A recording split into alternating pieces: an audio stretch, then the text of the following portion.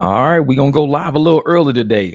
I had to get some stuff done, so I had to set things up and go in the other room and come back and do something. But let me know if this thing's coming in clear. What up, Black Wolf, my man Cod Mobile, Bighorn Kev? Let me know if this is coming in clear. Because if this is not coming, if it's too scratchy or something, I'm gonna start this live stream all the way back over. Oops, let me do something real quick too. I gotta jump over to Facebook real quick to make sure, because Facebook has been doing some screwy stuff. I've been doing live streams and streaming them to Facebook, not been putting them on here. Over here real quick. See on there. Let me go look at my page. How do I get to it? All right, like this. Yep. See, just like I said, they got it locked on Facebook. It's locked. They've been doing that lately. So let me go over here and put public. Now we're on Facebook too.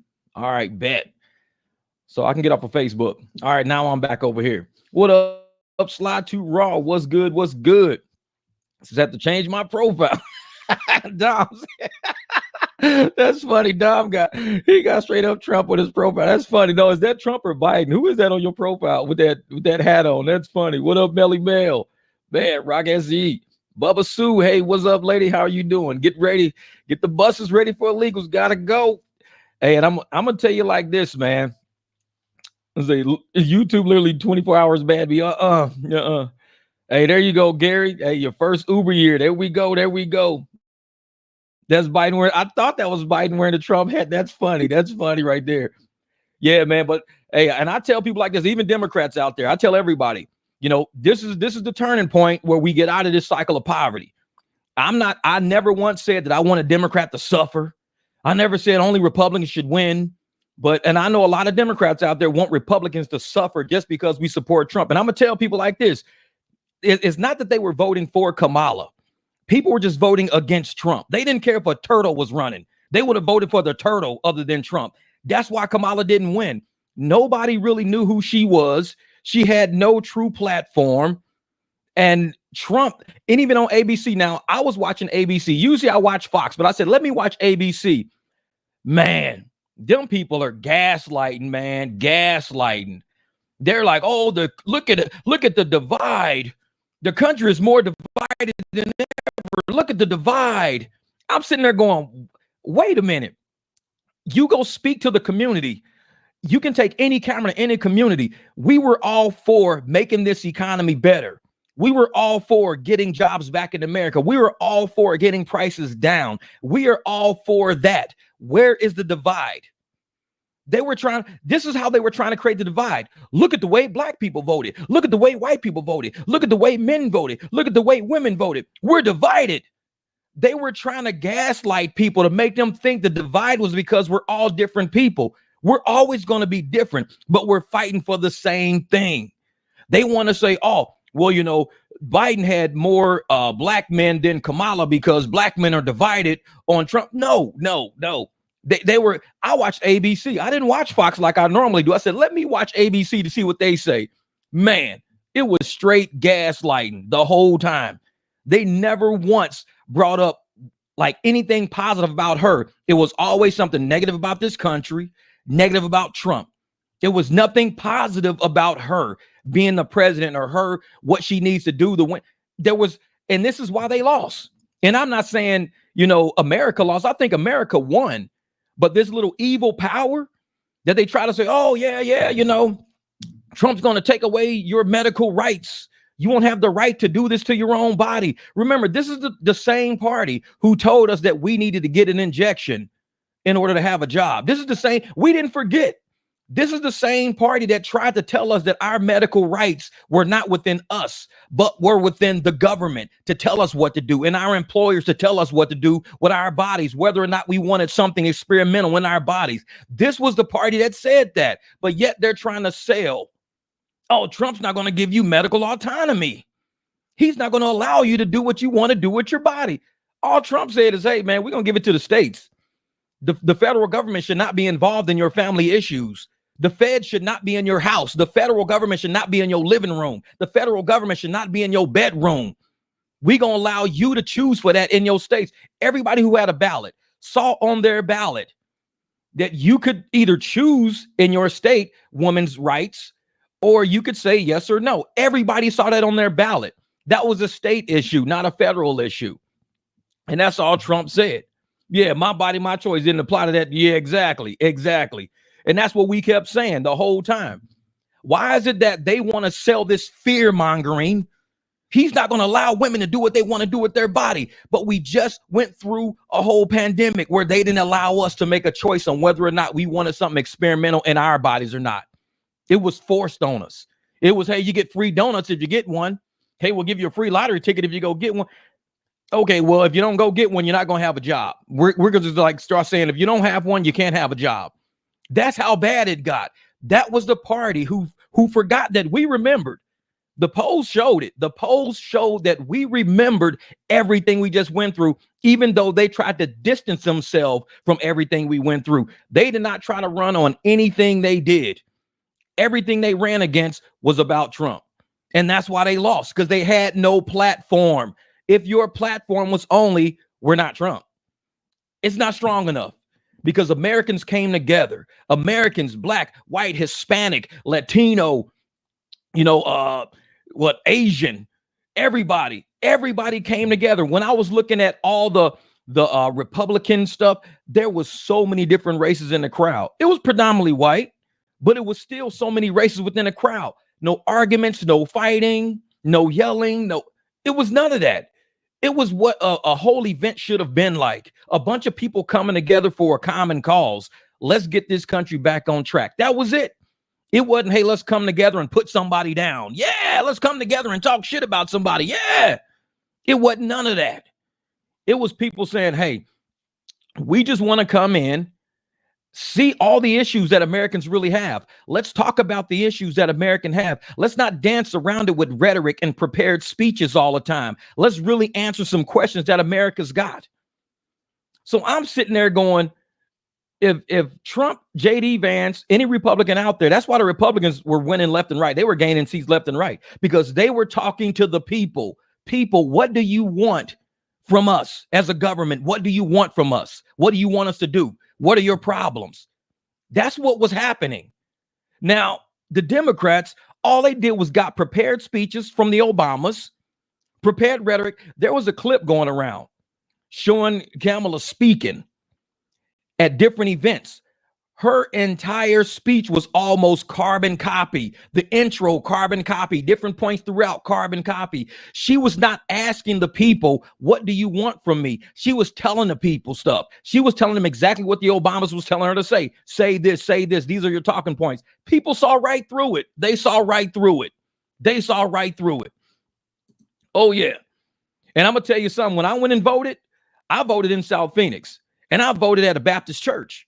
Now, the reason why I went and voted I had a paper ballot. I voted at a Baptist church because I'm thinking if I go to a Republican place to vote, they might lose all of our votes. So I went to a Democratic place to cast my Republican vote. The people was in the parking lot fucking with me. When I got there, they was in the parking lot fucking with me. Lady in a white truck stopped. She said, excuse me, sir, we want a little cheat code. I'm serious. This is what she said. We want a little cheat code. Who are you voting for? I said, I'm voting for Trump, and I'm going to tell you why. And they was like, oh, shit. All them black people turned around and looked at me like, oh, shit. Dude just walked up and said he voting for Trump. Yeah. And I told him exactly why. Do you know, they try to argue, well, Kamala, she's the first black. I said, Kamala won't even admit she's black. You bring up the word black to Kamala and she's going to change the whole subject. I said, this is not about race. It's about how has your life been going for the last 4 years. Lady was in a white truck. It was all beat up. And she said, look at your truck. And I drove my Jeep. I said, look at your truck and look at my Jeep. I said, my Jeep is based on Republican policies. Your truck is based on Democratic policy. Her shit was banged the fuck up. And I told her that right in that parking lot. Look at your truck. Look at my Jeep. I said, that's the difference between Republican and Democrat. When you get your money together, you get your shit together, you live differently. You can't run around expecting, to use your skin color as a ticket to get in the door. You can't run around looking for pity and sympathy all the time because you black. You got to work. You got to get up and do something. And it was like black men, everybody was in that group. Motherfuckers just started walking off because they knew I was making sense. I was the only Republican down there in that parking lot. The only one. My vote fucking counted. I wasn't scared to speak to them people. I'm in the Baptist church parking lot talking to them. What they gonna do? Try to beat me up on a church parking lot? It's a church parking lot. It's like shit.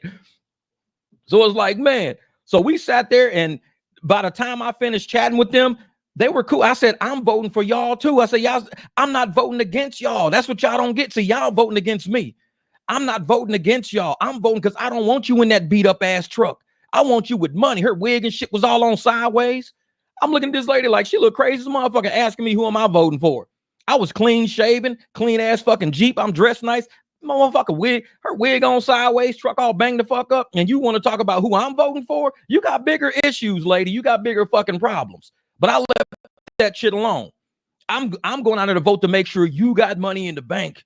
I'm voting to make sure the interest rates are low enough so you can trade that piece of shit in and get something better. This lady had to be like 60, 70. And I'm like, lady, you've been through way too much in life to end your life driving in some shit like that. She's probably a good 10 to 20 years older than me. You deserve better than me, lady. I'm sorry. You deserve better. You went through way more shit than I went through. Why am I living good and you not? That's some backward shit. Because Democrats don't care about how you living. I'm a Republican looking at Democrats saying, I don't like the way you living. I think you deserve more. And you ain't even voting like I'm voting. And I'm saying, I think you deserve more. Man, people, they don't get it. I'm not voting against Democrats. I'm trying to help you get somewhere. I want to see you win. I don't want to see you lose. But I'm going to tell you right now, Kamala was a losing ticket. She was a losing ticket. We already got 2 world leaders already saying we want to talk to Trump. We want to talk to him. Ain't nobody ever said they want to talk to Kamala Harris. All they're going to be doing is talking to a speech, talking to Obama's. That's all they're going to be talking to. Yeah, the bathtub greens. That shit, that's some most racist shit. Yeah, I cook greens in the bathtub. And that's what they was doing, man. They was playing on our emotions, playing on our race. And we stood up against that shit. We fought against it. And everybody who's out there who's saying, you know what, Trump's going to do, write down everything these people are saying Trump's going to do, right? I mean, get a sheet of paper, because like I said, that's why I had to bring my Facebook back up to remind all those motherfuckers what they said before the pandemic and during the pandemic. I had to remind, you know how many people deleted me just because I was right? Why would you delete me because I'm trying to help you? Why did you delete me because I'm right? Why would you delete me because I was trying to educate you on reality, not gaslight you? You deleted me because some people can't face the truth. They can't handle the truth. And I ain't done shit but bring the truth. If you can't handle it, get the fuck up out of my face then, because I'm only going to bring the truth. I'm never going to gaslight you. So when I brought my Facebook back up, mother started deleting me. Peace. See you. Because I know you full of shit. You ain't ready for the truth yet. And I ain't got nothing to bring you but the truth. That's it. And I'm not going to chain and assimilate just because somebody going to say, well, Jeff, they can't handle the truth. They can't handle the room. Get the fuck up out the kitchen. You got to move. You got to go. And I've always been like that. I've always been like that. And people know me since I was young. I've always been one who said, I don't really walk with the crowd. Can't do my own thing. But when I am doing it, I'm probably studied up. I'm researched up a little bit. And I'm going to talk to you about it. I'm going to chat with you about it. And I'm going to do whatever I can do to help you. Whether you agree with me or not, there's nothing I'm going to do that I feel I'm going to put you in a worse position than what you started. I'm not doing that. And there's too many of these people out there. They didn't think about the positions they were putting us in. Kamala Harris, the lady, she's not intelligent, y'all. All she was doing was reading speeches. That's why she wouldn't answer a question, because she has nothing up here. There's nothing there. When you sit and you talk to a businessman to run the business of America, Trump's a businessman. Kamala Harris is a prosecutor. She's about jail. She's about crime. She's about court. She's about making laws to ensure people go to court. That's her job, to prosecute people. That's what she's done her whole life. She didn't get people off the hook. She wasn't a defender. She was a prosecutor. Her life is based on creating incidences to get people to go into a criminal system. That's her whole life. And now we got somebody, America has more prisoners on our soil than any other country in this world. And yet we're the land of the free. We're the land of the free with more prisoners on our soil than the whole rest. We got like 25% of the world's prisoners or some shit like that. So I'm sitting there thinking, why would we want another prison warden running a country that's full of prisoners already? We're trying to get people to live free. We got people coming over the border illegally that we're not even calling criminals. And yet we got a person who's putting Americans in jail, who's allowing cats and fucking squirrels and raccoons to be euthanized just because somebody made a phone call about. I mean, crazy shit's going on right now. People don't even realize how crazy of an era we live right now. And we finally have some sense of reality about the hit. And I'm glad that we're coming back to ground zero, because ever since Biden took office, ever since wear a mask, unless if you don't wear a mask, you're going to die. I'm like, since when do you put a sock around your face just to live? You don't see nobody else walking around with that shit on their face. Everybody's got hazmat suits on and everything else. But yet, if you put a sock on your face, you're going to live. This was all speculative. It was all experimental. And they gaslit people. And now with this election, they tried the same thing. And I'm so glad America stood up and says, oh, man, we're going to do something different. We're going to do something different. We're not going to allow them to gaslight us into letting this lady, basically Obama part 2, because that's all she's doing is reading Obama speeches.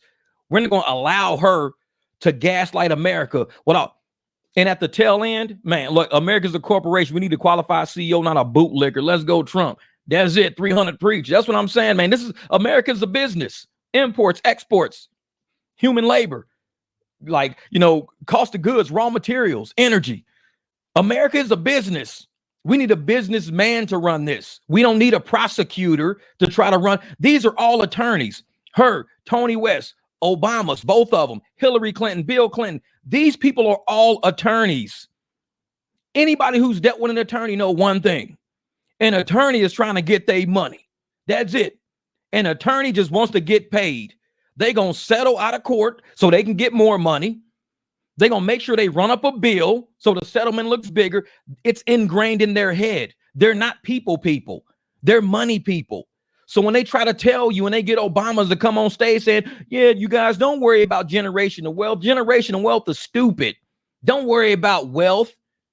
You have a wealthy person who finagled her way to the top telling you, don't worry about wealth. And then at the end, what do? You put all wealthy singers, artists, movie stars, musicians. You know who I didn't see?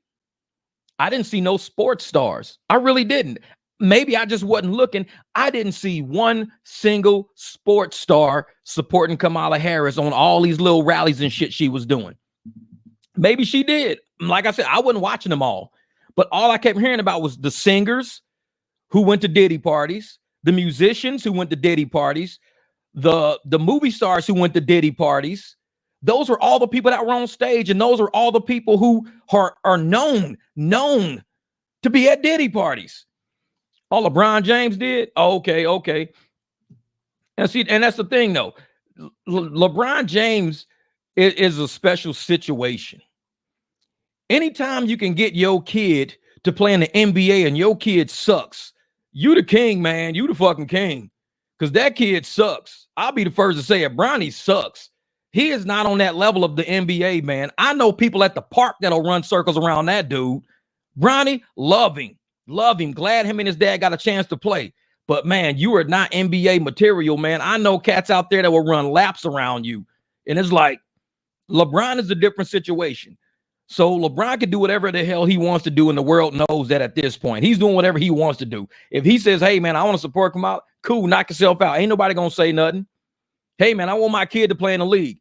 Well, he just took somebody's spot on the roster that could help the Lakers win a championship. The Lakers can win a championship with a real solid guy, with a solid player. They can't win one with Bronny. This is a fuck around season. This is and one playing at the park.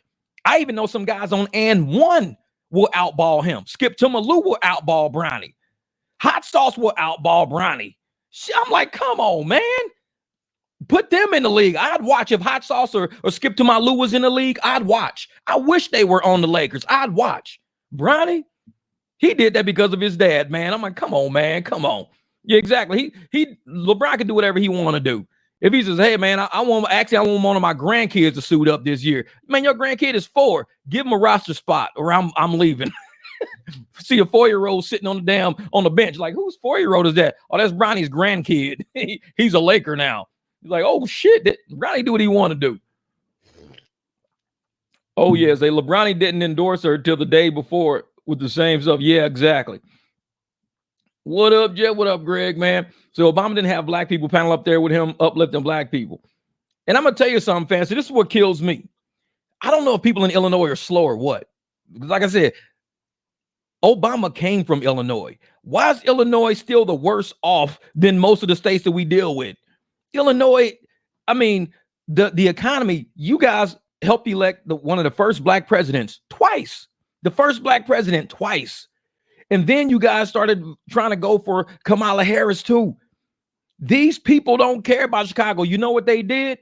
They brought all these immigrants in town and they stacked them on top of people in neighborhoods and communities and shit, saying, well, we want to get these people an opportunity. You ain't even gave the people of Illinois an opportunity to eat good yet. They still riding around in broken down trucks and shit with sideways wigs on.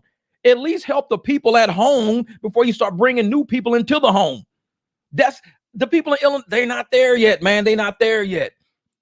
And I'm sitting there like, why aren't the people in Chicago and Illinois going off right now? Going off. Even New York went blue. And I'm like, New York is right now is turned into a third world country right in our faces. It was people talking about leaving New York and getting their business to leave New York because it's getting so bad up there. And I'm like, are people even open? They're listening to these speeches, man. They're listening to these speeches. And they sitting there going, oh, man, you know, Kamala's going to change everything. The lady was there for 4 years. She was there for 4 years. She never brought none of y'all ass up in 4 years. Oh, thank you for the super chat. Mr. Greg, I appreciate that, brother. What a feeling of joy and relief I felt by Trump finally getting our country back to normal. Shit. Man, motherfucker, Trump won. I was like, shit. As soon as they said Trump won, I said, Merry Christmas to all of you. Motherfucker, early Christmas, baby. We finna get it going this year. Shit. Motherfucker, like, we wish you a Merry Christmas. Motherfucker, chipmunk Christmas and shit. I was like, good. Now it's time to get paid. Let's go out and get this money. Yeah, because I'm like, this lady had 4 years. 4 years sitting in office. Never said nothing about anything she was talking about. Never said shit she was talking on this campaign trail. All these people been struggling for 4 years. Now she want to say, oh, guess what? We going to fix everything we fucked up on. We going to fix everything. Lady, wait a minute. You was the one who helped create this. And now you're trying to distance yourself from your company. Biden and Harris was a company. The Biden and Harris LLC Co. Now you trying to say, oh, I wasn't a part of that shit. I had nothing to do with that. That was all Biden. I was just sitting around playing checkers and shit all day. No, you wasn't. You was the last one in the room doing it. You never say, you know what? I disagree with what we're doing. Because even when she was asked a question, what would you have done differently during the Biden presidency? What would you have done differently? You know what this lady said? She said it with her own words. This wasn't a prepared speech. She says, nothing comes to mind. That's what she said. Nothing comes to mind. Like, so wait a minute. Nothing. You were running for the president of the United States of America and nothing comes to mind of what happened over the past 4 years that you would change to make shit different. Essentially, she was saying, we're going to just continue doing the same shit we've been doing. We're going to continue. We're going to do the same thing we've been doing. That's basically what she was telling everybody. And people saw through it.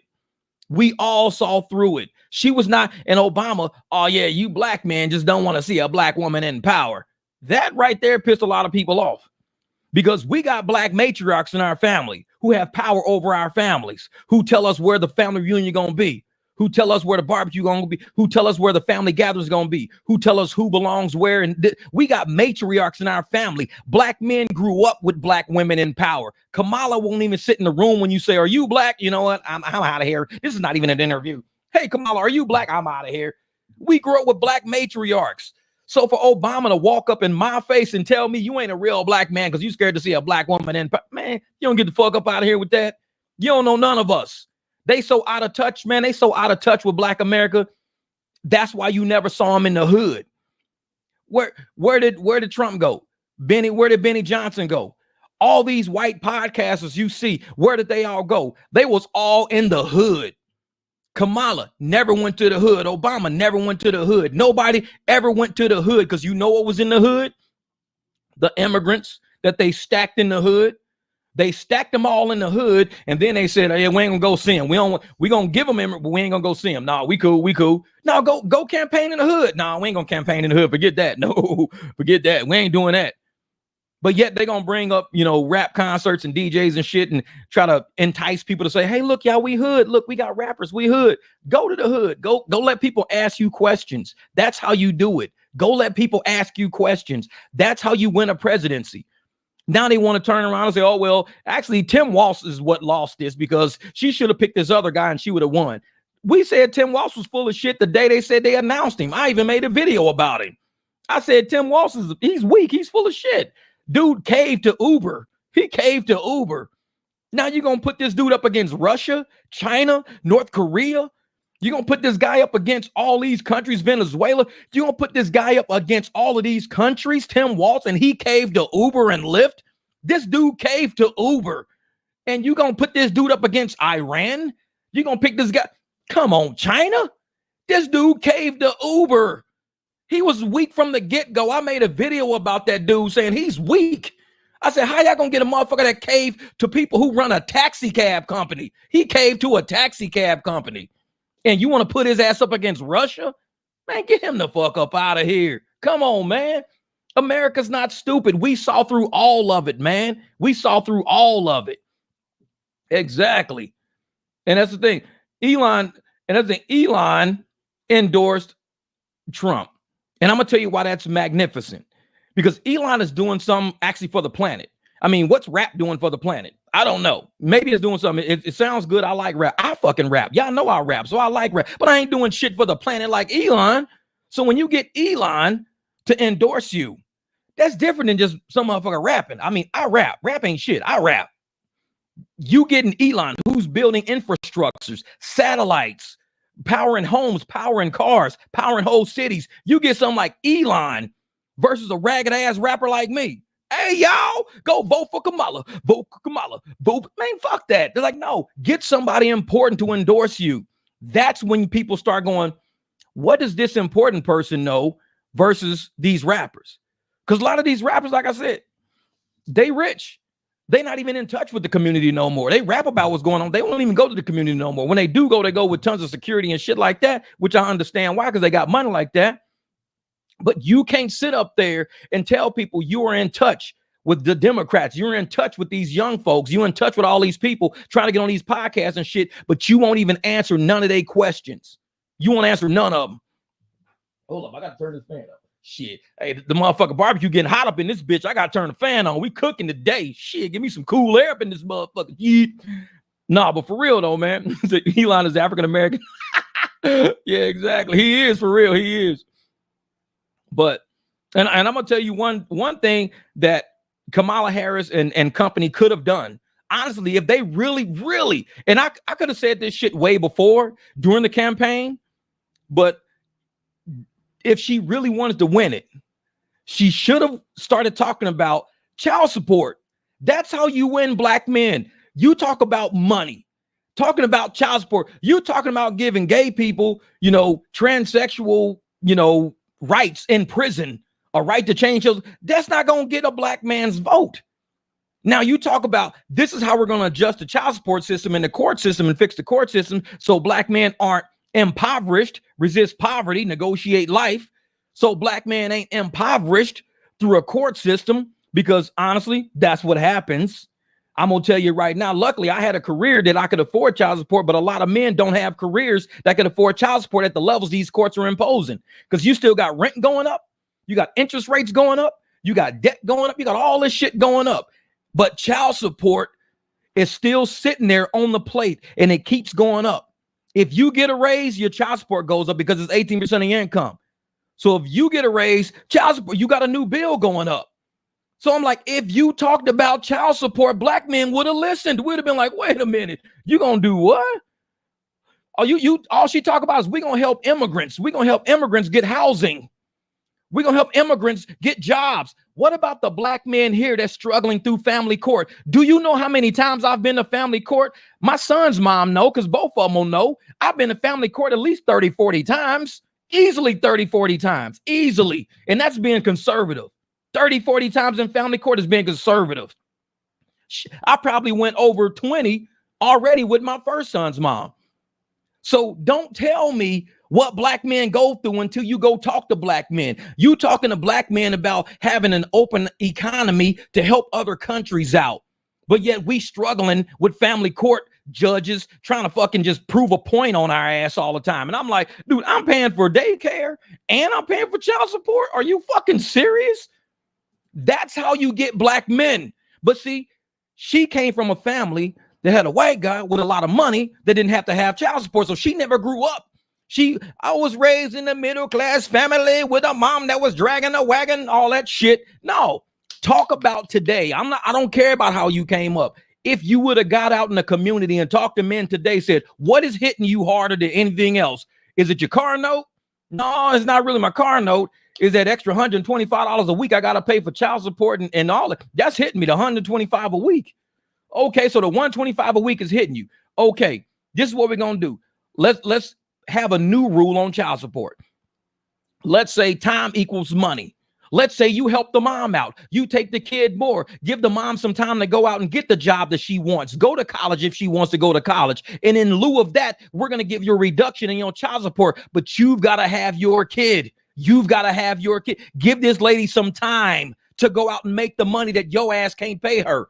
You ain't going to give her $125 a week, but guess what we going to do? We going to give her a job that pays her $900 a week. So she giving up $125, but she's making $900. So she's $675, $775. She's $775 better off with you holding your kids, $77.5 a week. That's over $3,000 a month we giving this woman because you don't want to pay $125 a week, so you agree to help her the fuck out. That's how you fix child support. You help people out.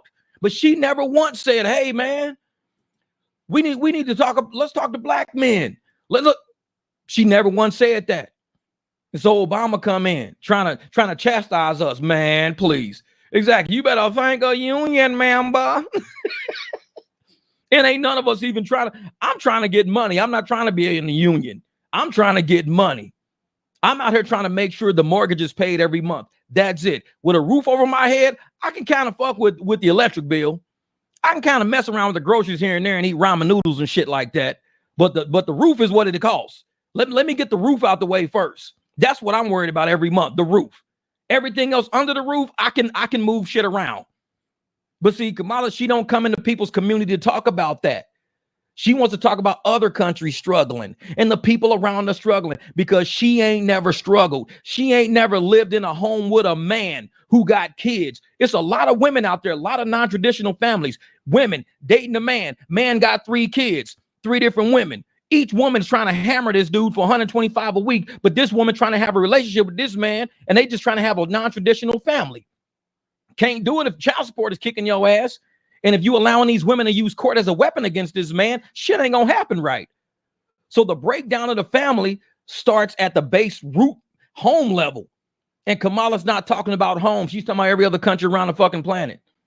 And that's why I'm like, you know what? You lost a black vote when you stopped worrying about black people problems.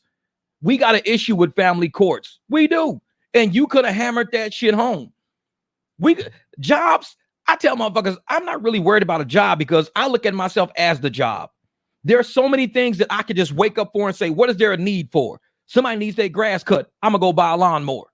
I just created a job. Oh shit, somebody needs their tire change. I'm going to go buy a tire machine and an air compressor and I'm going to start ordering fucking tires. I'm going to become a tire shop. There's jobs all around. It's lazy-minded people want to work for other fucking people who already built their jobs, which is why when she says, we need to tax billionaires more. No, because billionaires invest all that money to create more jobs because ain't no poor people out there really creating jobs unless they're creating a job for themselves. So if you start taxing billionaires got less money for investments. That means there ain't no jobs on the table. They don't have it right. They don't have it right. And I'm glad, man. I'm glad. So it's time for the gravy train, bro. No, what's that? Talking about she gonna give us 25,000 tax credit with businesses. That means you need to make 50K to write that off. She's so damn exactly. No, I'm gonna tell you right now, nobody wants to deal with tax credits because tax credits don't help me today go buy bread. It don't help me go buy. That means I gotta wait a whole fucking year to get the money to spread the money out. We need shit to happen today. And y'all know me, when we on the barbecue, I tell you how to go out and get money today. It's an event going on. The apps is offering you $13 from the airport. Shit, you got people around the corner from me that need a ride. I tell you how to get money today. I ain't never talked about taxes on it because I don't give a fuck about taxes, tax credit. I'm trying to make sure you eat today. You got $35 to put in your tank today. Fuck the 13, offer the ride for 35. They pay you 35, you got 35 in your tank today. That's how we run it at the barbecue. And if she really wanted to listen to podcasts and try to listen to famous people, listen to all the struggling podcasters. Listen to all the podcasters who ain't rich, who ain't wealthy, who ain't got 800,000 subs. Listen to the podcasters who still in the trenches, who still battling every day. So when you listen to people that's battling every day, you hear the struggle. Rich people ain't got no struggle like we got on the bottom. We struggle every day. Like I showed y'all the other day, I might got money in the bank, but when I'm sitting on almost $250,000 to $300,000 in debt, the house and everything else like that, little 19 grand don't seem that much now, does it? Like, oh shit, Jeff, you got 19 G's. Motherfucker, I got $250,000 in debt. What the fuck is $19,000 gonna do for me if I break my foot today and can't drive? That means I only got a few months to live. That's it. Then they're gonna come take this fucking house and all my cars. I only got a few months. So don't sit up and let people think, oh man, if all these rich people tell us how to live, you know, we should go vote for Kamala. I'm telling you from a struggle standpoint, this is what we need. If we gonna resist poverty, if we gonna fight against being broke, we gotta work every single day. I take days off from driving to do days here in my garage. I take days off of my garage to keep my hands clean so I can make shirts for all the shirt orders come through. When I'm not working on shirt orders, I'm on the laptop going through YouTube shit to make sure YouTube's right. I got another YouTube channel I'm running now. Plus I got a TikTok channel, and I got an Instagram channel, and I just opened a Twitch channel. So I got all this shit. So I'm always on my grind every day. We are not the type of people that they talk to. They are too highfalutin. They're so high up, they forgot about the people on the bottom they stepping on. That's why she lost. Because man, they reported yesterday, average net worth of a 35-year-old is $4 grand. The average net worth of a 50-year-old is $400,000. What? Damn, that's crazy. That's crazy. 4,000 versus 400,000. Man, that's some crazy. I wish I could be worth 400,000. I might be worth about $50. Shit, that's about it. $50. What Jamil say? $50. What up, Jesse, my brother? Say the first time home buyers average is 56-year-old right now. Let that sink in, Jeff. Exactly.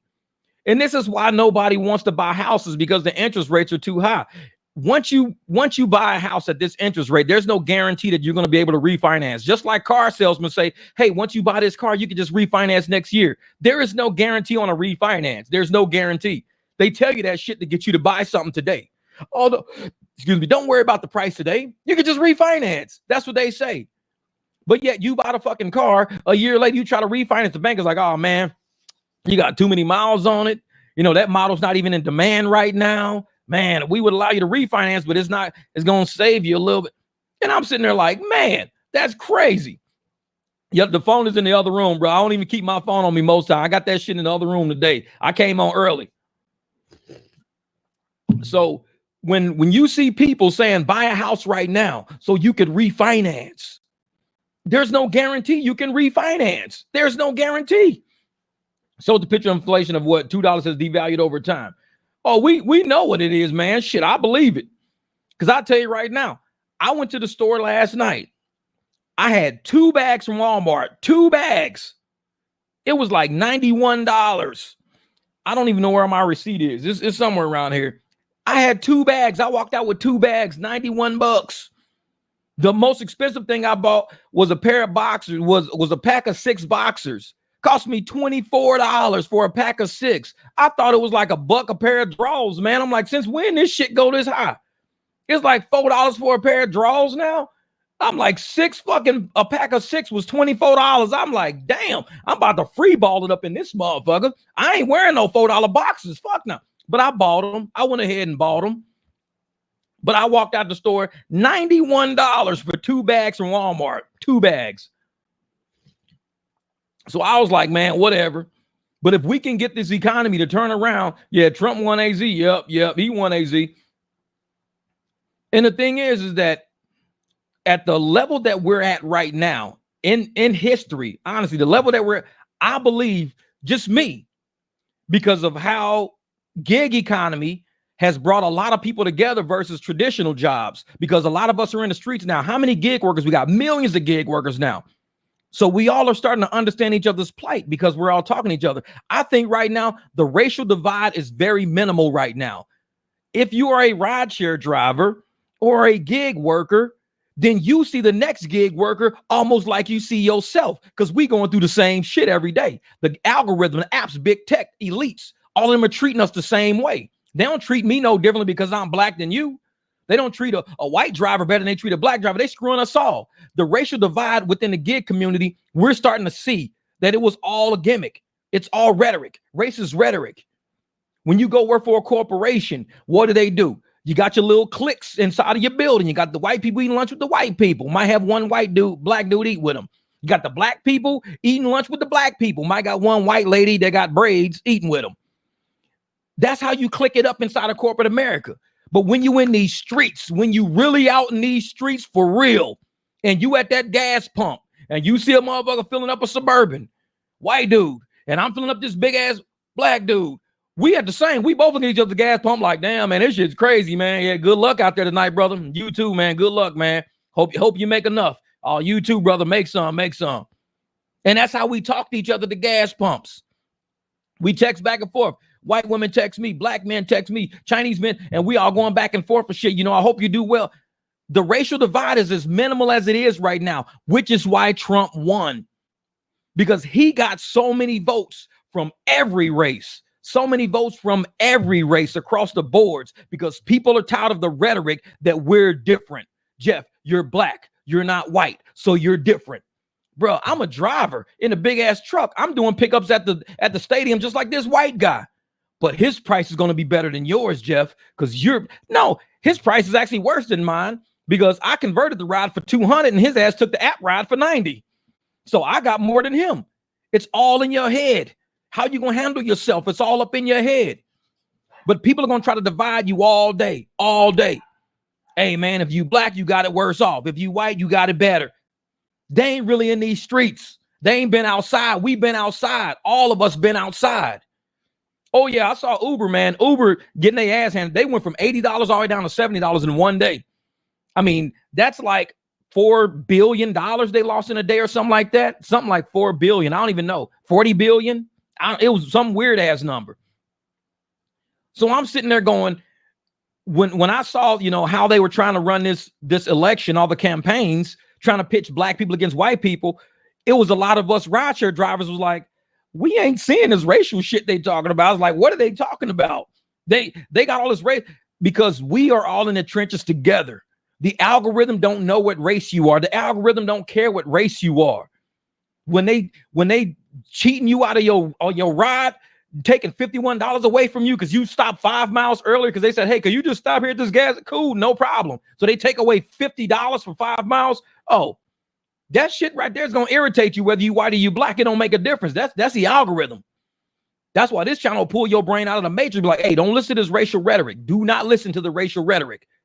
All it is trying to cloud your vision on what you need to do to keep that roof over your head. If you got to go out there and fight for your money, I'm on a team with what? An Armenian, white lady, King James, black guy, Jesse Becerra, Mexican. You Mexican, right, Jesse? I think so. I'm on a team with Alan, white guy, Marcel, white guy, Marzell, black guy. I'm on teams with all races. Roxy, white lady. I'm on teams with everybody. L, black lady, other L, white lady.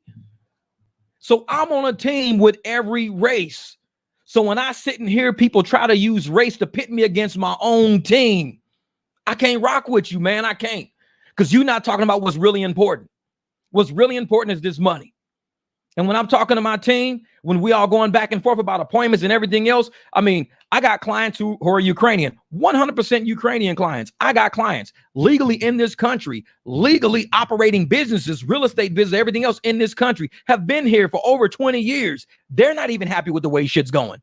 We talk about it on the drives. And I'm sitting there like, man. And they're like, yeah, we know the game, Jeff. We know the game. Y'all media over here is full of shit. They lying to y'all. Y'all media is lying. It's not like that. Half of them don't even like Zelensky. And I'm like, damn, these 100% Ukrainians. I mean, I got one of them in my phone as Babushka. Let me see, what's her name? And Babushka means grandma in Ukrainian. I didn't know that, but that's what they call her. So I had to label her that in my phone, Babushka. It's like, so I'm learning Ukrainian as I'm cruising around with them all the fucking time. It's like, shit, they teach me Ukrainian words all the time. So I'm sitting there like, you know, if these people are out here trying to pit us against each other based on our nationality, our race, our sex, it's not going to work for intelligent people, because we know at the base bottom line, it's all about money. And it's about rich elite people using settlements, lawsuits and settlements to take money out of our tax coffers so we don't have money, because they already taking money out to give it to other countries. And they're like, hey, man, American people ain't even looking. They can't even audit this shit. We can take pots of this. So they taking pots of it. And for the fact that Hawaii, out of all places, Hawaii went Democrat. And I'm like, did y'all forget shit? Excuse me, Hawaii. Did y'all forget? Like, Obama's living on y'all beaches right now with millionaires. He's over there skirting laws and everything. They're over there clearing out land. The Democrats are clearing out land over there to build some technological city over there. Did y'all forget? So for them to sit up there and go, oh yeah, we got democratic rule over here. Did y'all forget? Like I said, we sitting there looking at everything happen that's around us. North Carolina didn't forget. North Carolina was like, hey, you know what? All we asked for was some help.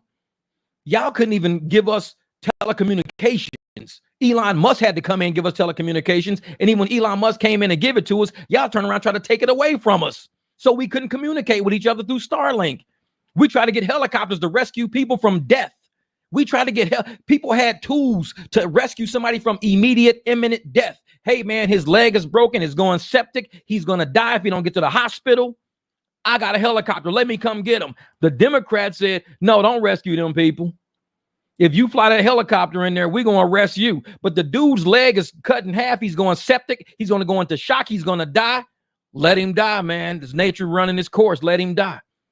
But I got a helicopter. I can rescue this person. Don't. We're going to arrest you if you go there. That is how they showed their love for North Carolina. Saying y'all can die before we allow y'all to help each other. North Carolina was like, we see you, motherfucker. We see you. We see you. And they straight voted like they saw him. Hawaii, I don't know what happened to Hawaii. Hawaii didn't see it. They didn't see it. Hawaii just forgot all about it. All about it, man. And North Carolina says, no, we see what's going on. We got kids down here dying. We got people drowning. We got bodies stacking up. We got animals dying left and right. And animals aren't cheap. A lot of them were used for businesses, but some of them were actual pets. And the government was like, it happens. So what? It happens. When you got that type of government that says, so what, it happens to Americans, it happens. But yet you're like, we can't let people from other countries suffer and struggle. You got to come here and seek asylum. Americans have nowhere to seek asylum in their own state. North Carolina had nowhere to even seek asylum. Where are they going to go? They were all trapped. They were all locked in by mudslides and trees and floods. They were locked. And when people said, we'll come help you, the government says, no, don't help them. If you help them, we're going to arrest you. What kind of government is that? That's why I'm glad their ass is gone. I'm glad. And like I said, a lot of these seats got flipped. A lot of seats got flipped because America woke up and realized what is going on. What's going on? And for people that don't realize reality because they want to play, oh, well, you know, it's Trump's racist. And that's all they want to Trump's racist. That's all they want to talk about. Thank you, Serious Black Thought. Appreciate that, brother. Elon to clean up government waste. They ate too long. Oh, yeah. And like I said, Tony West knows he's on a chopping block. That dude, he's being investigated. He knows he's on a chopping block. He was hoping Kamala Harris won the presidency so they can all be pardoned. They was hoping. No, there's other people other than Trump that already been investigating these people. These people have been, just like everybody thinks that the Diddy stuff going down right now just started today. They've been having this for years. This started years ago. They've been investigating. Trust me, all of these people have been investigated for years. Kamala Harris was supposed to be the get out of jail free card. Hey, once they lock all these people up, we either going to kill the investigation. If we don't kill the investigation, you got to get them out of jail. Pardon all these people. We're going to get you into the office. These people have been investigated for years. What we talk about on this podcast, this shit ain't nothing new. This has all been investigated for years, way before Trump came along. Just like Mayor Adams. Do you think Trump had anything to do with Mayor Adams being investigated? No, this shit has been going on for years. They've been investigating this man and all his data, all his information, years of data and information. They just been waiting on the time to play it.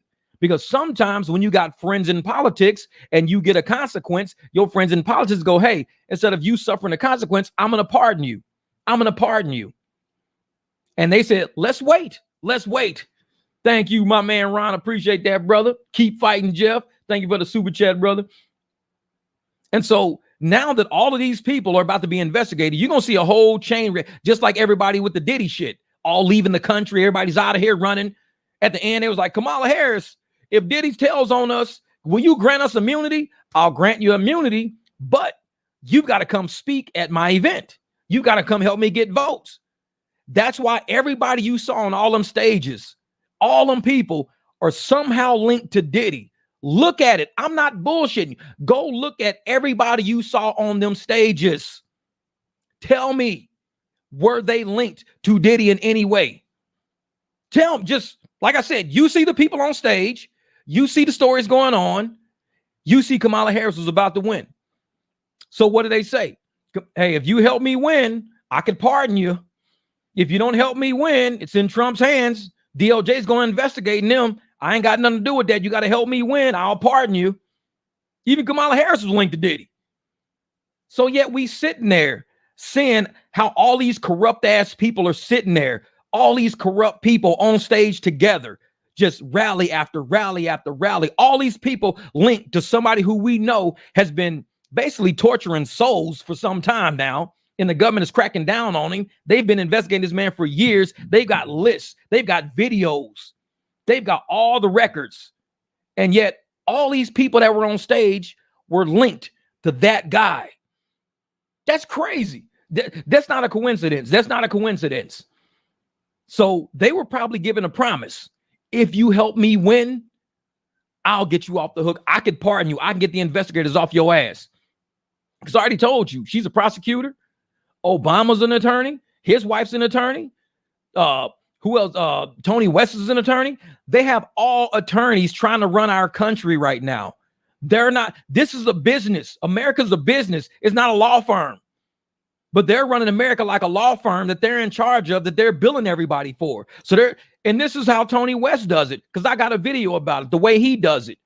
He likes to fight for minorities, marginalized communities, because it's easier to settle once you play on people's heartstrings.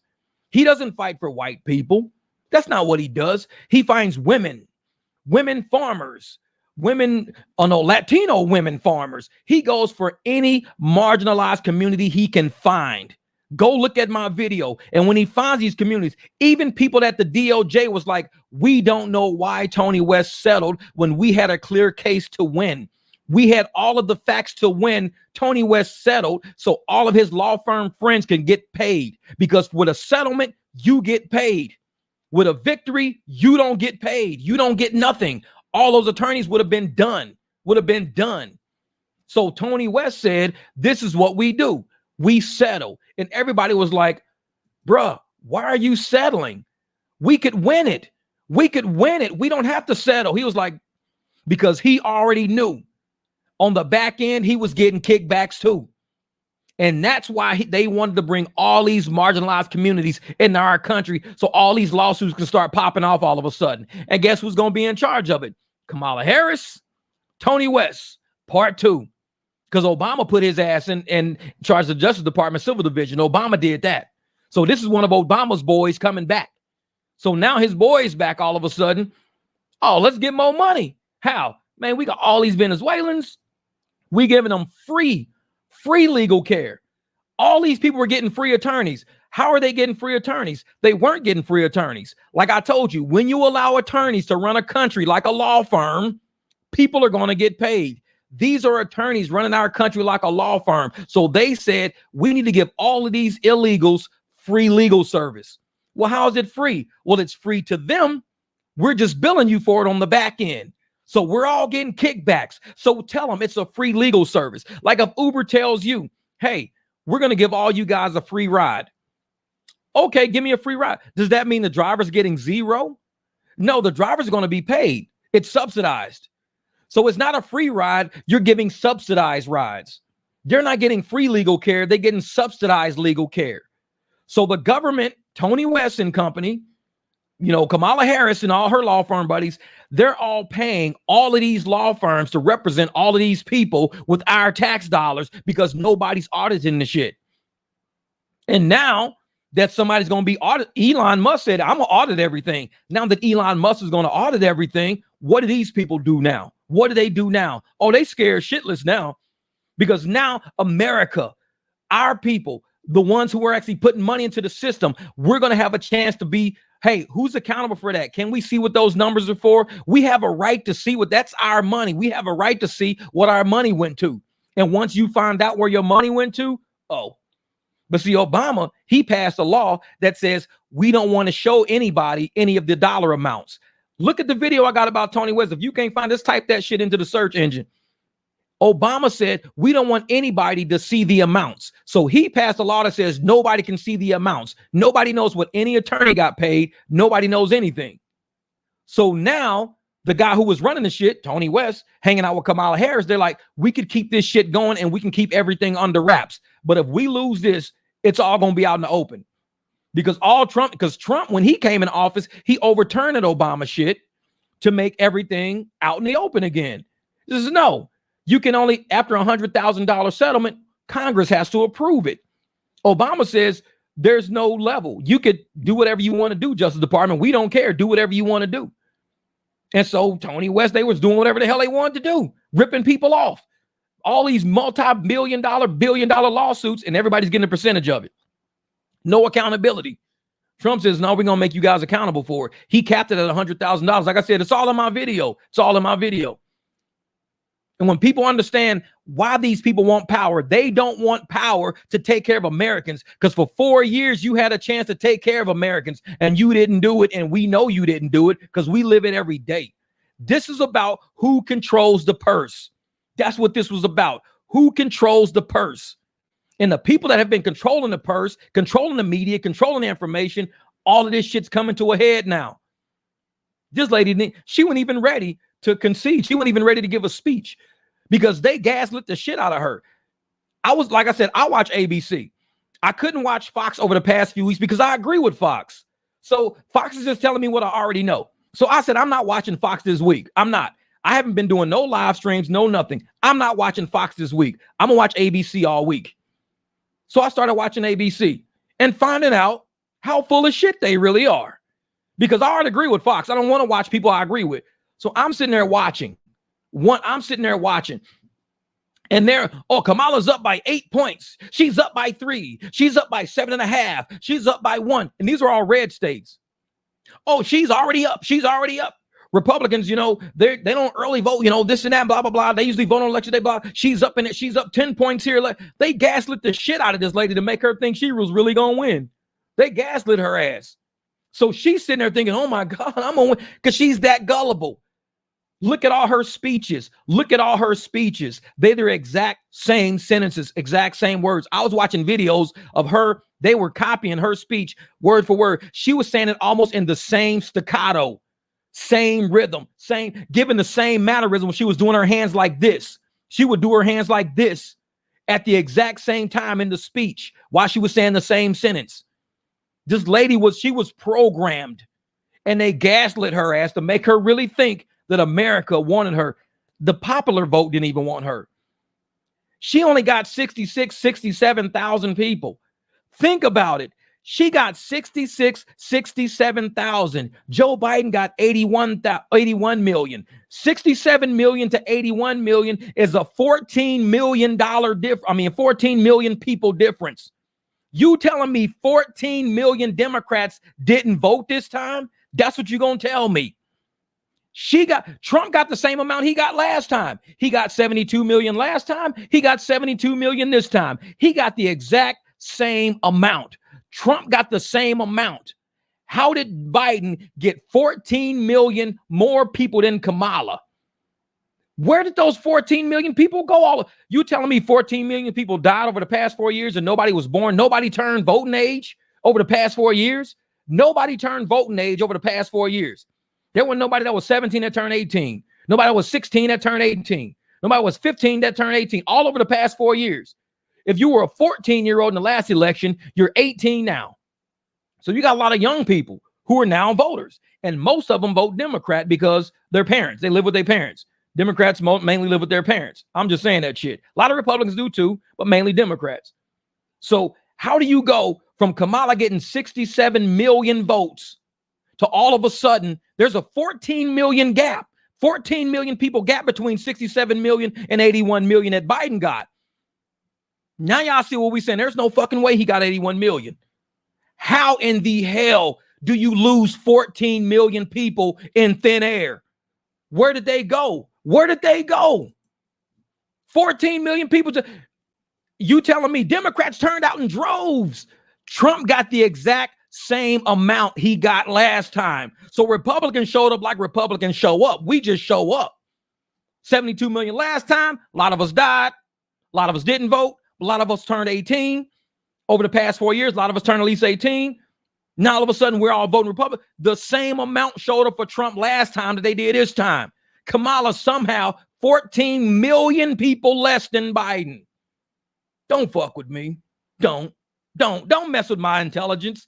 You can't tell me 14 million people just disappeared off the face of the continent. How many black people is it in America? Like 30 million, 300 million? What is it? Something? I don't know.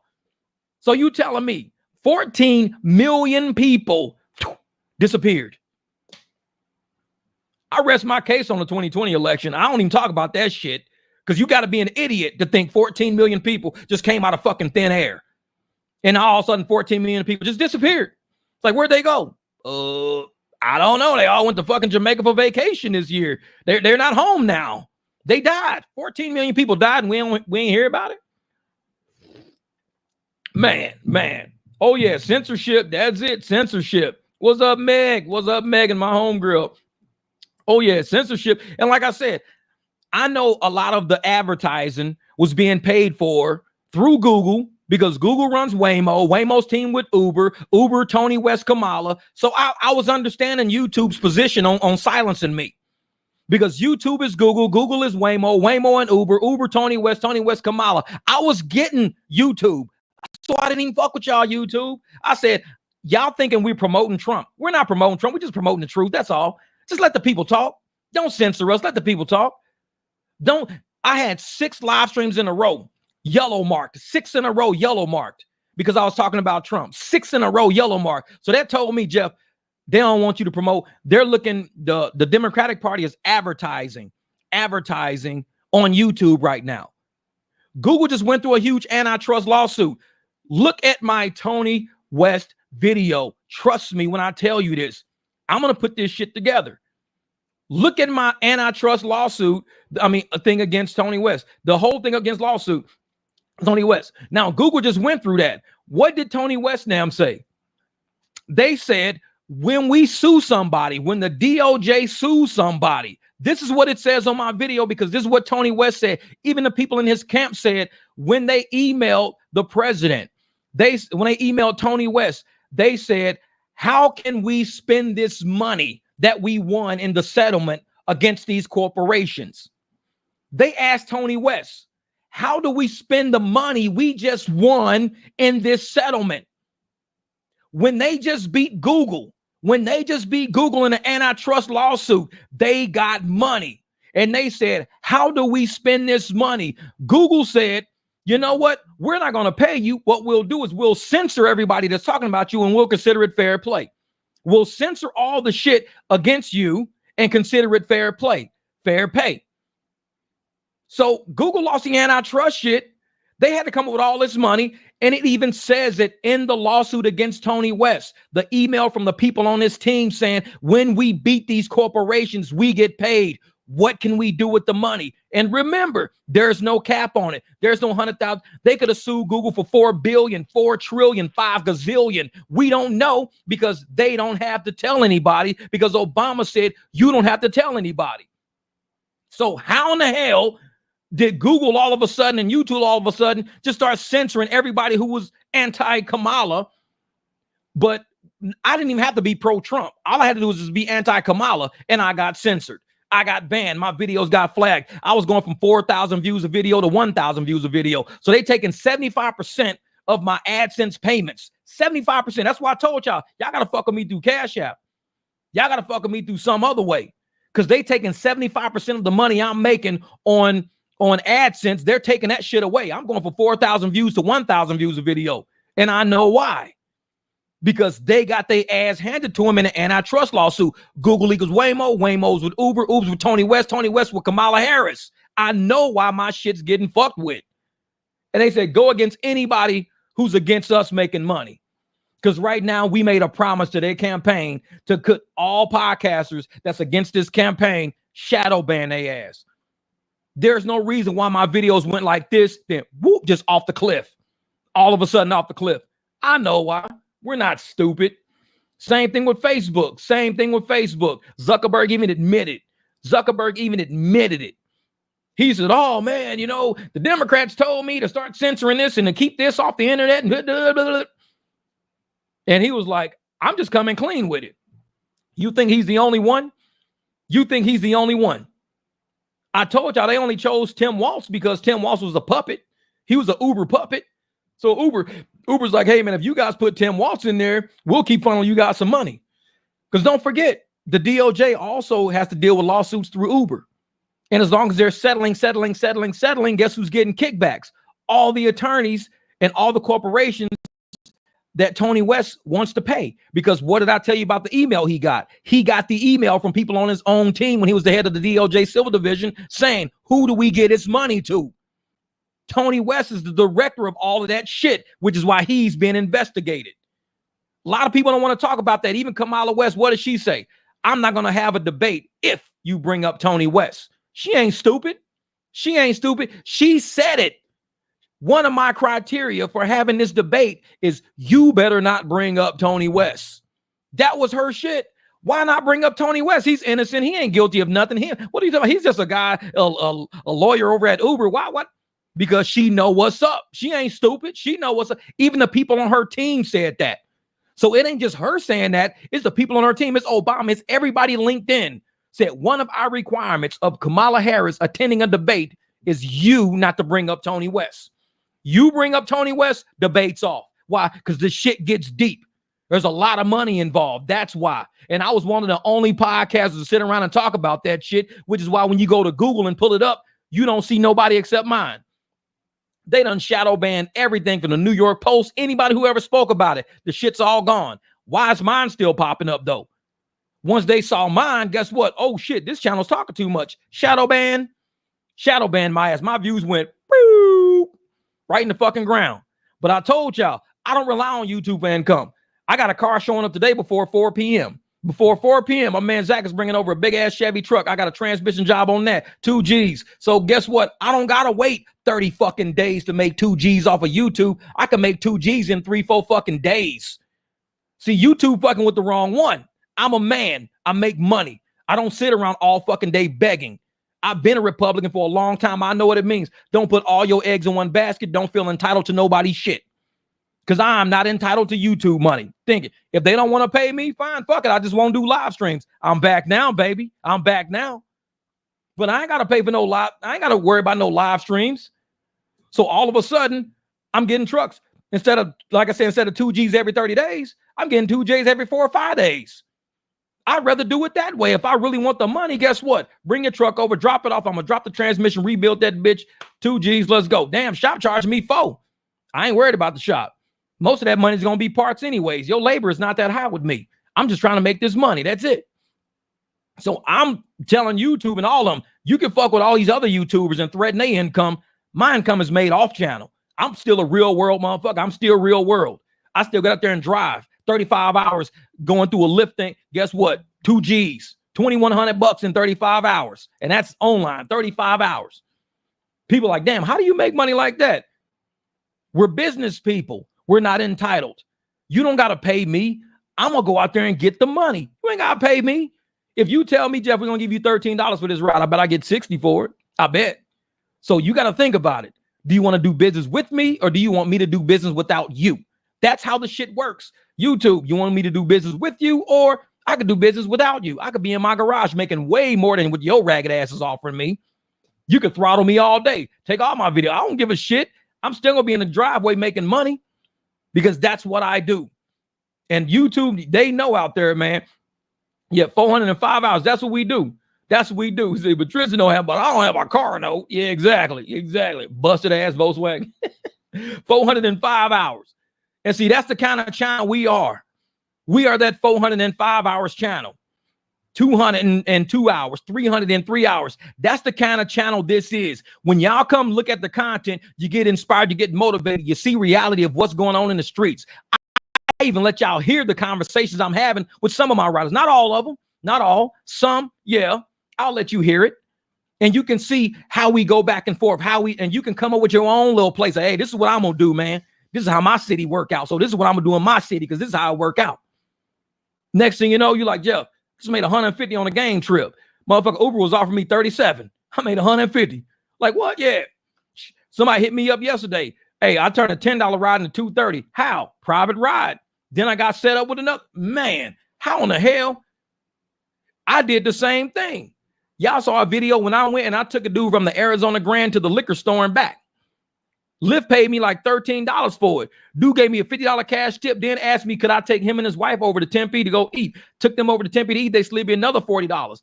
After that, they text me back to take them back to the hotel, slid me another $50. This was from one $9 ride. It was just the Arizona Grand and back. $9 and the $4 tip made it $13. That was it. And I turned that $13 trip in about $200-300 over the next few days because they got stranded here when their flight took off. That was doing that whole crazy flight shit. So believe me, when you do shit based on how we do on this channel, oh, you're going to eat. You're going to get money. I'm only going to tell you how to get money. I'm not going to keep your ass in poverty. If you want to go out and chat with somebody and they say, hey, man, can you take us over here to go eat? You know how to drive? Are you a professional driver? Do you know how to drive?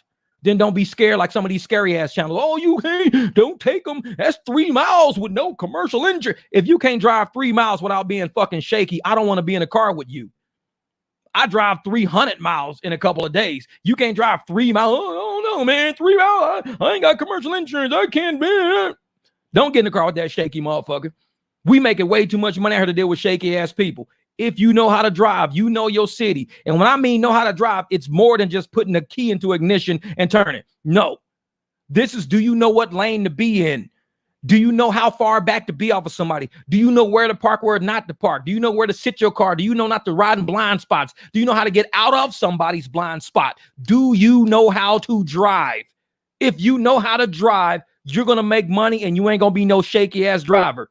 Driving is more than what half these motherfuckers are doing out there. They getting a set of car keys and they said, oh, I'm a rideshare driver. No, you're not. You're doing rideshare, trying to be a rideshare driver. You're going to total your shit out because you don't know how to drive. We do this. I'm not scared to move a machine from point A to point B. A lot of these channels are shaky motherfuckers. Oh, no, man. That's 7 minutes of driving. I don't have commercial insurance for 7 minutes. Fuck them. We passed that. We're moving on. We're moving on. So, man, I appreciate you guys for rocking with me on this channel. Real shit. Because this is not a light channel. It's not a lighthearted channel. It's a business channel. It's a money channel. So anytime you've been to any channel out there, whether it's rideshare or this and that, is name one channel where you can get online within the next 15 minutes. You got a $50 bill in your hand. $50 bill in your hand. Ain't a lot of channels like that. Because what they gonna tell you? Well, first thing you need to do is go down to the city and fill out this form and pay $375. 8 months later, you find like, hey man, I finally made $100. 8 months later, this shit, oh, you get offline with me, guarantee. Hey man, I don't even drive family around for free. Why? Because if family is considerate of me and family wants to help me run my business, if you ran a bakery as my family member, I'm not coming to you for free fucking cookies. I'm like, hey, how much these cookies cost? Oh, I'll sell those for $2 a piece. Cool. I like 3 of them. That's it. That's it. Give me 3 of them. You said it was $2 a piece. Give me 3 of them, motherfucker. Here's $6 plus tax. I'm not asking for no discount. I'm like, hey, hook me up, bro. I'm your cousin, man. Hook me up, man. Give me one of them cookies for free, man. Fuck that. I'm trying to help you stay in business as your family member. Family should be the first ones to support your business. Friends should be the second ones to support your business. If you ain't got family and friends supporting your business, you in the wrong circle. When I start that truck every day, if I got a family member or friends and hey, can you come get me? The first thing they need to think about is I know he do this shit as a business. He could be making money instead of fucking with me. So let me be considerate and take care of my family like that. Jeff, come swoop me up, man. Here's $30. Appreciate it, man. Hey, man, I know you're doing this shit as a business, man. You could be out making money right now, but you're helping me out. We family like that. We friends like that. That's how you take care of people. I don't fuck with nobody who trying to use my business for free. Now, if it's Saturday and I'm not working, I'm just cruising and kicking the back and doing shit. And you're like, hey, Jeff, where you at? Oh, man, I'm just sitting there eating motherfucking tacos and shit. Man, I ain't doing shit today. Hey, man, can you do me a favor, man? What you got? Man, I got down the street. My damn car broke down, man. I'll swing by and get you. You ain't got to give me shit. I'm in the area anyways. So I'm not one of those people to think every time I pick somebody up, I need money. No, I'm just saying, if you're going to be on my schedule, hey, Jeff, can you take us to the airport at 5 o'clock in the morning? Sure can win. Just Thursday. Sure. All right, man. I only charge you like $60 for that. You going to charge us for it? Motherfucker, am I getting out of bed? Yes. Am I in my truck using gas? Yes. Would you expect it for free? Fuck, you can call Uber then. Shit. It's like, no, you don't play people like that. Because if you are my family and you own a bakery, I'm coming to your bakery. Hey, I need a birthday cake for my son. How much? $42. All right, here's a $42. Here's $45. This is what I want the birthday cake to say. And I'm going to tell you, I do that shit for real. Because my homegirl, Rochelle, she owned a bake shop downtown St. Louis. Now, when she owned the bake shop downtown St. Louis, I had a birthday cake made for my son. I just asked her how much. That's it. How much? She told me what the price was. Cool. We had another cake made for one of my relatives that passed away. His name was Devin also. How much? Okay, this much. That's it. I didn't say, hey, could you give us a free cake? No, you don't do that to people if you supporting their business. You don't do that to people. If you coming around to take away from somebody who you know got a business going, that's on you now. Now you're a taker. You're not an appreciator, appreciating that a friend of yours started a business that you're going to support. You're a taker. And I don't fuck with no takers. I don't do that because I'm not one myself. When I come around, I see you doing something, I'm slide you some cash because I could be anybody. I could be a customer. I could be a family member. I'm sliding you some cash because I support what you're doing. And if we had more of that going on, this is how we circulate the community. This is how we do it. So I was sitting on the toilet watching cat videos. Pay me. Exactly. What up for see those? He says, I was sitting on the toilet watching cat videos. You done fucked up my shit.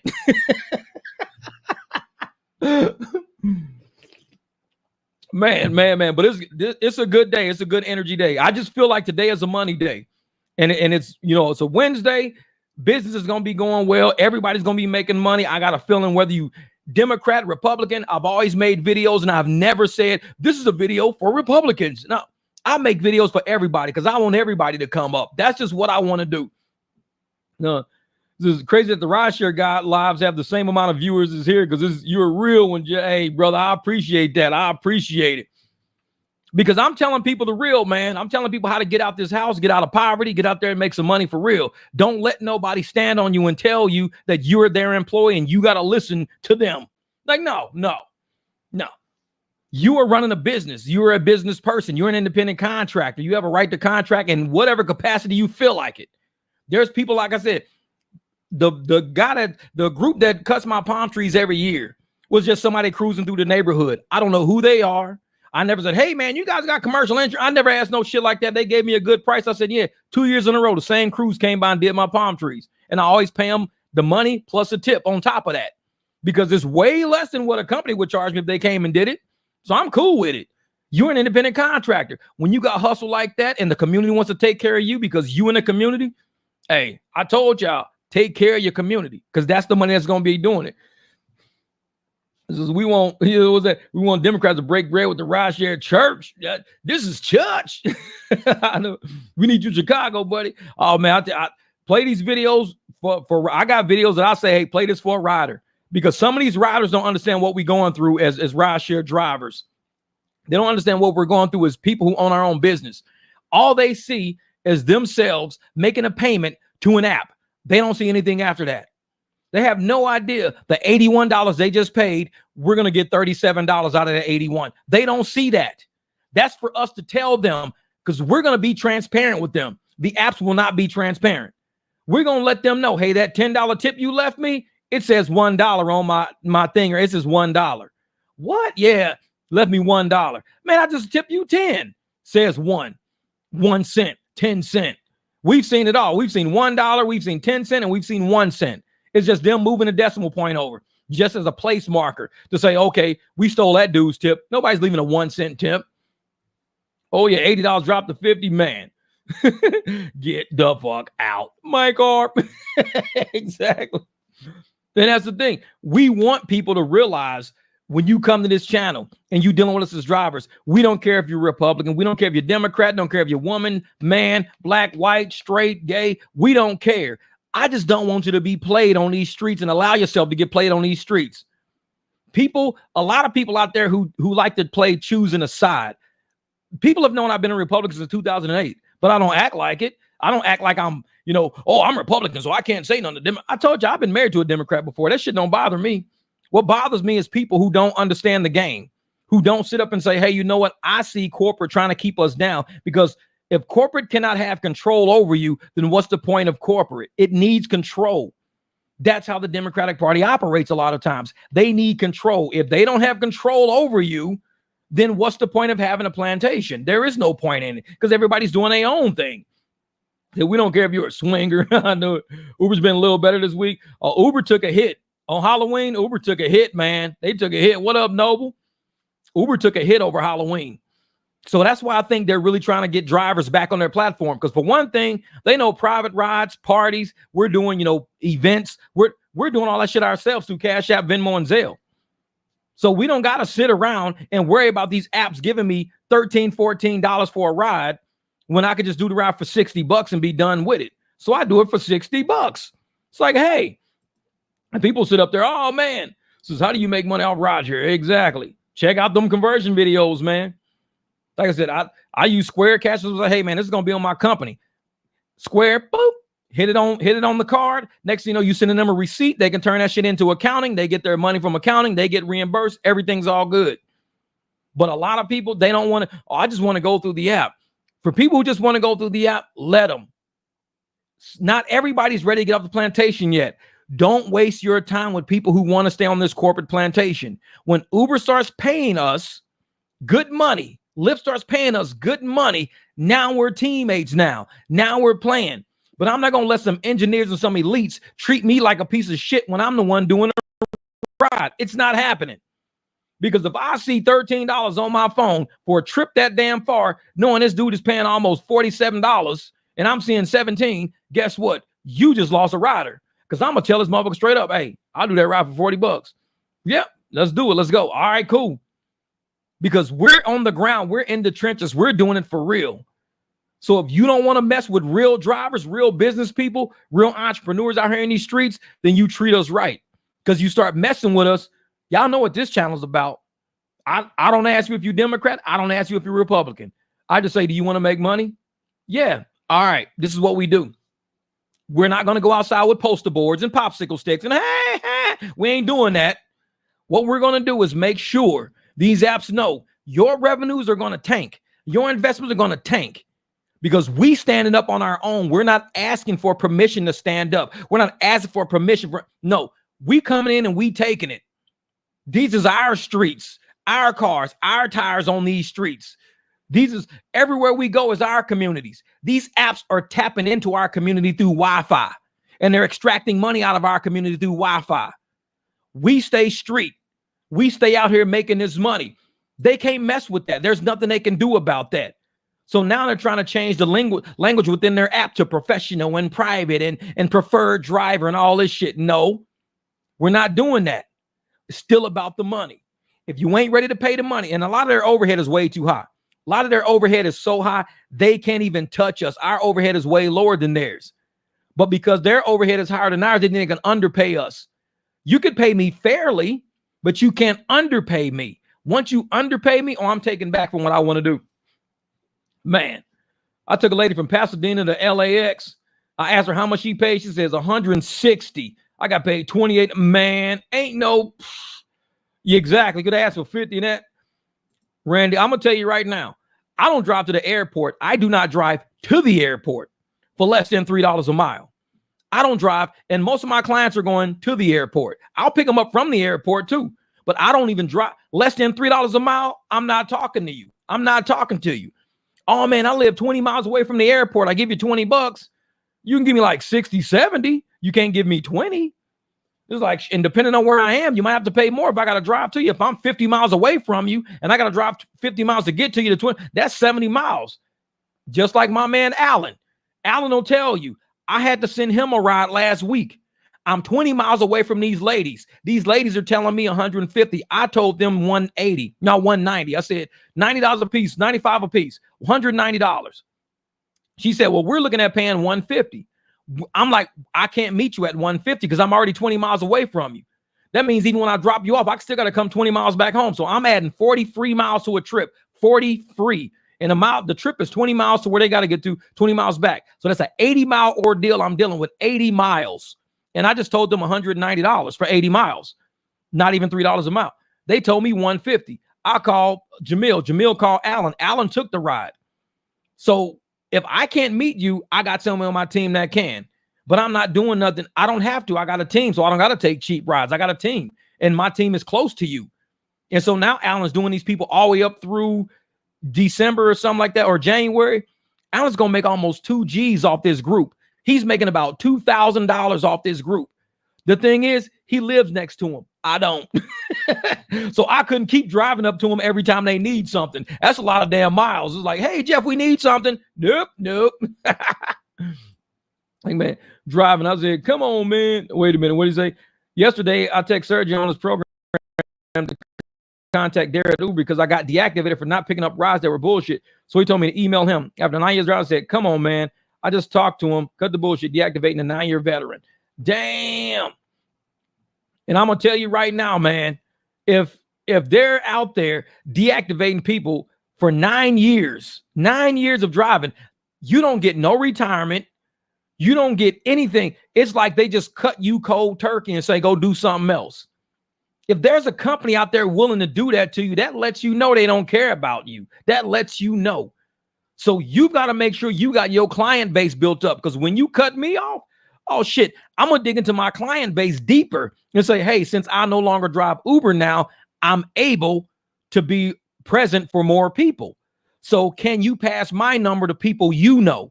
Because I'm no longer driving Uber anymore. So I don't have to be on the app in random parts of town. Let your people know you have a private driver who's really available, because I don't have Uber holding me back anymore. I don't have them throwing quests and challenges and surges and shit all around me, sucking up my time, got me chasing bullshit. Now it's me, you, and whoever you link me up to. And do that with every one of your clients. My plate is free now. When do you need me? Wake up every day, normal time. Get dressed, shower up. You ain't even got no appointment set. Wake up, eat breakfast, get dressed, clean the car down. You ain't even got no appointments. Guess what's going to happen? Somebody going to text you, hey, man, within the next 20, 30 minutes, is there any way you can? Actually, yeah, because I got up, I got dressed, I ate breakfast, I cleaned my car off. I'll be there. I got clients that text me, hey, Jeff, we'll actually be landing in about 3 hours. I get that shit all the time. We'll be landing in about 3 hours. Sorry for the late contact. Guess what? My truck's clean. I'm already dressed. I already ate already. I'm ready. I don't even turn these apps on because my clients pay me way more than what these apps do. I could do 3-4 trips in one day, make $500 in a day. 3-4 trips, $500. On Uber, I could drive all damn day, make 180, 190. It's like, stay available for your clients. That's where your money's at. So you deactivate me, all you're doing is clearing my plate so I can think more clear. When people said, Jeff, man, you retired in 2012 from corporate America. Oh, yeah, I did.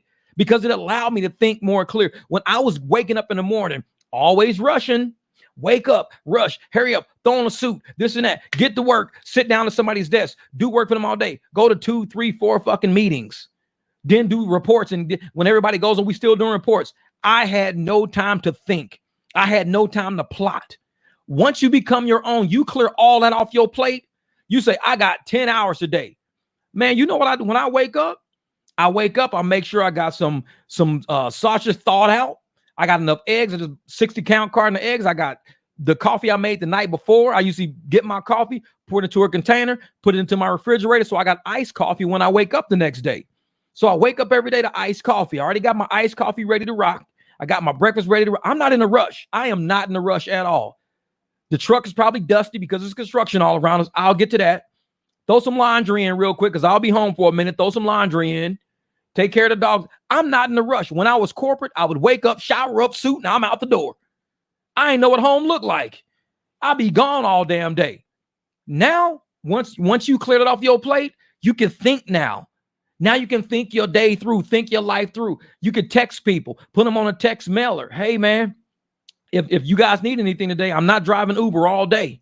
Anybody need a ride? And let your people know that your private driver is looking for work today because I'm not driving Uber today. Let your people know. Actually, my cousin is landing, in 3 hours. He's actually flying. I never thought about that. Can you pick him up? Yeah, this is his number. His name's Ryan. Text him. Hey, Ryan, this is Jeff. Eliana gave me your phone number. I'm her private driver, but I'll pick you up. Where do you got to go? Oh, I got to go to JW Marriott. Cool, $100. $100 is fine. No problem. Because you don't have to deal with Uber. You are now marketing yourself. You're now doing your own thing. You working. You ain't opening up the app. Because that's what the apps do. It's a video game. You open up the video game. Where's the red? First thing you do, where's the surge? Every time you open an app, first thing you look at, where's the surge? Is it surging anywhere? It's a video game. Where's the surge? Shit. Ooh, it's surge over here. Ooh, what time is the bonus hour? Ooh, is there any opportunities? It's a video game. It's like fucking Pac-Man. So yet, when you don't have that video game on your phone, now you can think clearly. You can think clearly now. So once you start thinking clearly, you can plot your day out, plan your day out. You go, oh man, I'm going to contact all my people on this side of town because I have to go over there anyways to go pick up something and throw it in the trunk. So while I'm over there, hey man, I'm actually going to be in your part of town if you guys need anything. Actually, we planned on going to lunch downtown. Can you pick up 4? Oh, I could pick up 4, no problem. Cool, because we were going to take Uber. All right, you go buy what you got to buy, throw that shit in the trunk, pick up your group of 4, take them all the way back downtown, $85. And you didn't even plan on getting that. Shit happens to me all the time. All the time. Hey, Jeff, can you take me over to ASU? Okay, where are you at? I'm in Mesa. Perfect, because I got to go to an electric store in Mesa anyways. I'm going to go to the electric store, buy the capacitors I got to buy, and I'll just pick you up on the way back. 2 birds with 1 stone. I had to go over there anyways. Man, this is how you plan your days out. Get everything organized. You've got to get organized. Plan your client, then market yourself and plan your clients in between the shit you got to do. If you got to go to north for something, I got to pick up a set of tires up north. Make sure you market to all your clients up north. You got to go there anyways. Hey, man, I'll be up in your area today for about 2-3 hours if you guys need anything. Oh, we're good for today. We're good for today. All right, no problem, man. No problem. Just letting you know. But they got it in their head now. Okay, all I got to do is message them, let him know, hey, if you're going to be in the area, is there anything? Man, what's good, 300. And I'm one of those people, man. I'm always on my business grind, always trying to think of a way to make today lucrative. This channel is like that. A lot of channels, they're going to tell you how to turn on the app, how to submit documents to the app. I'm trying to tell you how to submit a dollar bill to your wallet. This is how you submit money to your wallet. This is what you do. You go out, you promote yourself, you market, you keep your car clean, you wipe that shit down. Me, I got like probably 30 towels sitting in front of my garage because I wash them all the time. I let them dry out. I throw some in the trunk, throw some back in the garage. And I keep doing it over and over because I always keep my wheels clean, always keep my car wiped down because you never know. And keep your floors clean because when people open that door and they look in, and they see dust and sand and hay and all that shit, they think your car is dirty. So the first thing you do when you open your door, act like you're a passenger. Walk passenger side, open the door, and tell me what you can see. If you see some shit on the back of the seat from somebody's foot, make a mistake and kick in your seat, you see dust on the back of your seat, wipe that shit off real quick. Open the door and tell me what you see. If you can see dust across the center console because the sunlight is hitting and there's dust across the center console, hurry up and wipe down your center console. Open that back door and tell me what you see. Oh shit, I can see some girl with long hair was in the back seat. Take that long hair, throw that shit out the fucking car, flick that shit off, clean off glitter, whatever it is. Open that back door. If you can see up under your seat, you see a fucking corn chip or you see a piece of paper, get that shit out of there. Always open your door and tell me what you can see. I do that shit after every few rides. Open my door, looks good, shut it. I'm driving. But if I open it and this shit, I got to wipe all that dust out, get it off my carpets, man, everything else.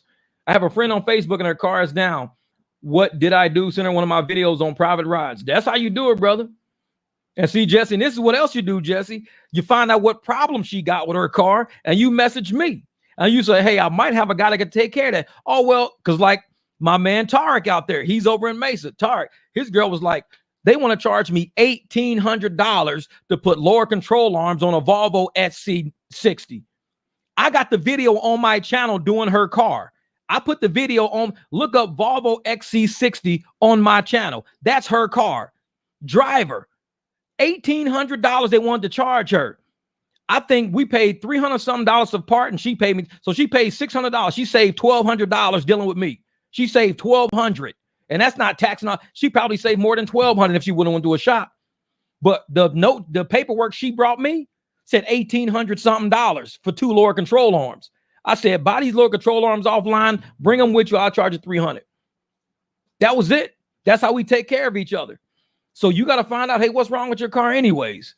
Oh yeah, well, this and this and this. All right, I got a guy who can, if they're telling you $1,700, I got a guy who could probably save you some money. Let me call Jeff. Hey, Jeff, can you replace a water pump timing chain assembly on a Volkswagen? Sure, no problem. It's all on the side of the engine. It'll take me all damn day, but I'll do it. Tell her $700. Well, shit, man, you're saving her about $1,000.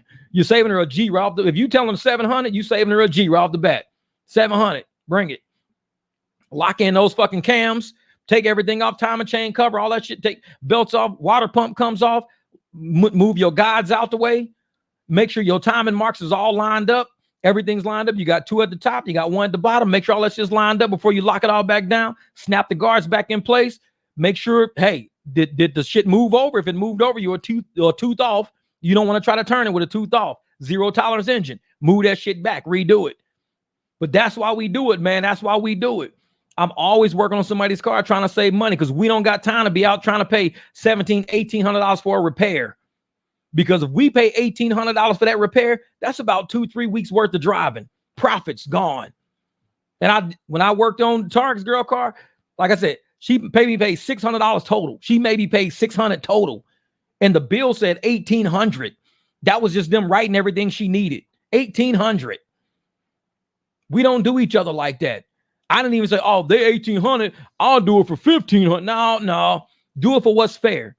If it's only $300 worth of labor for me, $300 worth of labor. You go buy the parts. Whatever you get. If you can get the parts for $1, you get the parts for $1. I don't care. But I'll do it for $300 in labor. Whatever you get the parts for is what it is. This is man.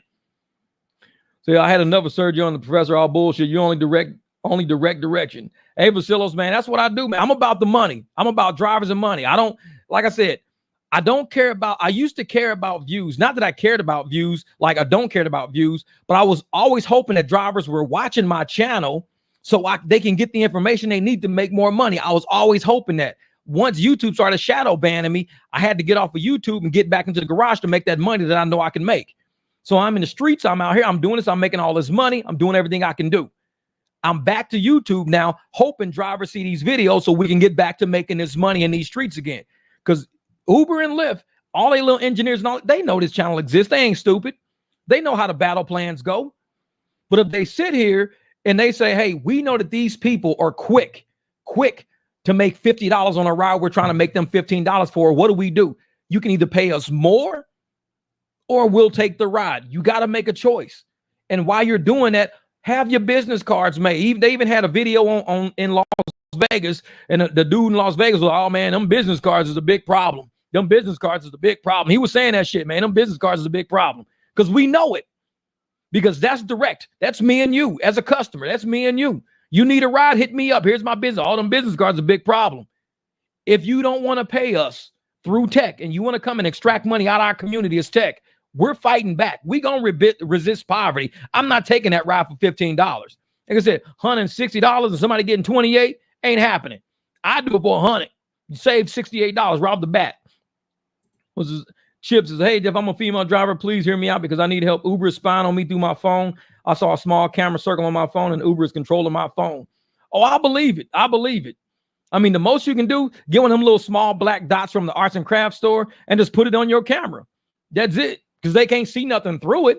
Just get a small black dot, stick it right on your camera. They can't see nothing. They can probably hear you. But I tell people all the time, Uber, I know is listening to me. I know they see me. I don't give a shit because I never gave them permission to. Therefore, anything they see can't be used against me in a court of law. So they can say what they want to say, do what they want to do. You violate what I just said. I don't give you permission to do any of this on my phone. If I have proof that you've done it, like if you've taken me to court or if you said I said something when I never gave you that permission, guess what? I now have a lawsuit. And trust me, them losing $15 funky over me making $3 million in my lawsuit is a big difference. They don't care about that little $15 funky I'm gonna cancel and do that shit on my own. They don't care about that. They better care about that $3 million from that lawsuit. Because if you violate my privacy when I told you not to, and now I have proof that you've done by what you've emailed me or told me, I'm suing your ass. So I don't gotta drive Uber no more. Because I'm coming for money and I'm not selling out of court because I want that shit documented for all to see. Ain't no out of court settlement. No, I want this shit to have a precedent. I want everybody who's a driver with the camera in their car who didn't get permission, the ability to sue their ass. So I have on my channel how you can opt out of the arbitration. Because if you opt out of arbitration for Uber and Lyft, you can sue them. If you don't opt out, you got to go do arbitration. And arbitration is just a bunch of paid shills that's going to tell you, well, Uber, they're on Uber side. Arbitrators are on Uber side. Opt out of that shit. You have a right as an American to have a day in court. Opt out of that shit. It's like, man, thank you, Ms. Robin. Thank you. Spencer Friend. Uh-oh, Spencer Friend. No, Jeff, is there a way I can send a view videos to prove you? I've been open a case with Google and they want what I have for proof, but I don't trust Google either. Well, I wouldn't send none of that shit to Google. Because I'm gonna tell you, Google is Waymo. Waymo is with Uber. Uber's with Tony West, and that's our Justice Department. The best thing for you to do is to get an attorney. If you really feel that those videos are proof of something, get an attorney, go back through everything you signed with Uber and Lyft to make sure you did not give them permission to do any of that. If you did not give them permission to do any of that, and you have proof that they're doing that, now your attorney can handle it. You ain't got to worry about Google. Google is not your mama. Google ain't your daddy. You ain't got to go tell Google shit. Leave Google out of it. They're another corporation. They're just tech. Anything that's tech, do not think tech is going to help you. They're just tech. Best thing for you to do is to go grab you an attorney, take any proof you got, make sure to go back to the addendum, make sure you didn't give them permission to do that, opt out of arbitration. Like I said, if you don't know how to opt out of arbitration, type in opt out of arbitration on my videos. The video will pop up and it'll show you with an email address who you email to opt out of arbitration with Uber. Once you do that, now your attorney can step in. But if you're in arbitration, your attorney's got their hands tied. Everybody's got their hand tied because you cannot take an attorney to arbitration. An attorney can consult you on the side, but when you go to arbitration, you go at arbitration alone unless you and the arbiter agree that an attorney can represent you in arbitration, which they're not. So your best thing to do is just to opt out of arbitration, get you an attorney. They're not going to allow you to have one in arbitration. It's not going to happen. So yeah. Oh yeah, Google, Waymo, Uber, all in bed, all of them, man. Because what it is it's a conglomerate of people who want power over us as citizens. Mark Zuckerberg stepped away from it. He said, I don't want no part of this shit. I'm telling the truth. I don't want no part of this. So he walked away and said, dude, I don't want y'all fuck with me no more. I don't want to be linked into it. You already linked me with Fauci. My phone number's linked in with Fauci. Whatever Fauci's going down for, I'm probably going to go down for because I allowed this man to text message me and email me and all this shit. I don't want no parts of it. Mark Zuckerberg is walking away. He's walking away. Oh yeah, you got to opt out within 30 days. So when you opt out within 30 days, that's of any addendum. Any addendum you get, you have to opt out. If they just made you update with a new addendum right now, send an update in. I mean, send the opt out in. Because if you don't opt out of the addendums, that means you're in agreeing to them. And that means if you have an issue with them, you have to go through arbitration. You can't go through an attorney.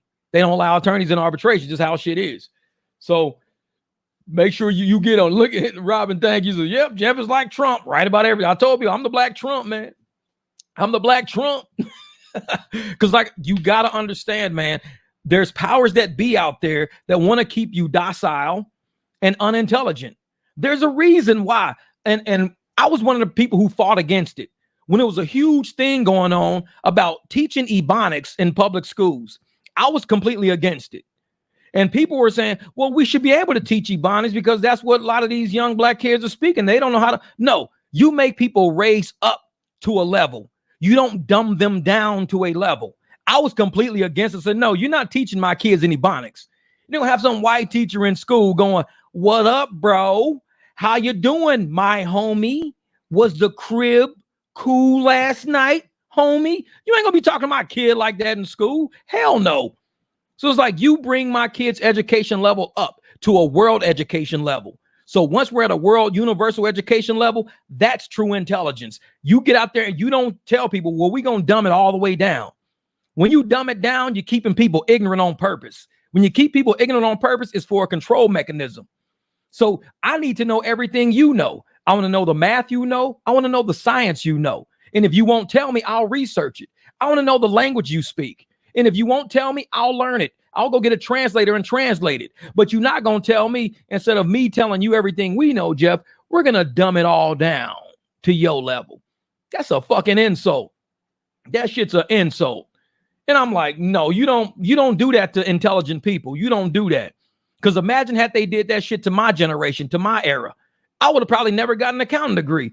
I would have probably never went and became a corporate accountant, been able to retire early. I'd probably be still working at Chrysler in fucking St. Louis somewhere, GM somewhere, putting fucking valve stems on the side of fucking cars that are building transmissions myself. But they taught me how to comprehend information. They taught me how to understand my comprehension level was real high. I wasn't a low comprehension person. I could sit down and read something, tell you what the main idea, the subject, the predicate, tell you all this shit about it. I will break that shit down for you because my comprehension is better than my regurgitation. You had them teaching a lot of people how to memorize shit. When you memorize it, you don't understand it. You're just memorizing it. But when you comprehend it, when your comprehension level is high, there's no limit to what you can and can't do. When people ask me, man, how are you an accountant, but you out here welding shit? You welding gates and trailers and you fucking construction and building shit? Because I have a high comprehension level. I know to weld something, you can't have two pieces of metal really touching each other. You got to have a gap because that gap, that's where the weld is going to be created. So now all of a sudden you got the small gap there. You got clean pieces of metal. Two pieces of metal become one piece of metal now. But you still got that gap in between it. And you're just filling a gap. That's all you're doing. Say, because if you don't fill a gap, you sit the metal on top of the metal. Guess what? Now you got a huge ridge across the metal. It's not truly a gap. It's just a ridge. And that ridge is not really making those two pieces of metal one. You're just putting a bead across the top of two pieces of metal, and it's going to snap off at some point. That's just me just comprehending how welding goes, because I've seen enough welds in my life to understand what am I looking at. Oh, no wonder these two pieces of metal never really touched. They just welded them together. They had a small gap in between them. Oh, that's how it works. Comprehension, man. Reverse engineering and comprehension. Oh, there we go. Here's a link to opt out the drivers right there. There you go. So yeah, man. Yeah, I'm glad this whole election shit is over. I'm glad it's over because now we can move on. Like I said, they didn't vote to win America. They voted against somebody they hated. And all the rhetoric that we kept hearing was fascist and Nazi and Hitler and dangerous. I'm like, now we could talk about what matters. Money, plans. Let's get organizations to submit stuff to the government. Hey, man, I want to put a bill out. What's the bill? The bill has to be for this. Cool, no problem. I would like a bill out about business. I would like a business bill for small, because Kamala Harris talking about something. We want to give small businesses $25,000, man. All this weird shit. We're all small businesses. We have one employee, us. I'm a small business, just me. So what I would like Trump to do is say, I'm going to give you a small business loan with a very low interest rate. Let's say 2% interest, whatever. Okay, how much do you want, Jeff? I want $100,000 at 2% interest. Okay, here's $100,000, 2% interest. We'll give you 10 years to pay it back. $10,000 a year. We'll give you 10 years to pay it back. Cool. Do that to every rideshare driver out there. I guarantee the government will be making money hand over fist. Just sell 2% T-bills, and guess what? We're the bill. We're the ones fucking giving the money up. Sell T-bills, whatever. Because we're the small business taking this money. And what are we going to do with it? Either we're going to pay off the cars we got and keep making money so we don't have a car note now. So instead of me paying the car note back, I could just pay you back at a lower interest rate. So you just gave me the $100,000. I paid off about 2 or 3 cars, got some money in the bank. But the note that I'm giving you on that $100,000 is less. And there's no penalty for prepayment. It's less than the note of both of my cars I'm paying for. So I can go from paying $1,100 a month the car note to sending you $800 a month on this $100,000 loan you gave me for 10 years. And guess what? I'm better off. I'm $300 to $400 up every month. I'm $300 to $400. You telling me you're going to give me $300 to $400? So Trump can give me $300 to $400 every month by giving me a $100,000 loan at a 2% interest rate, charging me $800 versus me paying the $1,100, $1,200 I'm paying. You're giving me $300 to $400 a month now. That's how you fix the economy. You come to small business like me and say, what are you paying right now as a business? I'm paying this, and this, and this. How about I give you $400 a month? How? Take out a loan with me, pay off all the shit you got going, and now you can send me $400 less every month. This, and no prepayment penalty. If you want to pay it off early, pay it off early. But this is what I'll do for you. If they did every single rideshare driver like that was serious about this shit, serious about what we doing, they'd win. They'd win. Trump would win back everybody in this country. Delivery drivers, rideshare drivers, just regular private drivers. They would win everybody back with a $100,000 loan, 2% interest. Not this Kamala Harris, $25,000 and you ain't got to pay it back. What the fuck are you giving away money for? I don't mind paying interest. I don't mind paying interest. You giving me a loan to help me. I owe you money back. You helping me. I owe you. I'm cool with interest. I'm cool with it. I've always paid interest my whole life. But without paying interest, I wouldn't have a great ass credit score right now. I wouldn't be damn near 800. I wouldn't be able to walk into a dealership and just get a car because I like that car. Can I have it? How much you putting down? 0. I want it. They look up my shit, give them the car because I've always paid people interest. So people are quick to give me money because they're like, Jeff's not a freeloader. He's not a fucking freeloader. Look at his interest rate. He's been paying interest like all this time. Give him whatever he wants. And I live a good life. I ride nice fucking cars, nice trucks, live in a nice neighborhood, eat nice food. I always pay interest. You always going to pay something for the rest of your life. Why not pay to have a good life? I'd rather just pay to have a good life. So I tell you what, give me a $100,000 loan at 2% interest. And guess what? I'll pay you back $800 a month for the next 10 years. No prepayment penalty. I'll even pay it off early maybe. But in the meantime, I'm covering all the shit that adds up to more than what I'm paying you. And I'm winning now. I'm actually making $400 a month off of your help. Why wouldn't I want to pay you interest? That's how you conduct business. That's what Trump did when Trump said, I got all these buildings. I want to take out a loan from all these banks. And these banks was like, well, he's always good with money. So they paid back all the loans. And guess what? New York was like, you can't do that. You overstated the value. The banks didn't give a shit. The banks had their people go value it.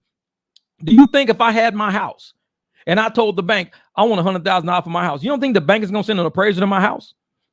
First thing a bank is going to do is come to my house. Well, let us go make sure you got one. First off, it ain't burnt to the ground. We ain't just give you money. So they just drive down there. So, I like it. So Jeff, JD Vance, hey, love, man, don't have me go up to the White House, man. No, I'm just kidding. Let's go crazy. And they're going to come to my house first. They're going to come to my house. And they're going to appraise it. Just like they went to Trump's buildings, they appraised everything. They look at all his books, they appraised it. So the banks gave them money based on their people appraising it. So if you're saying Trump did something wrong, now you got to go after the appraisers. Not only the appraisers, but the companies, the liability companies that the appraisers went for, all the insurance companies that insured the money that he borrowed. You got to go after like 50, 60 fucking people if you just go after Trump. Because Trump just said, I just went and got the money and paid it back. I'm good. But you overstated it. But they sent all their people in to look at it. So if you saying I overstated it, that means they agree with the overstatement based on their own appraisal. And they're all professionals at it. I'm just a businessman. They're all professionals at it. So that's why that shit didn't stick in New York, because a lot of people was like, bruh, they trying something funny with this man. They trying something funny with him. And a lot of us saw it, because we know if you want a piece of property appraised, whether it be a car you're trying to sell or anything, they're going to have their people come look at it. And when their people come look at it, now it's on their people. Whatever's on that sheet of paper with signatures, it's on their people now. So if you put it on me as Jeff, you better put it on their people. Their appraisers came out and checked it out. So that's why I'm saying, man, a lot of people, we didn't fall for that shit, man. We didn't fall for it. See, I made a post on live stream somewhere and told Trump, I tried to fire lift AI support, didn't work. Need Elon. No, 750 doesn't even get those people 2 weeks in a hotel. They try to recover from the shock. Yeah, exactly. Exactly. And like I said, and I'm one of those people, man, I truly believe that the way that this country is going to work is through investing in Americans. You can invest in me. Give me $100,000 as a small business owner with an interest loan on it. You put interest on that. I guarantee the money, the $100,000 you gave me with the interest rate you're going to give me is way less than what I'm paying right now for anything I got going. You're saving me money every month by giving me a loan. You're saving me money. Jeff, pay off both of your cars, pay off some of your mortgage, do this and that. How much you make it? Cool. And guess what? That's how America gets back on track. Sell those bills to people. Sell that loan package. Say, hey, we're going to give $100,000 loan packages to all of these rideshare drivers to pay off all the shit they got to pay off at a certain interest rate. And then from that, we're going to sell that whole package to somebody. I bet that package sells, because we out here working, busting our ass, whether it's private rides or through the apps. We out here working our ass off. And if you telling me you can cut my shit by $400 a month, that's $4,800 a year raise you just gave me. You gave me a $4,800 a year raise by saving me $400 a month. If you make $30,000 a year and you get a 3% raise, that's $900 a year you're getting.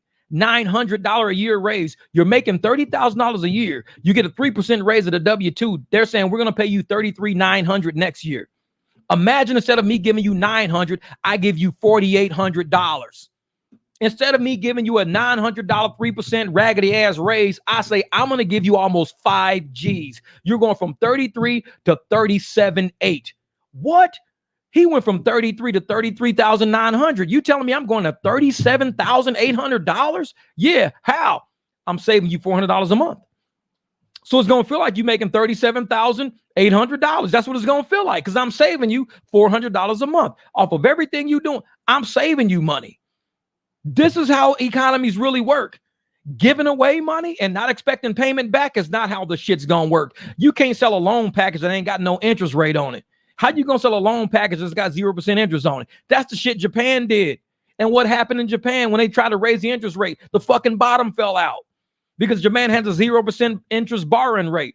So as soon as everybody said, oh, we're going to raise it up to 1%, all the packages that they sold at 0% bottomed out, because now they owe more than what they can get from the package.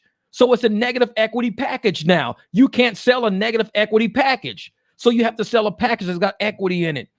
Give me $100,000, charge me 2, 3, 4%, whatever, 3% probably. Let's say 3%. That's fair. 3% on $100,000. And now you sell that package to somebody. You sell that package along with every other package you got wrapped up. You can't sell $100,000 with 0% interest package. No, you can't sell that package, because if interest rate even jumped to 0.5%, you now have a negative equity package now. Now you're fucked now. So it's like, and I don't think Kamala Harris and them understood the economy. We're going to give you free $100,000. We're going to give you free $25,000. We're going to give you free $50,000. We're going to give you a free $3,000 a month. We're going to give you a free. You can't sell those packages to nobody. Nobody's buying that shit. Not even American people are buying it. We sitting around like, how are they getting all this free money? Where's it coming from? They're starting to raise our interest rates. So they're giving away free money to all these people out here, but they're saying we're going to give free money to all the immigrants, but we're going to raise the American interest rates on houses, on car loans, on credit cards. We're going to raise all their interest rates, small loans. We're going to raise. So really, the Americans are paying the interest that the immigrants should be paying on all the free money they're getting. All they're doing is just bumping it up for the Americans. So that's the package. They're selling us out. So they selling us out as Americans. We're going to sell y'all out by bumping y'all interest up, giving them free money. So buy these American packages. It's bullshit. Nobody fell for it. How are you giving all these people 0% interest money, 0% interest across the boards, but you making it more expensive for us, but you telling us, oh, we're going to make it cheaper for you. We're going to make it less expensive for you. We're going to bring the prices of everything. Bullshit. That's why the election went the way it went. Bullshit. We know how money works. We know how interest works. We know how selling packages works. If you can't sell the rate and you can't make money on the rate, what investor is going to invest in negative equity knowing they ain't getting no money back? They can just write that shit off as a charitable donation. Oh, I just donated to these people. Charitable donation. I'm not a charitable donation. I'm not a 501c3. I'm a person that I should assume some of the risk. You have to charge me interest. I'm not a 501c3. I have to assume some of the risk. But yet, that's what they do, man. Yeah, exactly. If they're willing to give you a loan, interest loan, the local economy will benefit in communities. Oh, yeah. If they give us a low interest loan, dude, we're good. We're good. If they give us a low interest loan, everybody in this economy will eat, because we will have people getting construction done on their home because it's a lower interest rate. It's a 3% loan. So if it's a 3% loan, I can get floors done in my living room because I got a 3% loan on this money. It's basically low interest money. It's almost like cash for cash at the rate. I could be paying a very low interest rate.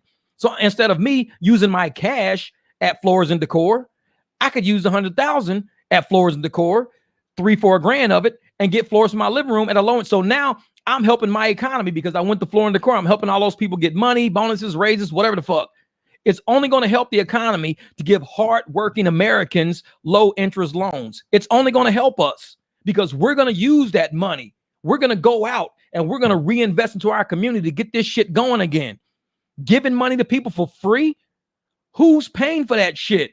Americans. How? By moving our interest rates up to make all this free money loan package seem like, well, we could easily pay for it because we're going to bump up real estate. We're going to bump up consumer loans, auto loans, credit card loans. We're going to bump all those loans up a notch. And that way, that little bump up is going to cover all the free money we're giving away. So we're not really giving away money, y'all. We're making the money. We're just making it on the backs of Americans while giving all these people America. We selling motherfuckers out. That's what we're doing, selling people out. Exactly. Price control is a joke. You can't control prices based on the Sherman Antitrust Act. That's the shit. And I'm looking at Kamala Harris and I'm like, do they not know they're violating free competition and free market? When you put a price control in, that's the violation of the Sherman Antitrust Act right off the bat. I mean, you gotta let the market determine what the price is. If somebody tells me, hey, I'm gonna sell you this basketball for $10, and if I want to buy it for $10, I'll buy it for $10. But they can't say, hey, I'm gonna sell you this basketball for $50. I can't go, hey man, he's trying to sell me that for $50. I don't want to buy it for $50. Then don't fucking buy it. The price is too high. Go somewhere else. If groceries are being too expensive, guess what? Now you got to go talk to the farmers who are willing to sell the food at a reasonable rate. Instead of importing shit, buy it at a reasonable rate. Go to farmers markets. We got farmers markets in every city. There's a farmers market somewhere. I guarantee you, instead of taking your ass to Walmart, instead of taking your ass to Fry's and Albertsons and Piggly Wiggly, take your ass to the farmers market.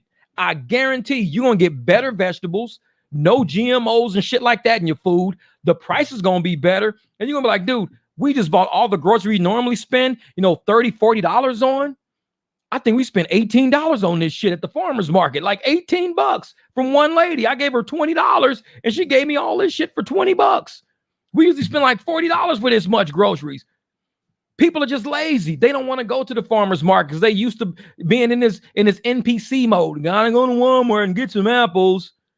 Mexican dude sitting right on the corner, big ass bag of oranges. I guarantee those oranges are cheaper than the ones at Walmart, and they probably taste a whole lot fucking better. So why would I pass up that dude right there with the oranges just to go to Walmart to buy oranges? I need to, hey, excuse me, sir. ¿Cuánto cuesta? ¿Cuánto cuesta? Las naranjas. ¿Cuánto cuesta las naranjas? Motherfucker like, $10, $10, whatever, motherfucker, $10. Like, okay, cool. Just stop being, but give them $10. I take the oranges. You go to the store, I bet those same pack of fucking oranges is like $14.99, $15.99. So for every two I buy, I'm getting one for free, basically. So if I buy two, the third one I purchase is like getting a free one if I went to the store, because they're charging you 75% more at the store, 75% more than what this dude on the corner is charging. So you let the market determine shit, but in order for the market to determine it, you got to get out your house. You got to go talk to other places other than corporate America, other than tech. You can't just cruise around expecting Walmart to drop the shit to $10. No, make the person on the corner fight for you. So you know what? I'm going to buy from this dude on the corner. Let Walmart bring their shit down to compete with the dude on the corner. Because if we don't let the market compete with it, we don't need, we are the price control. The market is the price control. If you don't want to pay Uber and Lyft for a ride, call me. Jeff, just like my people the other night, they don't want to pay $130 again. They paid $130 the first night. They paid me $80 the next night. They paid $130 for a ride. So of course, the next night they gave me $80. I was like, I'm cool with $80. I was already in the area. Easy, pick them up, drop them off, cool. They're going to call me for another event they got coming up too. They got 2 more events coming up. They're using me for it. They're not using Uber and Lyft. They're using me because my prices were competitive. Free market, Sherman Antitrust Act. My prices are competitive. All I did was threw the ass on home, bloop, got commercial insurance, cruise where they got to get to, in fucking ride. They cash out me. I'm good. I'm good. So yeah, so has everyone noticed a severe decline in Uber rates and very far for pickups in this new Uber? InDrive is about to launch in Tampa. Oh yeah, I've heard about that, man. It'd be like 11 miles to a pickup for a 13-mile ride, 24 miles total, but you're getting $22. I'm like, what? Wait a minute, 11 miles to get to somebody. And I'm going to tell you why.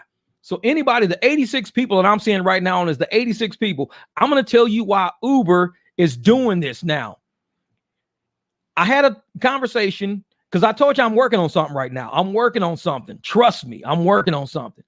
I had a conversation with the same people that insure Hum. So they, not the people that insure Hum. Let's say I talk to a broker that deals with the same insurance company that insures Hum. So I'm dealing with that broker right now. So I'm talking to this broker right now. The broker says period 1, like periods 2 and 3 are the bad periods. Those are the periods insurers just don't like to deal with. Periods 2 and 3, it's hard. Period 1, they like, it's cheap. It's a cheap period. Period 1 is a cheap period. Like for $5,000 a year, I can get period 1 insurance. For $5,000 a year, I get period 1 insurance. Period 2 and 3, that's the $80,000 to $90,000 a year I have to pay because I'm paying for period 2 and 3 insurance.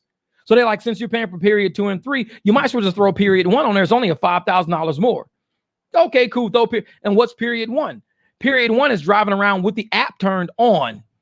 With the app turned on, with nobody, really getting in your car. It's the app turned on. You don't have any pings. So you're just kind of cruising with the app, waiting for a ping to come through. That's period 1. It's a cheap period. Period 2 is when you get the ping and you're driving to the person. The concession speech. Whoop, whoop. Let's go see. I'm gonna put it over here. Let's see. Professor Nez. This is gonna be good. Oh, Danny Johnson.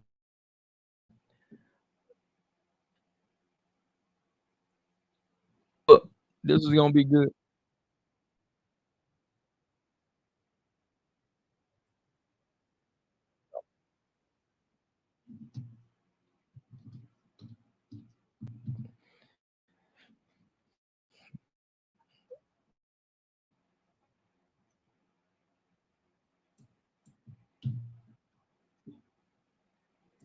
Okay, I'm trying to find something real quick. I'm trying to find it real quick.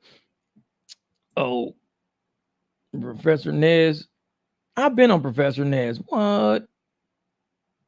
Let me see. Wait a minute. Because I was on Benny Johnson.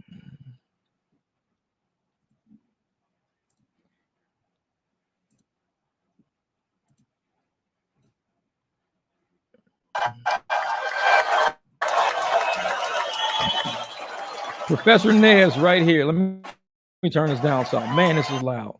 I could not have done it without you. You guys are absolutely terrific. And Professor we are Nez. just waiting. Oklahoma, Leonardo Gonzalez is in San Diego. Good to see you, Leonardo. We got Louisiana in the house. Kyla, good to see you. I hope I'm saying that. I apologize if I butcher some names. Missouri. Okay, I'm gonna remove Professor Ness from stage real quick, because I'm gonna remove Professor Ness from stage for right now, just because he's still choppy and everything. So I'll bring him back on in a second. He's just still choppy. But what I was saying was, it's primary markets for Prop 22 updates. And so what I was saying is I was talking about the insurance. I'm going to finish this statement. So the insurance issue is where, because period one is a very cheap period. Anybody can afford period one. Is $5,000. And it's just driving. It's basically rideshare insurance, because rideshare insurance is the same thing. They charge you when you don't have a ping from Uber. You haven't accepted a ping or nothing like that. And you're just driving around with the apps turned on. That's basically rideshare insurance is what it is. So these companies want to sell you rideshare insurance wrapped into commercial insurance. So they say, just add the 5,000 on there. So you're going to pay the 80, 90,000. You're going to pay the 5,000 for rideshare insurance, which is driving around the app. In order, if that premium for that $5,000 is not that high, so you're not really getting a lot of money out of that segment right there. So what you want to do is trap everybody in periods 2 and 3. The time you get a ping to the time you pick up to the time you drop off. So what you want to do is say, we don't want a lot of period 1, people just driving around. So no matter where the ride is, give it to the person. Well, this person doesn't have a ride to them within 2 or 3 miles, but there's a ride like 11 miles away. Give it to them, because it kicks them out of period 1. If you accept a ride right now that's 11 miles away from you, it kicks you out of period 1 and you're in period 2 for the next 11 miles. You're not in period 1. Now you could drive 6 or 7 miles with no ping and then get a ping and only be 5 miles away. So now you're only in period 2 for 5 miles, or I could put you in period 2 all the way from the initial, from 11 miles. So now you got 11 miles going all the way, and then you pick them up. Now you're in period 3. So periods 2 and 3, they want to keep you locked in for as long as they can. Period 1, the premium is just not good. It's not good. What's the group rate for their insurance? I don't know what you mean. Who is they, and what are you talking about? Be a little more specific, Noble. I don't know what you're talking about, brother. But if you sit up there and you say, if you lock people in period 2 and in period 3, those miles, I'm going to tell you, the miles for period 1, you can only have so many miles, because that's how it bumps you into the next insurance category. Because let's say I only allow you 200,000 miles with this premium. You only get up to 200,000 miles with this premium. If I want to add an extra, $1 million onto it, or an extra amount of miles, you got to pay for all the miles over that. And so you pay for the miles over that by being out of period 1, because period 1 miles may count. If you have the app turned on and you're just driving around, those period 1 miles count towards your buffer of miles for insurance. So you may say each driver, we're going to say, can drive 60,000 miles a year. Okay, 60. But if you're in period 1 for too long, you go from 60,000 to 70,000, extra 10,000 miles per year for all drivers, because of period 1 bumps you. So what do? You keep sending people rides farther and farther to put them in periods 2 and 3. They're farther away now. So that's less rides you do. So because if you do one ride and it takes you 11 miles to get to it, and then all the way back. Oh yeah, I'm going to share it here. I'm going to share it, Robin. They're just waiting for her to start. So once she starts, I'm going to bring it over here. See, they being the insurance broker. What's the group rate for their insurance? Well, it depends. And that's the thing, though. For a group rate, it depends on how many drivers you got. If you have, let's say, 1 driver up through, let's say, 50 to 100 drivers, it could be a certain rate, because they're looking at how many miles you're driving as a group. And then after that group, if you want to add an extra million on top of that, then you get another rate for that extra million. So for every million you add on, like let's say you want a $2 million policy, or a $3 million policy, or a $5 million policy, you get a extra rate added on top of that, on top of the allotment of miles you get.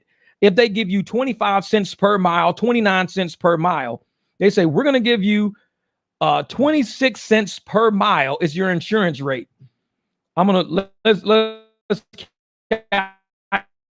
calculate this real quick. This is kind of how we talked about it. Let me see, calculate.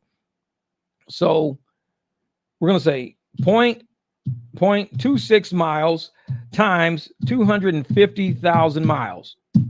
So that means I got to pay $65,000 a year as a premium for my group of drivers, because I'm saying 250,000 miles is what my group is going to drive. 200, and I'm going to insure them for $1 million. So we're all going to drive up to 200. Is 50. Let's say it's 50 drivers. That means each of us gets up to 50,000 miles of driving. Periods 1, 2, 3. We all get 50,000 miles apiece. There's only 50 of us, but 65,000 miles. So it's 50 of us, 65,000 miles divided by 50 driver. Each driver's got to pay at least $1,300 into the plan. We all got to pay $1,300 all year. All year. We have to pay $1,300 into it during the year in order for this plan to at least cover its costs. That's it. No deductibles, no. Just $1,300 per driver times 50 drivers is going to pay $65,000 a year. $65,000 a year buys us $250,000 mile and $1 million worth of coverage. That's kind of how the game works. So like I said, when I sat with these guys and I'm hearing how the insurance is breaking down, this is why it's so important. Like, people think insurance is free. No, insurance is free. Insurance is not free. So if you're telling me I can pay $1,300 a year, me and 50 other drivers, all of us pay $1,300 a year, that's a little over $110 a month for commercial insurance. $110 a month for commercial insurance for me and 49 other people if we buy our own policy through this broker. I say, I'll give you $110 a month. I'll give you $110 a month. I'll give you $110. So we all pay in $110 a month. All 50 of us, we come up with the $65,000. We pay the $65,000. We have $1 million policy for all of us, but we cannot exceed 250,000 miles. Me, I probably only drive 25 to 30,000 miles a year ride share. So I'm well under the threshold. So I'm at 25, 30,000 miles. That's it. The next driver might say, well, shit, I drove 70. That's cool because I only drove 25 or 30. So you can eat up 5,000 of my miles. Next driver say, oh man, I drove this much. So as long as we have people under, and we can have people go above the 50,000. So I'm under the 50,000 allotted miles for me. Somebody could be over it and it just eats into my miles. So we're sharing miles across the board for $65,000 a year of commercial insurance covers for $1 million per accident. So this, like I said, when I sat with the insurance guy, I was understanding what he was saying. So shout out to my man Edward out there. I appreciate you, brother. Shout out. Because it was a Zoom call. So we all were on a Zoom call just kind of listening to him. Uh-oh, hold up. She giving her speech now? Let me go find it. Hold up. Let's see.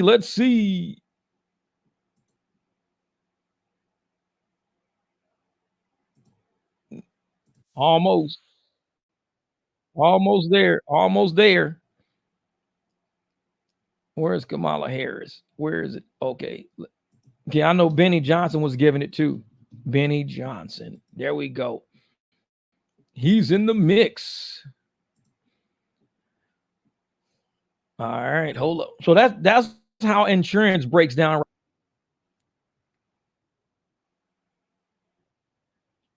I don't know why this thing is doing that.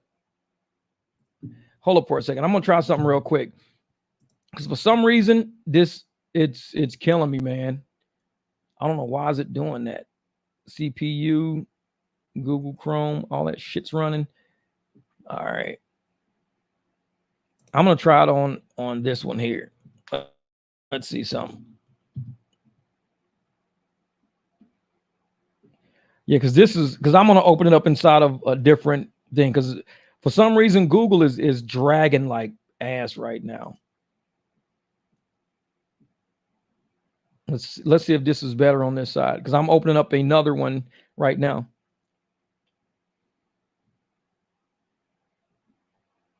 Nope, that one's not good either. That's Professor Nez. For some reason, Professor Nez is not having any sound in his. Is it my shit? No, I'm good. I can hear me. I couldn't hear Professor Nez. Let's see something. Benny Johnson. I'm just trying to find a good one. Right now. Hold up for a second.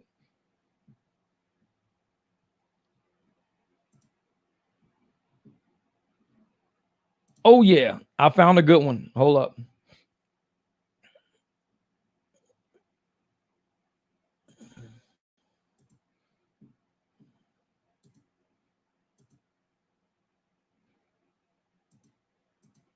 Tell me if y'all can hear this.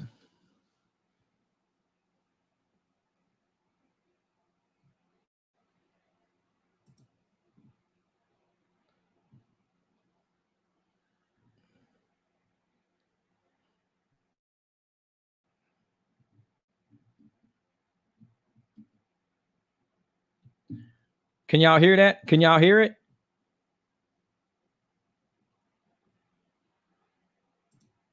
Yeah, I can't hear that one either.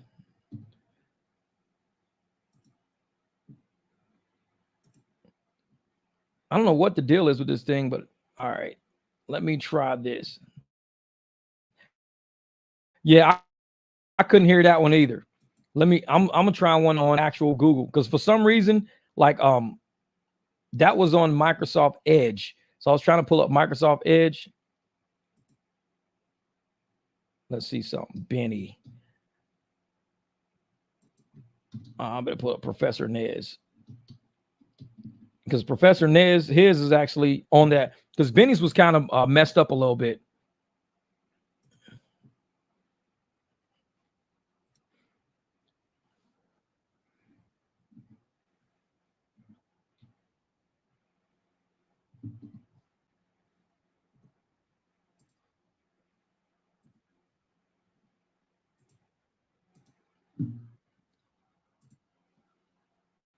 Tell me if y'all can hear this right here. Last night and this morning, they said the same thing. They're blaming the victory of our president, Donald Trump. They're actually blaming Can y'all hear that? the loss of Kamala Harris. They're pointing fingers at Biden. They're pointing fingers. I don't know what the deal is with this thing. At Latinos, calling them racists. They're pointing fingers at black men. Can you believe it? These are the same people that you call your people, your constituents. These are them with you brothers. We're having a problem with you brothers. I'm telling you guys right now, our fight is not over until legacy media is buried 6 feet under. Or we do such a job on them to force them to actually, for once, tell the truth. I've told you this many, many times. I didn't want to believe that something nefarious happened in 2020. When I went to bed 4 years ago on that fateful night, Georgia, North Carolina, I went to bed. He got it. I told my wife, babe, he's got it. It's a lock. And then I wake up to that ugly, detestable phone call. We did it, Joe. Oh, I'm so happy. I'm so happy. If you're happy, give me an American. I don't know why this is doing that. In the comments, give me a thumbs up. I'm gonna try something. Hold up. Holy mackerel, I'm so happy. We never have to hear that again. We never have to hear, I think, Joe, you did such a good job, Joe. We have unburdened what's never been unburdened. You guys, we got our country back. Quite frankly, probably this could be the greatest moment in the history of our country. I watch Professor Nez because he's not a nasty person like Kamala. Kamala, you're fired. Oh, I love you, Mr. President. I love you. I love you. This is a celebration.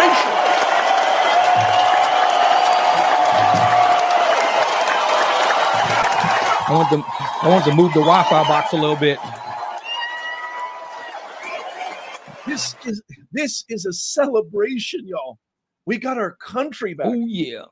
We're going to refund the police, not defund the police. We're sending a message to the world. We're sending a message to the world. We are not going to be ruled by tyranny. Guys, don't ever forget, it's just a quick FYI. The good guys are not in favor of censorship. The gaggle of menopausal airheads, as I like to call them, otherwise known as The View, Joyless Bahar actually had the audacity. Hold on a second. I want to see. Did they just announce something? Let me know if you guys can hear the audio, mods. I'm sure you did this as well, Dana. I left a letter for my successor. Mods, let me know if the audio is good. I'll turn it up in a second, but she's not out here yet. I will not share. But I know President Trump's letter was conciliatory, unifying after what was a very acrimonious few months. So we have staff. I don't know, yeah. So a lot of them probably were here last night, and they were they're testing the waiting for this moment for her to come out. Okay, so Joyless Bahar, let me just say this really quickly. Thank you, mods. Got the best mods in the business. I love you guys. I can't do this without you. That's another thing about Professor Nez's channel. He's got the best mods in the business. Quite frankly, probably in any business. They're great people. They always do a good job, and they support. They're not nasty people like Kamala or Trende Aragua. Joyless Bahar actually had the audacity to say today. I'm gonna see something. I want to see who's actually giving this speech. Is it not planned yet? Or is everybody just kind of talking about it or whatever? We don't have anybody moderating, and we're allowing social media. I can't really post anywhere else. Yeah, she actually was in favor of censorship and suppression. She said the reason that Kamala Harris lost is because we didn't censor enough. Can you believe that? Thou bridges my right to free speech and freedom of expression. You twit, you airheaded nitwit. You're going to suppress the Constitution, the greatest living document in the history of mankind. You're going to besmirch what the brilliant framers of our Constitution, I didn't think there was thinkers, philosophers doing it yet. The guys who had balls and said we are done with the tyranny of King George. And you're going to just flippantly get on your BS show and tell America that we need to be. How dare you, Julius? Signal going down. Like everybody's on the internet right now. I feel bad just talking about it right now. Tap that thumbs up, y'all. Robbie Reader, thank you so much. 15,000 strong patriots. I love it. Thank you so much. Share this out. Best channel on YouTube. Thank you so much, Robbie. I love you, man. Thank you. Best mods in the business. This is it, folks. What do you guys think she's going to say? Did I put a new poll up? Here's what did the poll say? Who did you think Joe Biden voted for? 3,000 of you said Trump. 3,000 of you said Trump. I love it. We're live on Rumble as well. And stick around, Super Chats and new members. I will give you live shout-outs on the air as soon as we're done here. What do you guys think she's going to say? Also, let's do another roll call. Let me know where you're joining me from, what city, what state, what country. I love it because we've got more people from UK, Australia, South Africa, Portugal, Spain, Germany, China. Oh my, we get to hear. I'm just so stoked. How many people are stoked we get to hear? I'm just happy we did. I love it. Paris Crossing, Indiana. I love it. Scotty says she's going to say a lot of BS about President Trump. You know what? Supposedly in their phone call, Patricia from Florida, welcome. Supposedly, oh my God, you think she's going to say, somebody said she's going to ask for a recount. Can you believe that? 81 million votes for Joe Biden, 20 million more than Obama, Kamala, and Clinton. Evansville, Indiana. I used to live in Newburgh and Evansville. Holy mackerel. Lincoln Street, Main Street. I love it. If you haven't already, please tap that thumbs up. If you love America, if you love Professor Nez and you love America, quite frankly, probably this is the channel I watch all the time with Melania. She has a brand new book. It's a bestseller. She did a good job. You got to tap that thumbs up for Professor Nez. Thank you, Mr. President. I love you. Arizona in the house. Arizona, I don't know if it's been decided yet. I know Michigan was decided and Wisconsin. Arlington, Washington, I love it. Jersey in the house. Karen Foster. Good to see you, Karen Foster. Flip nuts. Arizona. I love it.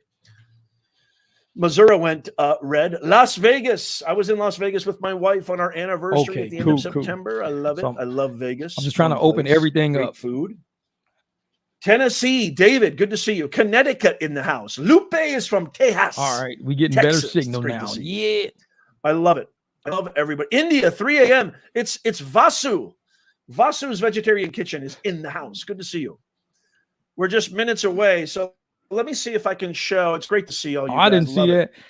So Banks, we're man, just it was minutes a fake away. phone call. Let me see if I can actually find. Okay, I'm gonna mute him for a second. Don't want to miss out Wait a here. minute.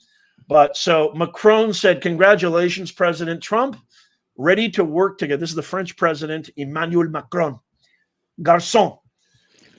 So Emmanuel Macron says, "Ready to work together as we did for 4 years with your convictions in mind, with respect and ambition for more peace and prosperity." Fake phone call. Wow.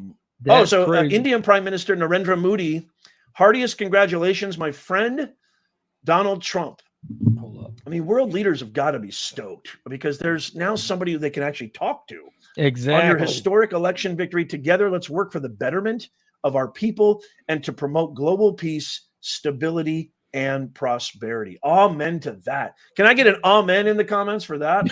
That sounds good to me. Professor Nez is wild. And then Amen. if you just missed it, Zelensky said, "Congratulations, Trump, on his impressive victory.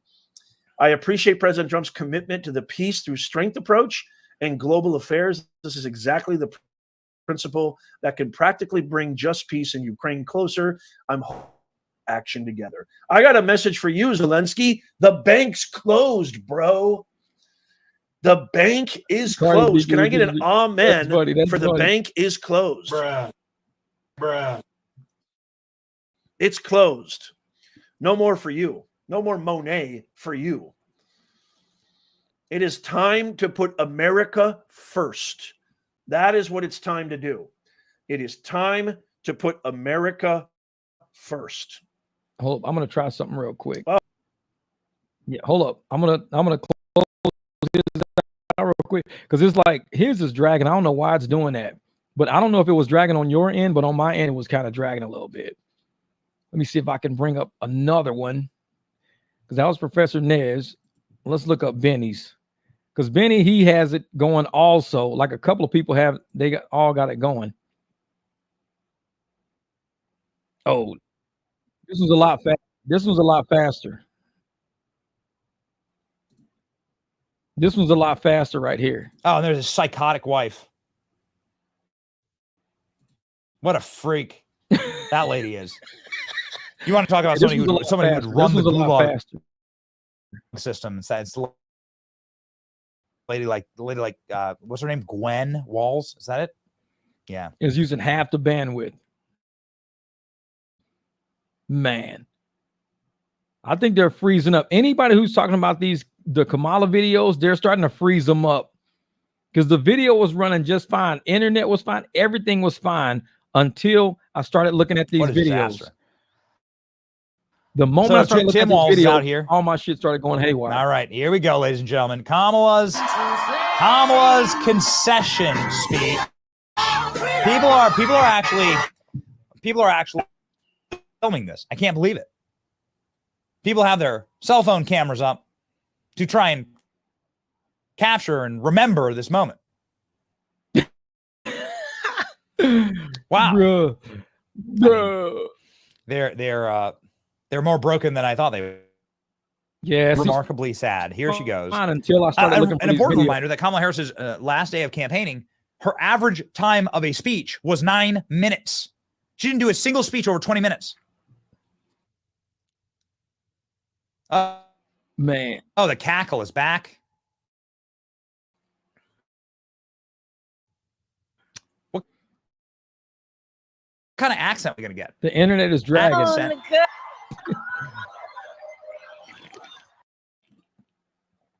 See, they're doing something to the internet, man. Everybody's channel is freezing.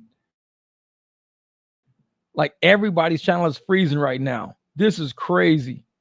I think because, man, it was. Here we go. See this? See this? It wasn't freezing before that. Good afternoon, everyone. Good afternoon. Good afternoon. She said that now Good 5 times. afternoon. That's 6 times. 6 times she says good Thank afternoon. you all. Thank you. Thank you. Thank you. Thank you. Yeah, Nez was So kind of dragging. let me say, Everybody's just dragging today. and I love you back. See, everybody's So just let doing me that. say- Everybody. My heart is full for the trust you have placed in me, full of love for our country, and full of resolve. The outcome of this election is not what we wanted, not what. Hear me when I say, the light of America's promise will always burn bright as we never give up and as long as we keep fighting.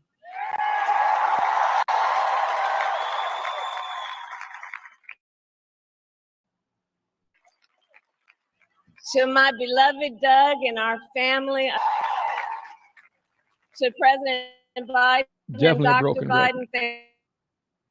thank you for your faith and support. To Governor Walz and the Walz family, I know your service to our nation will continue.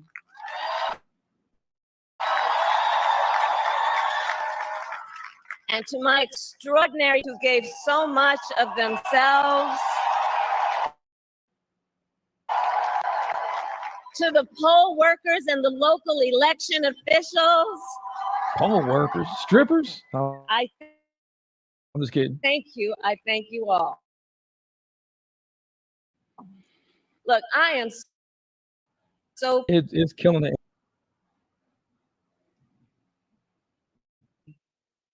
we have been intentional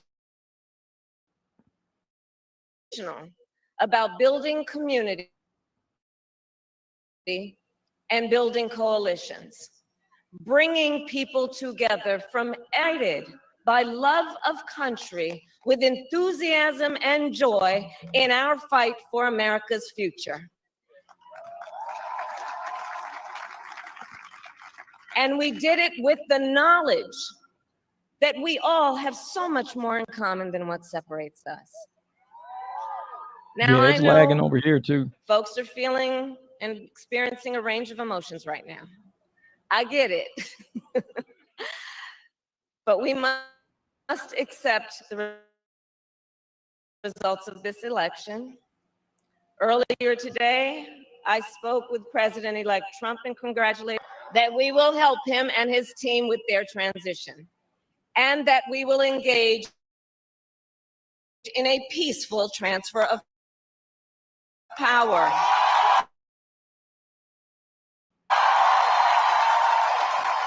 Peaceful transfer, getting out of this shithole. That's A what it fundamental is. principle of American democracy is that when a principle from monarchy or tyranny, and anyone who seeks the public trust must honor it. At the same time, in our nation, we owe loyalty not to a president or a party, but to the Constitution of the United States. Yeah, right.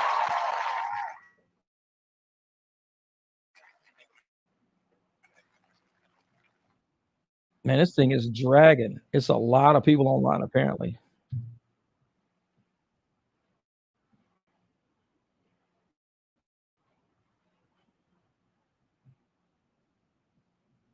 What if? What if? Yeah, this thing is like dragging. The fight for freedom, for opportunity, fight the ideals that reflect America at our best. That is a fight I will never give up.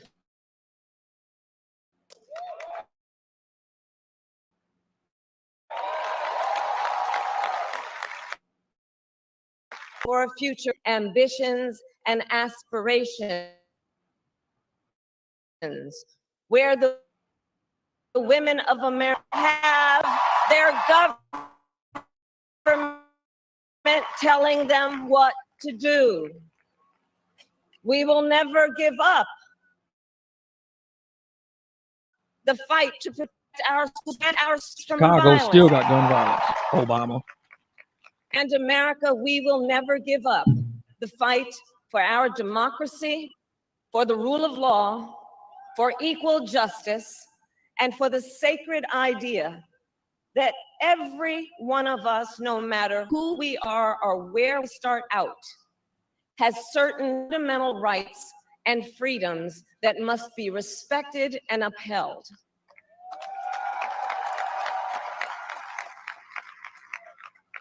And we will continue to wage this fight in the voting booth, in the courts, and in the public square. And we will also wage it in quieter ways, in how we live our lives, by treating one another with kindness and respect, by looking in the face of a stranger and seeing a neighbor, by always using our strength to lift people up, to fight for the dignity that all people deserve. The fight for our freedom will take hard work, but like I always say, we like hard work. Hard work is good work. Hard work can be joyful work. And the fight for our country is always worth it. It is always worth it.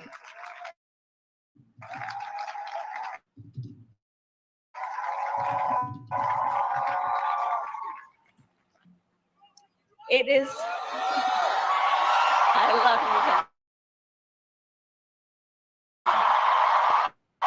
People who are watching, it is okay to feel sad and disappointed. But please know it's going to be okay. On the campaign, I would often say, when we fight, we win. But here's the thing. Sometimes the fight takes a while. That doesn't mean we won't win. That doesn't mean we won't win. The important thing is don't ever give up. Don't ever give up. Don't ever stop trying to make the world a better place. You have power. You have power. And don't you ever listen when anyone tells you something is impossible because it has never been done before. Next, you'll say men can have babies. You have Never been done capacity before. to do extraordinary good in the world. And so to everyone who is watching, do not despair. This is not a time to throw up our hands. This is a time to roll up our sleeves. This is a time to organize, to mobilize, and to stay engaged together. Look, many of you know, I started out as a prosecutor, and throughout my career, I saw people at some of the worst times in their lives. People who had suffered great harm and great pain, and yet found within themselves the strength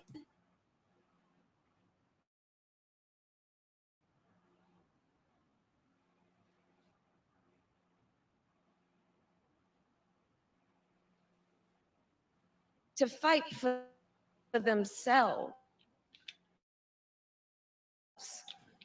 to fight for others.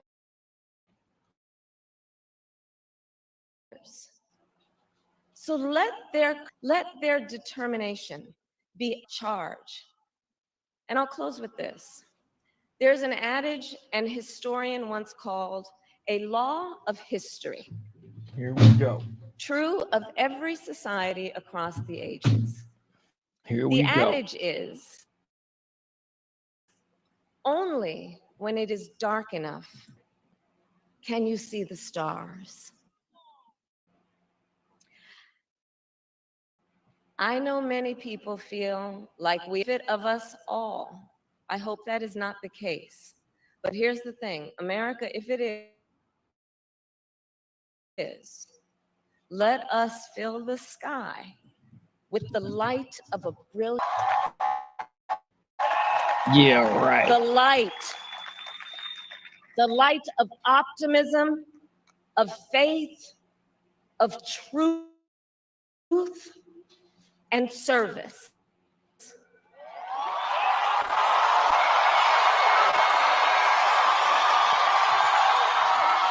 It's you.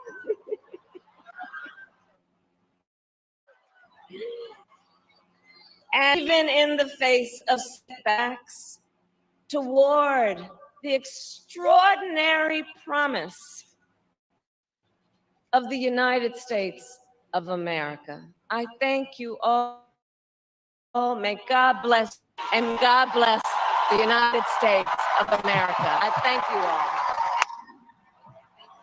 Get out of here. Oh, it's great. Oh, you love to see it. What was that, like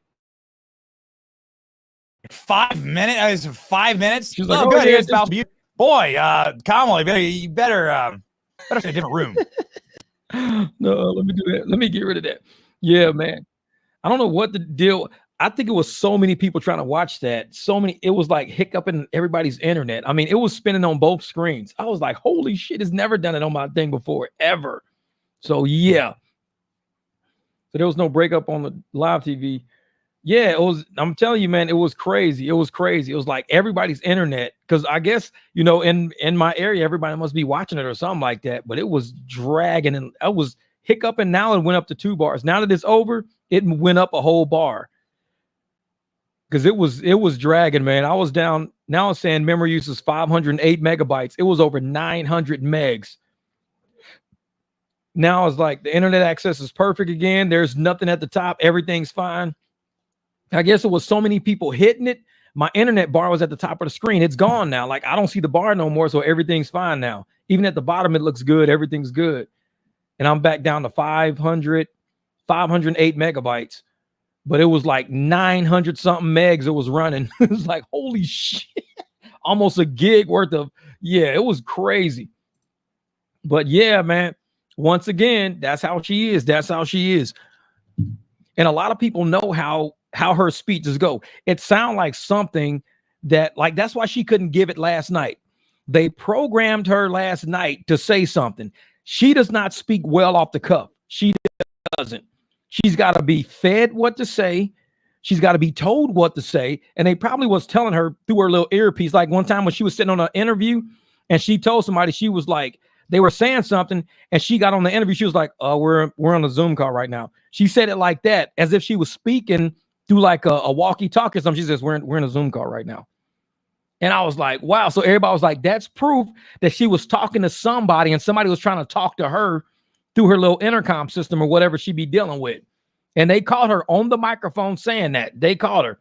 Yep, very scripted. That's why she couldn't give it last night, because if she would have gave a speech last night, they didn't have time to preface her on her loss. Even today, in her loss, what was she saying? Oh, this is a dark time. People think no, ain't nobody thinking this is a dark time. You do. You think it's a dark time. We just went through a dark time. You telling me the pandemic was not a dark time? You telling me seeing dead bodies on the screen every single day wasn't a dark time? You telling me people scared to go in the store, shutting schools, shutting bars, shutting restaurants, people can't go? That shit wasn't a dark time. We don't think we're going through that again. That was a dark time. We remember that. They think we forgot that. Then she got nervous to say, "Oh yeah, something about, you know, the talking about the freedom of choice for your body." We just went through that with your whole campaign, through your whole presidency and vice president. We just went through that. Oh yeah, that thing, the speed test was giving me a gig up and down. Yeah, it was crazy. So everything she was trying to say in her speech, she think people like us forgot. We just went through all that with you. The dark time we went through, the constant death and feeding us fear and feeding us bullshit. We just went through that. So to sit up there in a speech and try to gaslight people again, oh, you think you're finna go through a dark time? No, we went through a dark time, which is why we ain't vote your ass back in. We just went through that with y'all. We went through death. We went through losing jobs, corporations closing, the yellow truck company, 100-year-old company closing because of your policies. Man, yeah, if you can get fiber in your home, connect your computer. Yeah, I could do that. I could connect to it. Yeah. I guess I just got it in the other room right now, but it was crazy, man. Like I said, my internet's never done that before, ever. So it had to be something either with the area, the region. I don't know. It was crazy. But it was like both of my screens was like spinning a little bit. And I was like, what? I'm like, it never does that. So it had to be a lot. It was, the bandwidth was getting hit a lot. A lot of people wanted to see what she had saying. She had young women crying. Man, young women cry when they lose Wi-Fi. Ain't nobody worried about young women. They had young women crying. We see young women cry on TikTok over getting fucking, not getting extra cheese on a hamburger. That's what we see. She had young women crying. Because what do people say? Well, women are just way too emotional. Well, it's a pebble to a man, but it's a rock to a woman. Like, that's what they say. It's a pebble to a man, but it's a rock to a woman. Women are so emotional. Of course they crying over it because they put their heart and soul and really thinking we was going to fucking put an idiot in charge of America. They really thought that. Like, you really think this idiot who can't even hold a speech without being programmed on what to say, she's going to be against, Russia, China, North Korea? You think this program, this plant is going to run this country? No. America already stood up. The popular vote. The young woman crying, it's that time of month. This too shall pass. Exactly. So I'm like, no, we don't fall for one. And that's what they say. The worst weapon in court is a woman's tears. The worst weapon in court is a woman's tears. We used to that shit.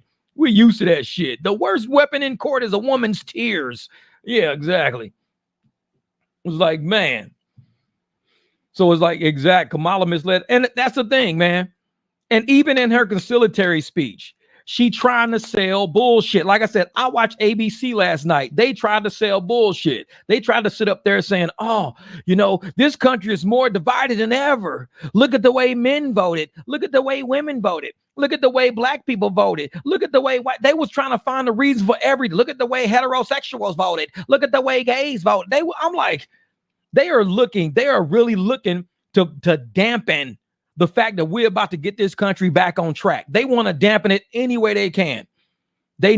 She never talked about anything political. She never talks about political. Everything she talks about is rhetoric. Fight, power, fight. We're going to fight. We're going to walk away from power. We're going to hand over an easy transition of power. How the hell you go from 81 million votes for Biden to 67 million for you? Where in the hell did 14 million people disappear to? Because Trump got the exact same number. Trump got 72 million last time and about 72 million this time. Where the hell did 14 million people go? Just disappeared. So don't give me that. We're going to have an easy transition of power. Should have happened 4 years ago and Trump would have been out of your hair. But they had to do the pandemic shit because they already planned it already. Because Fauci and them said, hey, you know what? We're going to plan on the next presidency having a surprise virus. They said that shit. He said that when Trump was in the presidency, he said, we're going to have a surprise virus in this presidency. So I'm like, okay. And guess what? We had a surprise virus. Coincidence that it was a surprise virus when Fauci said that at the podium? 3 years before that, he said, we're going to have a surprise virus in this presidency. And a virus popped up. Holy shit. The dark ages that the Biden and Harris campaign never talks about. They never talk about it. When they talk about medical autonomy, us having a right to choose for our bodies, they never talk about the fact that they were trying to make us poison ourselves with experimental shit. They never talk about that. But they want to sit up there, oh man, dude, y'all about to enter the dark ages. We just got out of the dark ages. We lost more jobs, lost more income, lost more poverty. Our fucking housing prices are upside down. Food. We just walked out of the dark ages. They're gaslighting you to make you not believe where you are. We are in a real fucked up America thanks to that party. That's why she got voted out, because she could never say Biden and I walked you out of a dark period of Trump. They could never say that they walked us out of a dark period of Trump. They never walked us out of everything they said Trump was going to do the first time. Oh, he's going to have wars. He's going to have poverty. It was exact opposite. The moment they took office, what happened? We had wars. We had poverty. We lost jobs. We had pandemics. We had deaths. As soon as the Democrats took office, everything they said was going to happen under Trump happened under them. Same shit this time. Oh, you guys are going to walk in the dark ages. We just buried everybody. What are you talking about? Under your presidency, we buried a lot of people. That shit ain't dark. It's like, what the fuck do you think is light? I guess to evil people, that's light. Ooh, we're killing people. These are the good times. We're burying bodies. This is the good times. What the hell, man? What the hell? Yeah, exactly.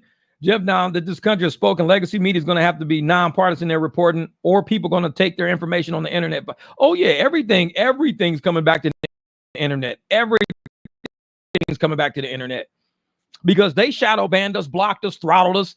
They do that shit, but we gonna get word out because once you start sharing everything and the algorithm grabs shit, just like this podcast, when this podcast is done, share it to your Facebook, share it, because it's gonna piss a lot of people off, but they should be pissed off. They should be pissed off that we had to go through a presidency that took us down the path that we've been for the last 4 years, to the point to where this vice president couldn't even speak about it during her campaign.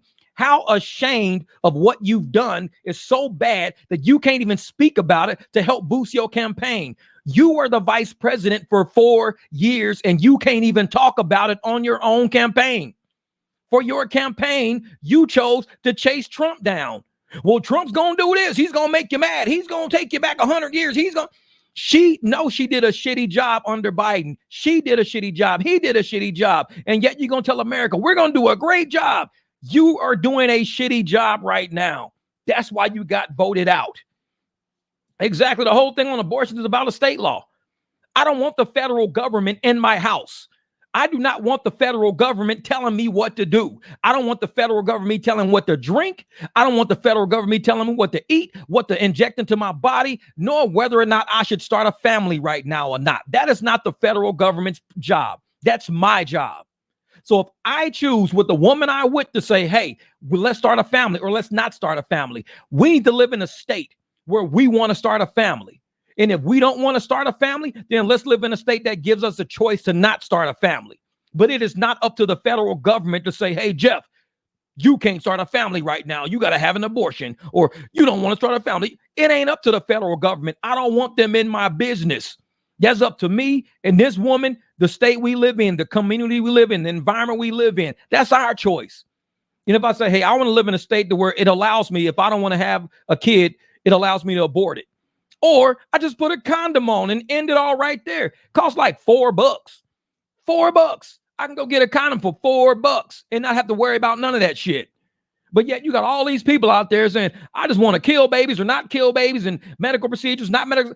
Go put a $4 condom, wrap that shit around your dick and just don't do it. I mean, it's that easy.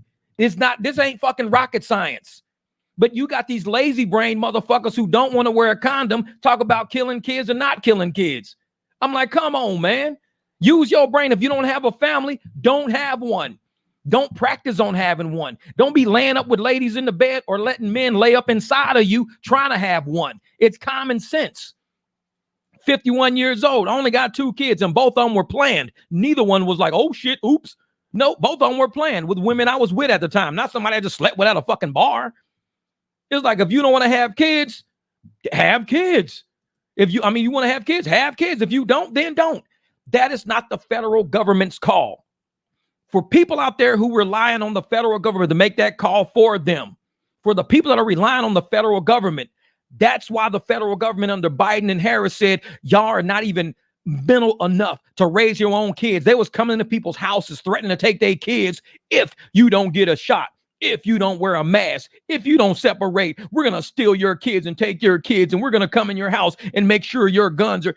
I'm like, she even said that shit on a video. She was going to come into your house to check to make sure that you're able to have weapons. Like, who are you to come into my house as an American citizen to tell me whether or not I could have firearms or not. If I've never committed a crime, never even thought about committing a crime, but it's up to you, the federal government, her, to come into my house to tell me, oh yeah, we're going to allow you to have guns. You know, we're not going to allow you. Why not? What's the criteria? It's based on how we feel. That's the federal government. This lady wants big government. Trump does not want big government. Keep that shit local. Keep it in your home. Keep it in your community. Keep it in your state. Feds don't want no parts of that. If you want to have a family, go have one. If you don't want a family, don't have one. But that's up to you and the state you're in. Was that? Hold on. Woo, zoom tight. All black men who voted for Trump, I applaud them. Something woke them up. If they were Dems before mama, make America manly again. There's a lot of good men in this world, all colors. Oh yeah. Oh yeah. And that's the thing for the Democrats, even Democratic voters were putting black men down. We already have enough going against us. Thanks, Jesse. We already have enough going against us in life, period. How many black men die in the communities that they live in, that they were born in? How many of us? How many of us die at birthday parties we throwing for ourselves because we got haters at the birthday parties that kill us in the parking lots driving around in a Hellcat? How many kill us at Roscoe's Chicken and Waffles? How many kill us in a driveway? How many kill us going down the street? How many kill us at basketball games, football games? How many times do we got to die before we say black men already got it bad enough? Don't beat me down because of who I choose to vote for too, on top of all that. Because I've been voting Democrat, and what happens? I still get killed in the same neighborhood I'm from, even voting Democrat. So I choose to vote Republican, and you hate me now. What's the difference? You hated me when I voted Democrat. You hated me when I don't. The only difference is I don't live around Democrats, so I have a less chance of dying now. Most Democrats die at the hand of Democrats. That's just how it works. Most Democrats don't die at the hand of Republicans. So when you sit there and you want to talk about black men, we look at the Democratic Party differently as black men who have seen the struggle. We witnessed the struggle. You have a prosecutor who put men like us in jail. You have a bill, the Biden crime bill, the Bill Clinton crime bill, who put people like me in jail, who make it hard on me. And now you're going to say, we're going to make it hard on black men. And now we done made it so hard on your ass, you don't want to vote for us. We're going to talk shit about you now. I don't give a shit. You out of office anyways. The moment we get rid of all these Democratic plantation owners, we done with all of that. Maybe black men can prosper because we have tried it your way. We have tried to vote Democrat, hoping that it goes your way. All we get is EBT in the hood and more black men locked up or dead. EBT in the hood, more black men locked up or dead. The Democratic way ain't working. It's just not working. And if you're telling me, oh no, when Democrats run office, less black people go to jail. Bullshit. Bullshit. They tried that this term, letting people just smash and grab, run up in stores and run out of stores with shit. Are we going to let black people do crime? How about we do this? Stop allowing black people to do crime and give them the opportunity to do something more constructive with that time. Like Andre 3000 said, you call it a sin for us to go out and do what it takes to win, but you're not giving us another way to win. So if we out in the streets doing something, you got to give us something else to do other than be in the streets. Come up with a creative way for black men to win. Don't say, oh, it's a sin, Jeff. It's a sin. Cool, call it a sin. But are you going to give me a way to win? If you ain't giving me a way to win, then you just criticize me. And the Democrats are notorious for that shit. You allow me to go out and do crime. You allow me to do that. Allow me to be called a criminal. Allow me to be locked up. But you're not giving me no opportunity to make money, so I ain't got to do crime. I need my hands full. I need to be busy.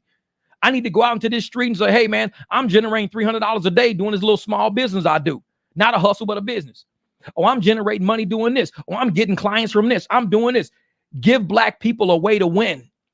But instead of doing that, they gave all this money to all these illegal people coming in when they could have gave it to black people to build businesses. There was ladies crying and shit. Crying. Because they're selling their business to an immigrant who got free money from the government, money that we got to repay through them raising our taxes.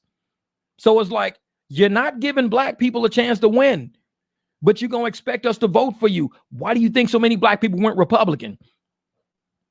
Because more black Republicans are winning than non-black Republicans. What's this? Hold up. This dog in the bathroom doing something. Hey, get out of here.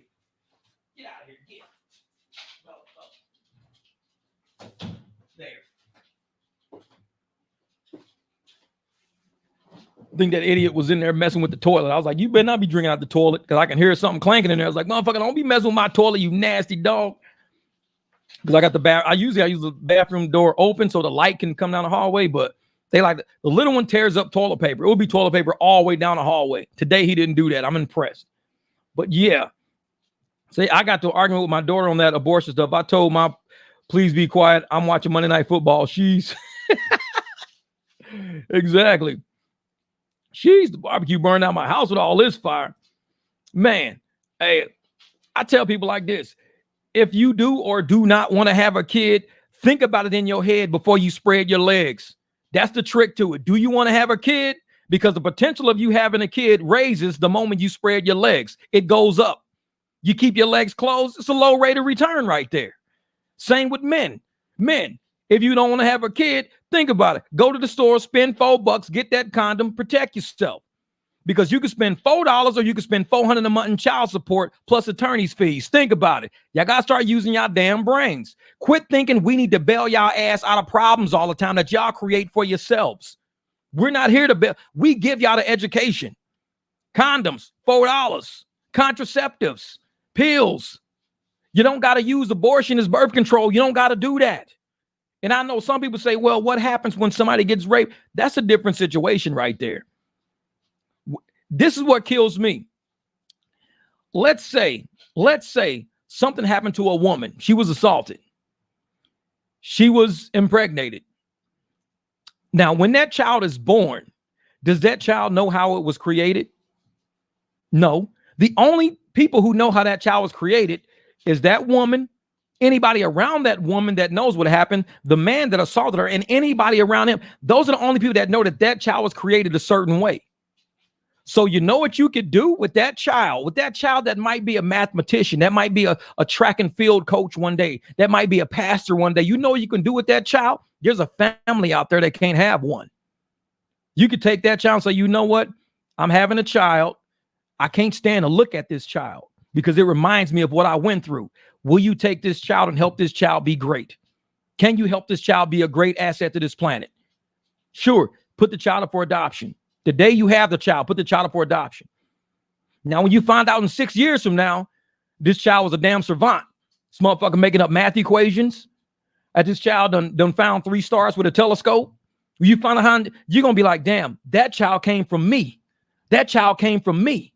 The intelligence in that child came from me. I gave birth to that level of intelligence. I put that intelligence on this planet. That is an amazing child, and it came from me. But guess what? You doubted that blessing because of how it was created. You doubted a part of you because it disgusted you so much of how that child was created. You got to let that go. Let that child be great. Let that child be great. That's not up to you. Because if you want to sit there and judge that child, whether or not that child should live and be great or die and vanquish so you can feel better, so you could feel better as a human to not allow that child to be great, then you do what you got to do. You do what you got to do. But I'm a person that says, hey, you know what? You want to let that child be great? Let that child be great. That's your choice, though. It's not the federal government choice. It's your choice. You want to let the child be great? Then you go to a state where that child says, hey, you know what? I don't want to let this child be great. This child is going to remind me. I don't want to put it up for adoption. I don't want anything to do. I just want to let it go. Let it go then. So many other ways in abortion. But if you want to do that, that's your choice. And when I look at somebody who says they had an abortion or this and that, no knock to them, but they got to realize I wouldn't even be sitting in front of them talking to them had their mom had an abortion. As much as the great shit as they've done on this planet, if their mom had an abortion, I wouldn't be talking to them. All the friends they got, the jobs they got, the nice car they got, none of that shit would have existed. And how do they even know that the woman that they call mom is even a real mom? They could have been adopted by somebody that looked like their mom. They don't know. They don't know. So you allow some people just to be great. You might say, you know what? I'm going to take this child and to a whole nother state and let them be adopted in another state. So I don't ever have to see this child. Even if you abort that child, you always going to remember what happened. You're going to remember you were assaulted at some point in your life and you're going to talk about it. You're going to remember you had a child or you had an abortion. You're going to talk about it. So don't think removing a child from existence It removes the situation that happened to you. All it did, you just felt like, I'm going to pay this guy back for doing what he did to me. I'm going to kill this baby. I'm going to pay him back. What he did to you ain't got nothing to do with that baby. You're going to remember it whether that baby's there or not, because it happened. You got to get over it. You got to go through therapy and counseling. You got to get past it. You got to have friends and support groups. You got to get, killing that child is not going to take away what happened to you. The biggest success you can have against that is for that child to be the greatest thing that ever fucking existed. And that piece of shit dad that did that to him will never get to experience that with you or anybody else who is on that child's journey. That child will be great. And you allowed that child to be great. That child became a bus driver. That child became a pastor. It getting, kids to and from school. It became a coach. It became a pediatric. You don't know what that child's going to become, but you know that piece of shit dad, you got revenge on him because you just put a blessing out in the world that countered that fucking evil that touched you. But you want to sit up there and eradicate that evil and say, this is how I'm that evil's always going to be with you, always going to be with you, because you never gave a chance for good to come out of that evil. You killed it in exception. You ended it right there. You never gave it another life to somebody else or try to raise it yourself. You had a reason, and you will always remember the reason why you killed a baby. You will always remember it. So you'll forever have a rotten soul. And not that having a rotten soul is a bad thing, because you have a right to have that soul after what happened to you. But just know, any man you ever fuck with, any man you ever deal with, and once he finds out that story about you, you don't know if it's going to go left or right. You don't know if it's going to go left or right. Because I'm going to tell you, some men don't like the fact that you were even injected during the pandemic. Some men might say, oh, I didn't know you had that shot. Yeah, I can't fuck with you then. I can't fuck with you. Some women might feel like that. I didn't know you had that shot. I can't fuck with you. I can't fuck with you. Things that you medically do to yourself might affect somebody later down the road. You don't even know. Oh, I didn't know yeah. How many abortions? 3? Damn. Yeah, that's cool. Well, I need to go to my kid's birthday party today. I would take you. Then you find out you ain't getting no text messages back from that motherfucker. Because he's got some beautiful lives that he put on this planet. And he see you as somebody who just killing lives left and right, using his birth control. How you going to sit there and enjoy some man with his kids, enjoying birthday parties, enjoying cake and opening up gifts and birthday shopping for somebody when you done killed 3 of them over the past 4 years? Could have been you. Could have been you. Now, a lot of people go, well, I just wasn't ready for a kid. Easiest way to not have a baby is don't lay your ass down for one. That's the easiest way to do it. Easiest way to do it. If you don't want to get, beat up by a gang, don't join one. That's the easiest way to fucking do it. It's the easiest way to do it. If you want to get bit by a dog, don't go around dogs. It's hard to get bit by a dog if you ain't around them. Easiest way to do it. Don't put yourself in the environment of where that decision has to be made. That's how you not have to worry about abortions. Do I worry about abortions? No. I mean, I'm 51 years old. I'm never having another fucking kid. Hell no. I have a vasectomy before I have another fucking kid. No, because I don't want to have a decision of where there's a life inside of a woman. And I'm like, dude, by the time this kid is a senior in high school, I'm going to be like 70 years old. Shit. It's going to be great for him because he's still young and agile and he's being great. But for me, I'm cheating him out of a life of a young, healthy, vibrant fucking dad. I'm cheating him. He deserves better. So maybe it will be somebody we have to give up for adoption. Maybe it will be somebody who can say, hey, your dad might only live like another 10, 15 years, man. That's it. Then it's lights out for this motherfucker. He's already old, man. Lights out. A lot of decisions got to be made. But if I don't want to make that decision, I don't put myself in that situation and have to make it. I got dogs. I'm cool with dogs. That's it. Motherfuckers, they'll probably outlive me probably a couple of years. Well, the little one definitely will. The big ones, I don't know. But that's the thing, though. I don't have to have that decision weighing on my heart every day with a president and the federal government telling me you can or can't have this life involved. I ain't got to deal with all that shit. I ain't got to deal with all that. So that was my whole thing about the abortion. To me, it wasn't a win or lose thing. It was the federal government is either involved or the federal government is not involved. That's all it was to me. You're going to either have it or not based on the kind of person you are. That's it. Either you're going to have it or not. You're going to find a state that allows it or not. You're going to lay down and have one or not. That's on you. And you want to blame the federal government for you, which is why the federal government thinks they have a right to tell you to wear a mask, to get a shot, or you won't get a job, because they don't even think your ass is smart enough to make your own decisions. They've told you already. They think you're stupid. Kamala Harris even said, these kids nowadays are stupid. She even said that shit. She even said that right to y'all faces. These are the feds. If you want to have a life yourself, do not involve the federal government. Let your local government deal with it. If you don't like the way the shit your local government is, just like if you don't like the way your apartment complex is going, you move to another fucking apartment complex. If you don't like the way your state is, move to another state. Well, and not everybody can afford to move to another state and save up. Save up. You can move to another state, save up, quit clubbing, quit fucking partying, quit buying Louis Vuitton shit, save up. Because if it's that important to you, you will save up and get the fuck up out of there if it's that important to you. But if you're just trying to find an excuse to make somebody else cater to your bullshit, this is what you come up with. Excuses all. I can't, I don't like, I don't want. Well, how come the federal government can't just tell us? Because the federal government don't need jurisdiction over the lives we create or not create. That's not their business. This is about you and your house, you with your spouse, you and your local community. That's what it's about. And I appreciate Trump for saying we should not be federal government with this big ass hand putting a broad paintbrush stroke over the whole United States saying, do this. Fuck that. That's Kamala Harris level shit. And that's what they did during the Biden administration during COVID. Everybody has to get the shot. What? If you don't get it, you don't work. Well, that's a broad stroke, because what if somebody's allergic to the shot? What if somebody just don't want it? Well, don't matter. Everybody. That's that broad federal government stroke. That's the shit they own. And it's like, no, we don't want to do that, man. We don't want to do that. I should have a right to say whether or not I can go chat with my doctor. Well, the federal government's going to tell every doctors, if you tell people not to get the shot, then you're anti-science and we're going to take away your doctor license. It's like, that was the federal government. We remember that was the federal government. Any doctor not doing what the federal government says is anti-vax, and they're going to lose their medical license. Broad strokes. That was the federal government. Everybody had a different situation. Some people were already immunocompromised. Some people just didn't want it at all. Some people already had it and was completely healthy and didn't need it. But yet you got Kamala Harris and all this broad fucking stroke.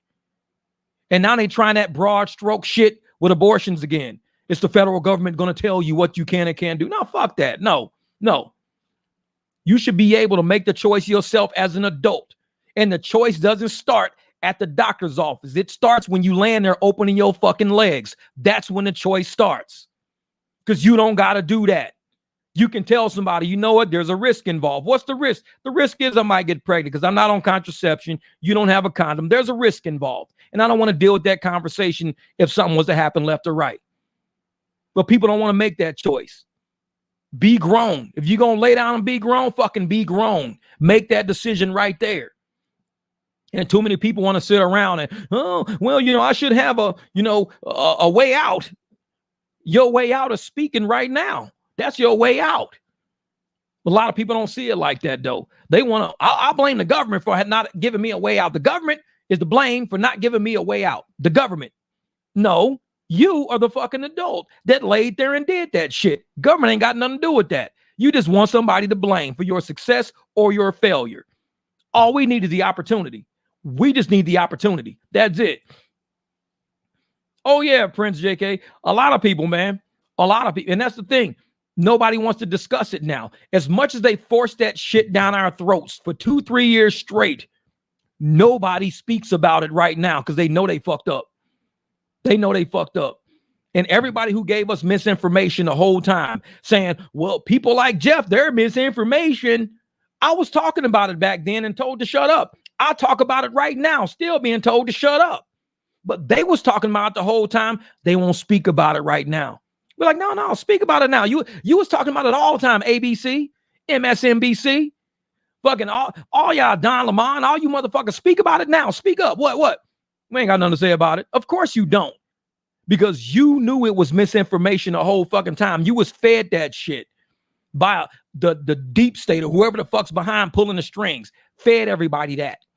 And after you fed everybody that, now you don't want to sit up and take responsibility for what you was telling everybody. I'm still standing on what I said back then, I still stand on it now.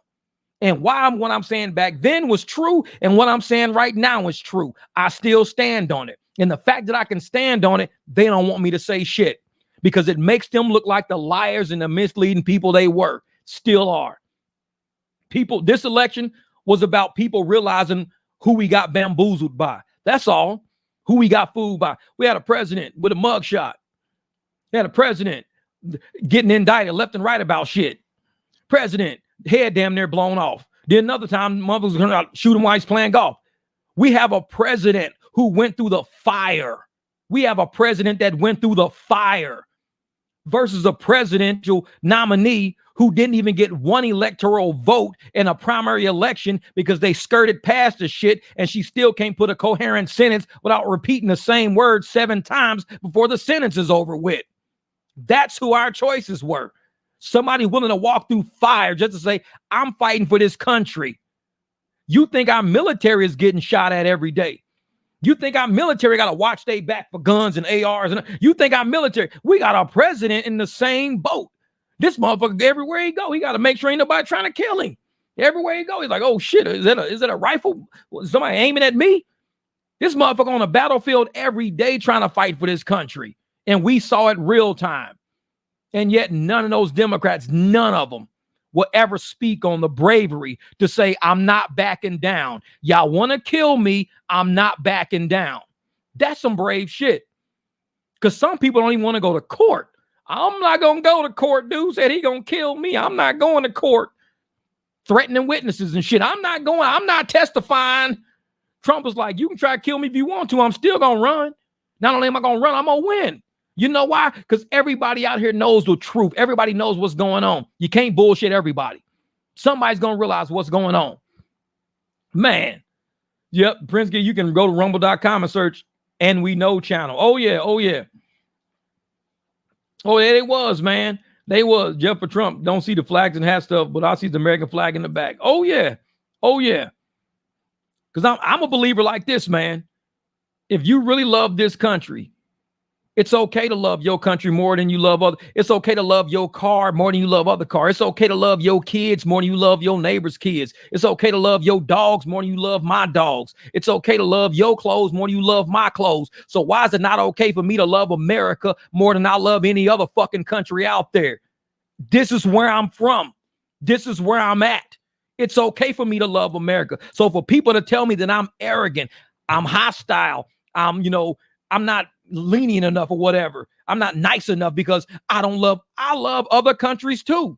I just love America more. Like I love my dogs more than I love your dogs. I don't even know your fucking dogs. I love my car than I love your car because I built my fucking Jeep. I love that Jeep. I don't know your Jeep. But they want to try to tell you the fact that you love America and that you stand up for America first. Oh, you're a bad person. You're an evil person because you don't love China. You don't love Japan. You don't love Ukraine. I never said I didn't love them places. I just said I love America. Well, how do you feel about Ukraine? Love them too. So what? Well, do you love them enough to give them everything you got and you have nothing? I don't love them that much. That's like me saying I love your dogs more than mine to where I can take away all my dog food and my dogs starve and your dogs eat. Why would I starve my dogs just to prove to you that I love your dogs? Oh, I love your dogs. I'm going to take all my dog food and give it to you. No, we don't take all of our resources to give to you just to prove we love you. No, love self first. Get up in there, man. Make your life better. Make yourself able to share the love you got for yourself with other people. You love Morocco. I love Morocco. Morocco and Caracas. Like shit. It was like, hey, and that's why I tell folks, if you love yourself enough to radiate that love to other people, that's a good thing. But if you don't love yourself, how can you love anybody else? How can you radiate that shit? If you don't even like yourself, how can you expect somebody else to like you? How can you even radiate liking somebody else or radiate loving somebody if you don't even like who you are or what you about? This shit don't make no sense to me. The reason why Kamala Harris lost, because she didn't like the job she did for the past 4 years. If you can't even talk about what you've done for the past 4 years, what you have done with your existence for 4 years, yet trying to distance yourself away from it, that means you don't like you. You don't like what you've done. You don't like what you've been a part of. You don't love what you've been a part of. You don't love the people who you were working with and working for and working around for 4 fucking years to where you want to distance yourself. But you want to tell us, love me, y'all. Love, man, fuck you. Come on now. We're not stupid. We're adults, but you treat people like children. Hey, y'all want to see Megan Thee Stallion booty? You want to see her booty? I'm going to throw a concert. Look at Megan booty. Look. Y'all want to see some titties? Look, I'm going to bring some stars on here with some titties hanging out. Like, who the fuck do we look like? I'm like, we're trying to get this country back on track. And this is what you do to grown-ups who are looking for money, better interest rates. We sitting there trying to get ahead. We got decisions to make on property we own. I got to make decisions with this fucking property. I'm trying to see Megan booty. Fuck Megan. I'm trying to find out where's the interest rate going to come so I can do something with this house so I'm not sitting in debt at the level I'm at. That's what I'm talking about. You want to help me? Let's talk about child support for dads out there who are on their last dime. Every time they got to pay that $125 a week, they only got another $40, $70 to make because they got other shit to pay too. So I got to get $40 got to last me from now all the way around till next week. I got $40 because that $125 child support is hitting me. How can I get the time is money policy? How can I get that? What can I do to help out? Help this child out, help me out. We don't talk about that though. The Democratic Party is full of shit. And I don't mean the people. I mean the leaders. The leaders treat y'all like a bunch of fucking kids. Hey, wash your hands. Don't forget to wash your hands. The fuck you telling me to wash? My mom used to tell me that shit when I was 5 or 6. I'm 50 now. You don't think I know better? I work on cars all the time. My hands are clean. I work on cars all the time. Look at my hands. I work on cars all the time. Metal, aluminum, steel, rusted nails, busting my knuckles and shit. You don't see nothing wrong with my hands because I wash my hands all the time. Been doing this shit for decades. I don't need no motherfuckers spending millions and billions of dollars to tell me to wash my hands. I'm grown. Come on, man. Don't play me like that. So when I sit and I see these people wasting our focus, wasting our direction to try to narrate us and say, we care about you. Stephen Colbert's stupid ass doing vax dances. Get the shot. Get the shot. I'm like, you idiot. I'm like, you acting like this is fucking Sesame Street. We're grown ass people out here. I have not watched Steve Colbert since then because that shit was condescending to every adult out there. That shit was condescending. People running around with injuries now. Kids all hurt. People dying left and right. Motherfuckers sleeping on the couch and don't wake up. All because you got people like Stephen Colbert out there. Get the shot. Get the shot. Dancing around the fucking vaccine. I'm like, you motherfucking idiots. That's what I said, no, man. I can't deal with people like that because it's real in the field out here, man. It's real out here. So when y'all see me on the mic, when y'all see me doing what I do, chatting with y'all, having fun, I'm keeping it 100 with y'all. And I know you two gonna spam me, give me a yellow dollar sign, not even send my shit out. Fuck them. You can only hide what's real for so long. The truth is going to eventually come out. People gonna see past the narratives. You can try to sell us a path all you want, but we got questions and we want answers and we have realizations and we gonna sit down and have conversations. And you can sit there and try to feed us bullshit all you want. Anybody with 2 brain cells, more than that 1 brain cell amoeba that end up becoming a fucking fish. You got 2 brain cells, you're getting there now. Because you can start putting shit together and figuring shit like, wait a minute, hold up for a second, wait a minute. If they saying this, but they own all the corporations that do that, then that means they're going to be getting money from our taxes because they're the ones at the corporations getting the contracts that they own from that. Just yesterday, motherfucking politicians talking about they want to ban Congress members, ban from doing stock trades, ban them from doing stock trades, which is what I agree with, It's cool to hold stock, have stock. If you have stock before you get into office, if you own corporations before you get into an office, totally cool. But you should not have to divest from that stock, nor should you be allowed to do stock trades during the time of you're in Congress. And you shouldn't be able to work on any committee that deals with an industry of the stock you're holding. It's only fair. You shouldn't have to divest from the stocks you own. You shouldn't have to impoverish yourself because you might sell that stock today at a huge loss. You shouldn't have to divest. Keep your stocks. You just can't trade them till you're out of Congress now. And once you're out of Congress, oh, trust me, our communication will be We will look for insider trading. We will look for finagling and fuckery. We will look for that. But keep your stocks. You just can't trade them. Because there are a lot of people in Congress who are millionaires before they get in Congress. They own manufacturing companies. They own, shipping companies, distribution. They own a lot. So just because they win a congressional seat shouldn't mean they have to sell their whole company just to not be. No, keep your company. Keep it. You just can't do shit with it.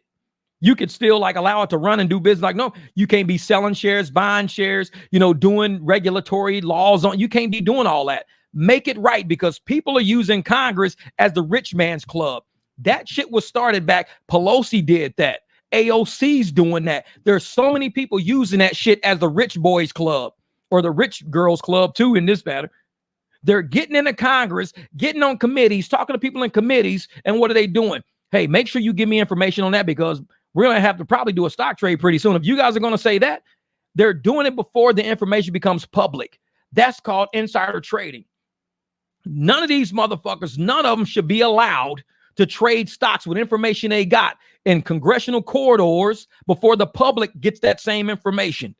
When you see somebody trading stock before that information goes public, that is insider trading. That's the shit Martha Stewart went to jail for. How come our congressional members are not going to jail for the same thing? They are not above the law, but they think they are.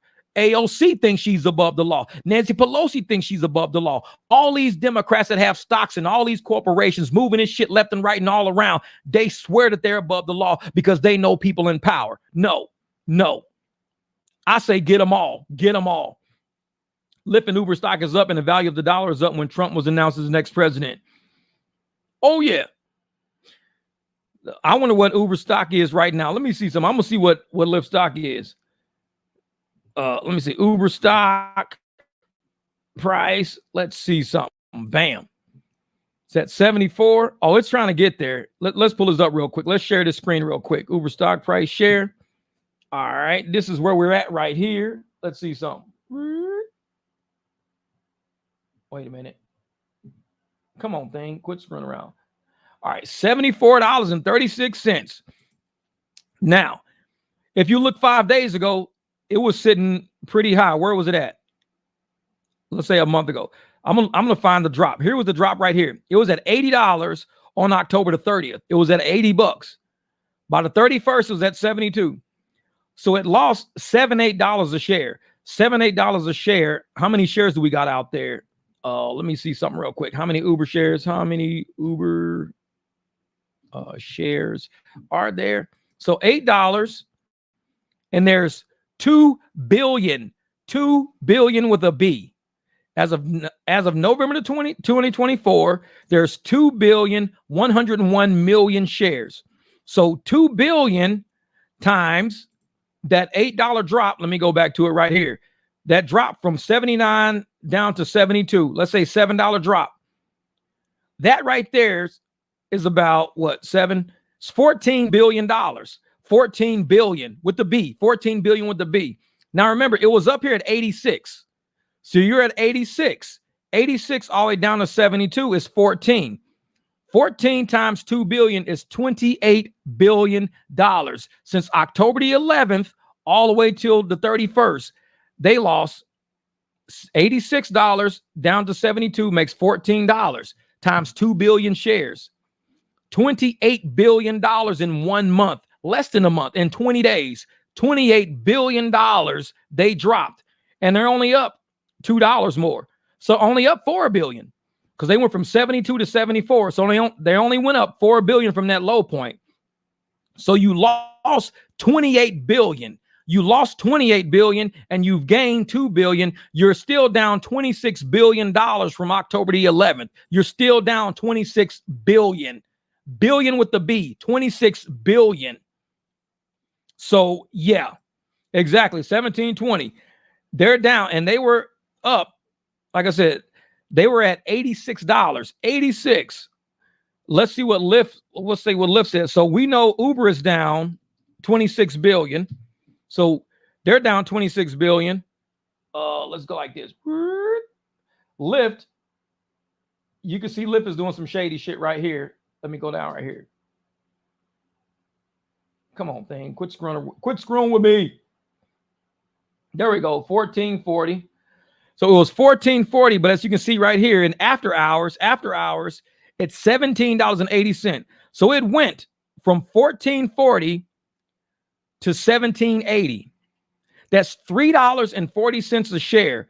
$3.40 a share. This is how many shares there are. $3.40 a share. And there are approximately, as of November 2024, 406 million. 406 million. And you went from 1440 to 1780, 340. So let's say $4, $1.6 billion. You went up $1.6 billion. So they went up. Today, Lyft jumped after hours, 1.6 billion. They're up 1.6 billion right now in value, in company value. So, but if you put it in a month, and this is the highest they've been all month, because Lyft, remember, Lyft was way down at $8.92 at some point. They're at $8.92. They were at $8.92. After hours, they're up 17. They have more than doubled in value. The company has more than doubled in value from when it was $8.92 to $17.80. That's double value right there. So each dollar in Lyft is now worth $2. So they went from being, it was 406 million times, let's say $9, which is 3.6 billion. And now they went up to $17 times 406 million. That's a lot. So they went from 3.6 billion to over almost $7 billion. I believe about 17 billion. $17 times 406. Let's see something. Calculators. Let's see, 17, 1, 2, 3, 1, 2, 3. No. 1780 times 406, 1, 2, 3, 1, 2, 3. They're worth $7 billion now. So they went to 7 billion. They were worth 3 billion and went to 7 billion. That's crazy. What do you think? Did someone done? Well, on Halloween, it was the end of a quarter or the middle of the end of a quarter. And I think somebody had to dump. So when they dumped it, that kind of boosted them. That dropped their stock from 18 all the way down on Halloween night. And it's crazy because, Halloween night for, let's go back 5 days ago. Halloween night for Lyft was pretty even. It was $13.35, and by the end of the night, it was at $13. So they dropped 35 cents. Lyft dropped 35 cents on Halloween, 35 cents. Uber dropped billions. So it was 35 cents times 4, probably like $100-something million, maybe. Lyft maybe dropped 100 million. Who knows? Let's say 100 million. Not even 100 million, close to. Uber dropped billions that same night. So something happened with Uber that didn't happen with Lyft that same exact night. Something happened with Uber, man. And that's crazy right there. That's crazy to drop that much. Yeah. So who laughing now there? They laughed at me. Yeah. See, I told them price for abusing the consumer discrimination and other violations of contract will cost them. Oh, yeah. Oh, they dropped.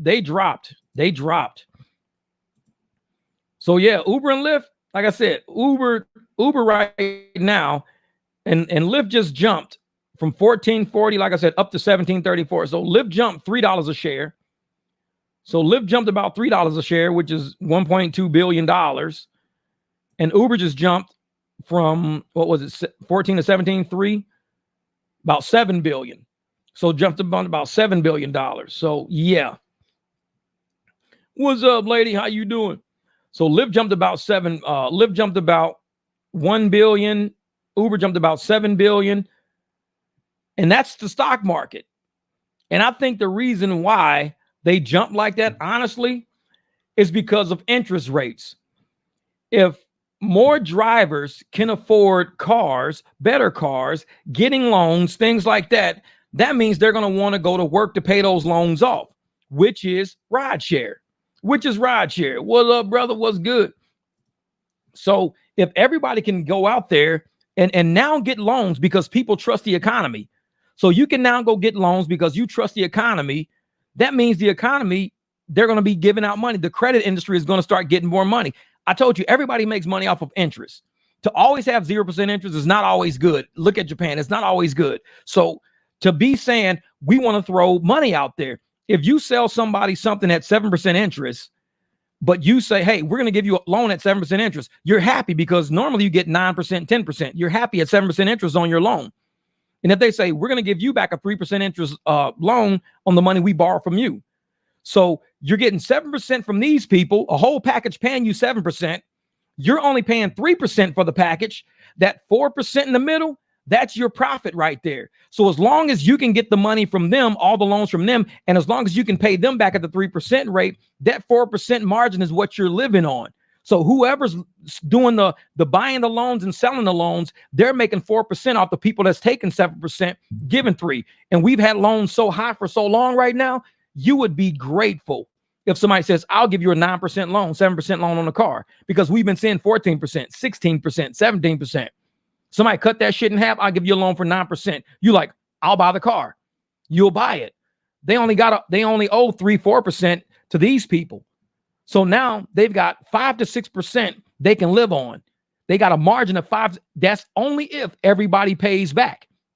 The risk is there. If everybody don't pay back, you got to do other loans to take up the money you owe them, because it's like a little pyramid scheme almost. You got to make sure everybody pays you back. And if everybody don't pay you back, you got to issue new loans because you still got to pay off the people you got from. Keep those margins. And like I said, interest is a business. Interest is a business. What's up, Chris D? Interest is a business. And so as long as Donald Trump is in office, he knows how to move numbers. The dude can move a whole fucking country. He can do it.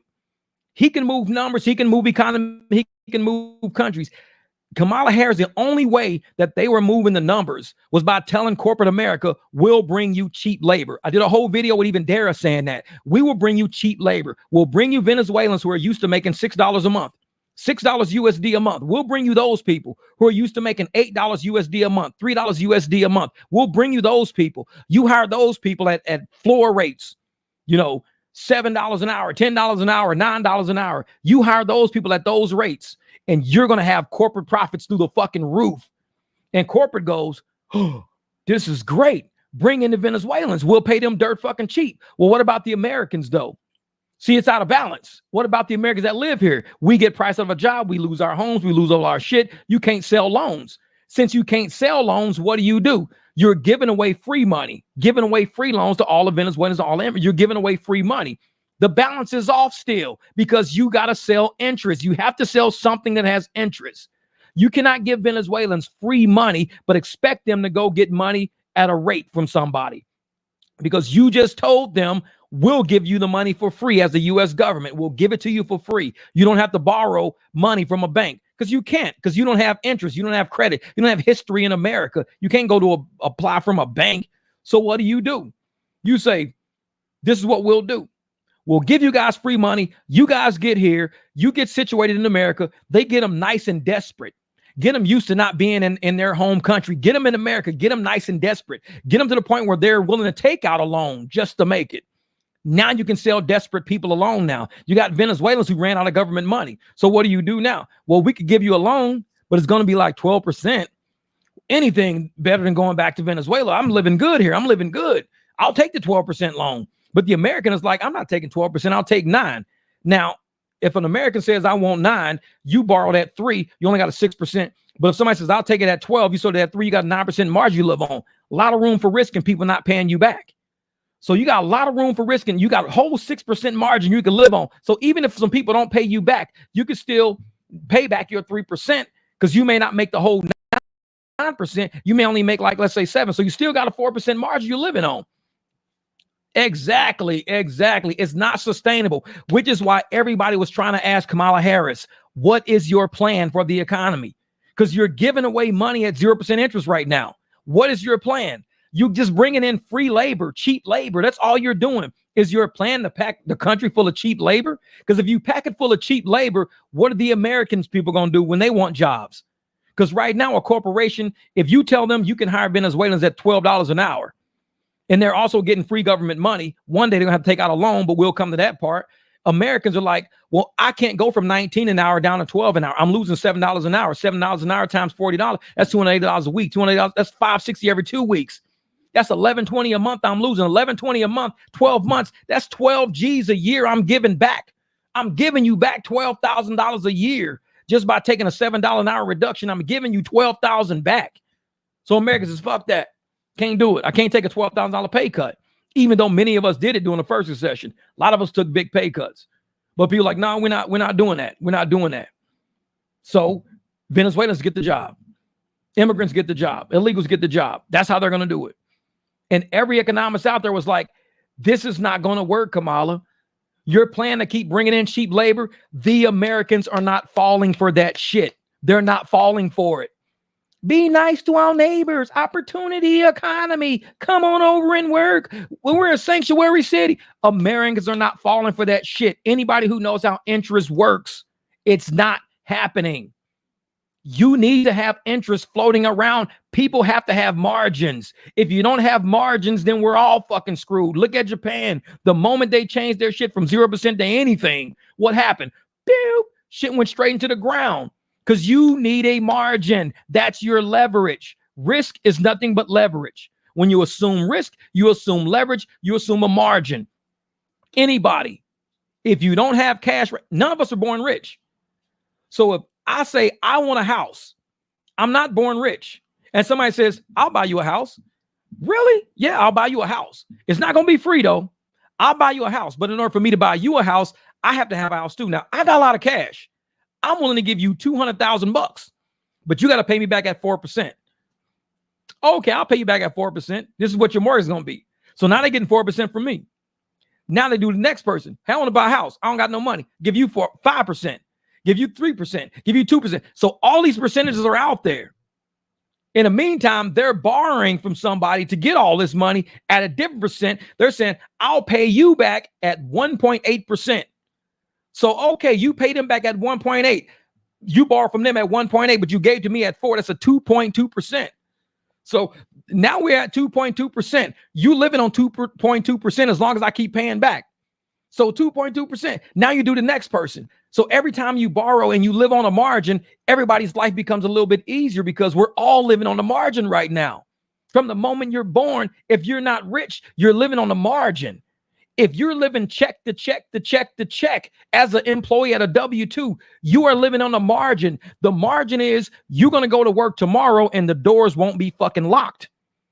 If you go to work tomorrow and the doors are locked, your margin is now zero because you don't have a job no more and you are living on somebody else's credit.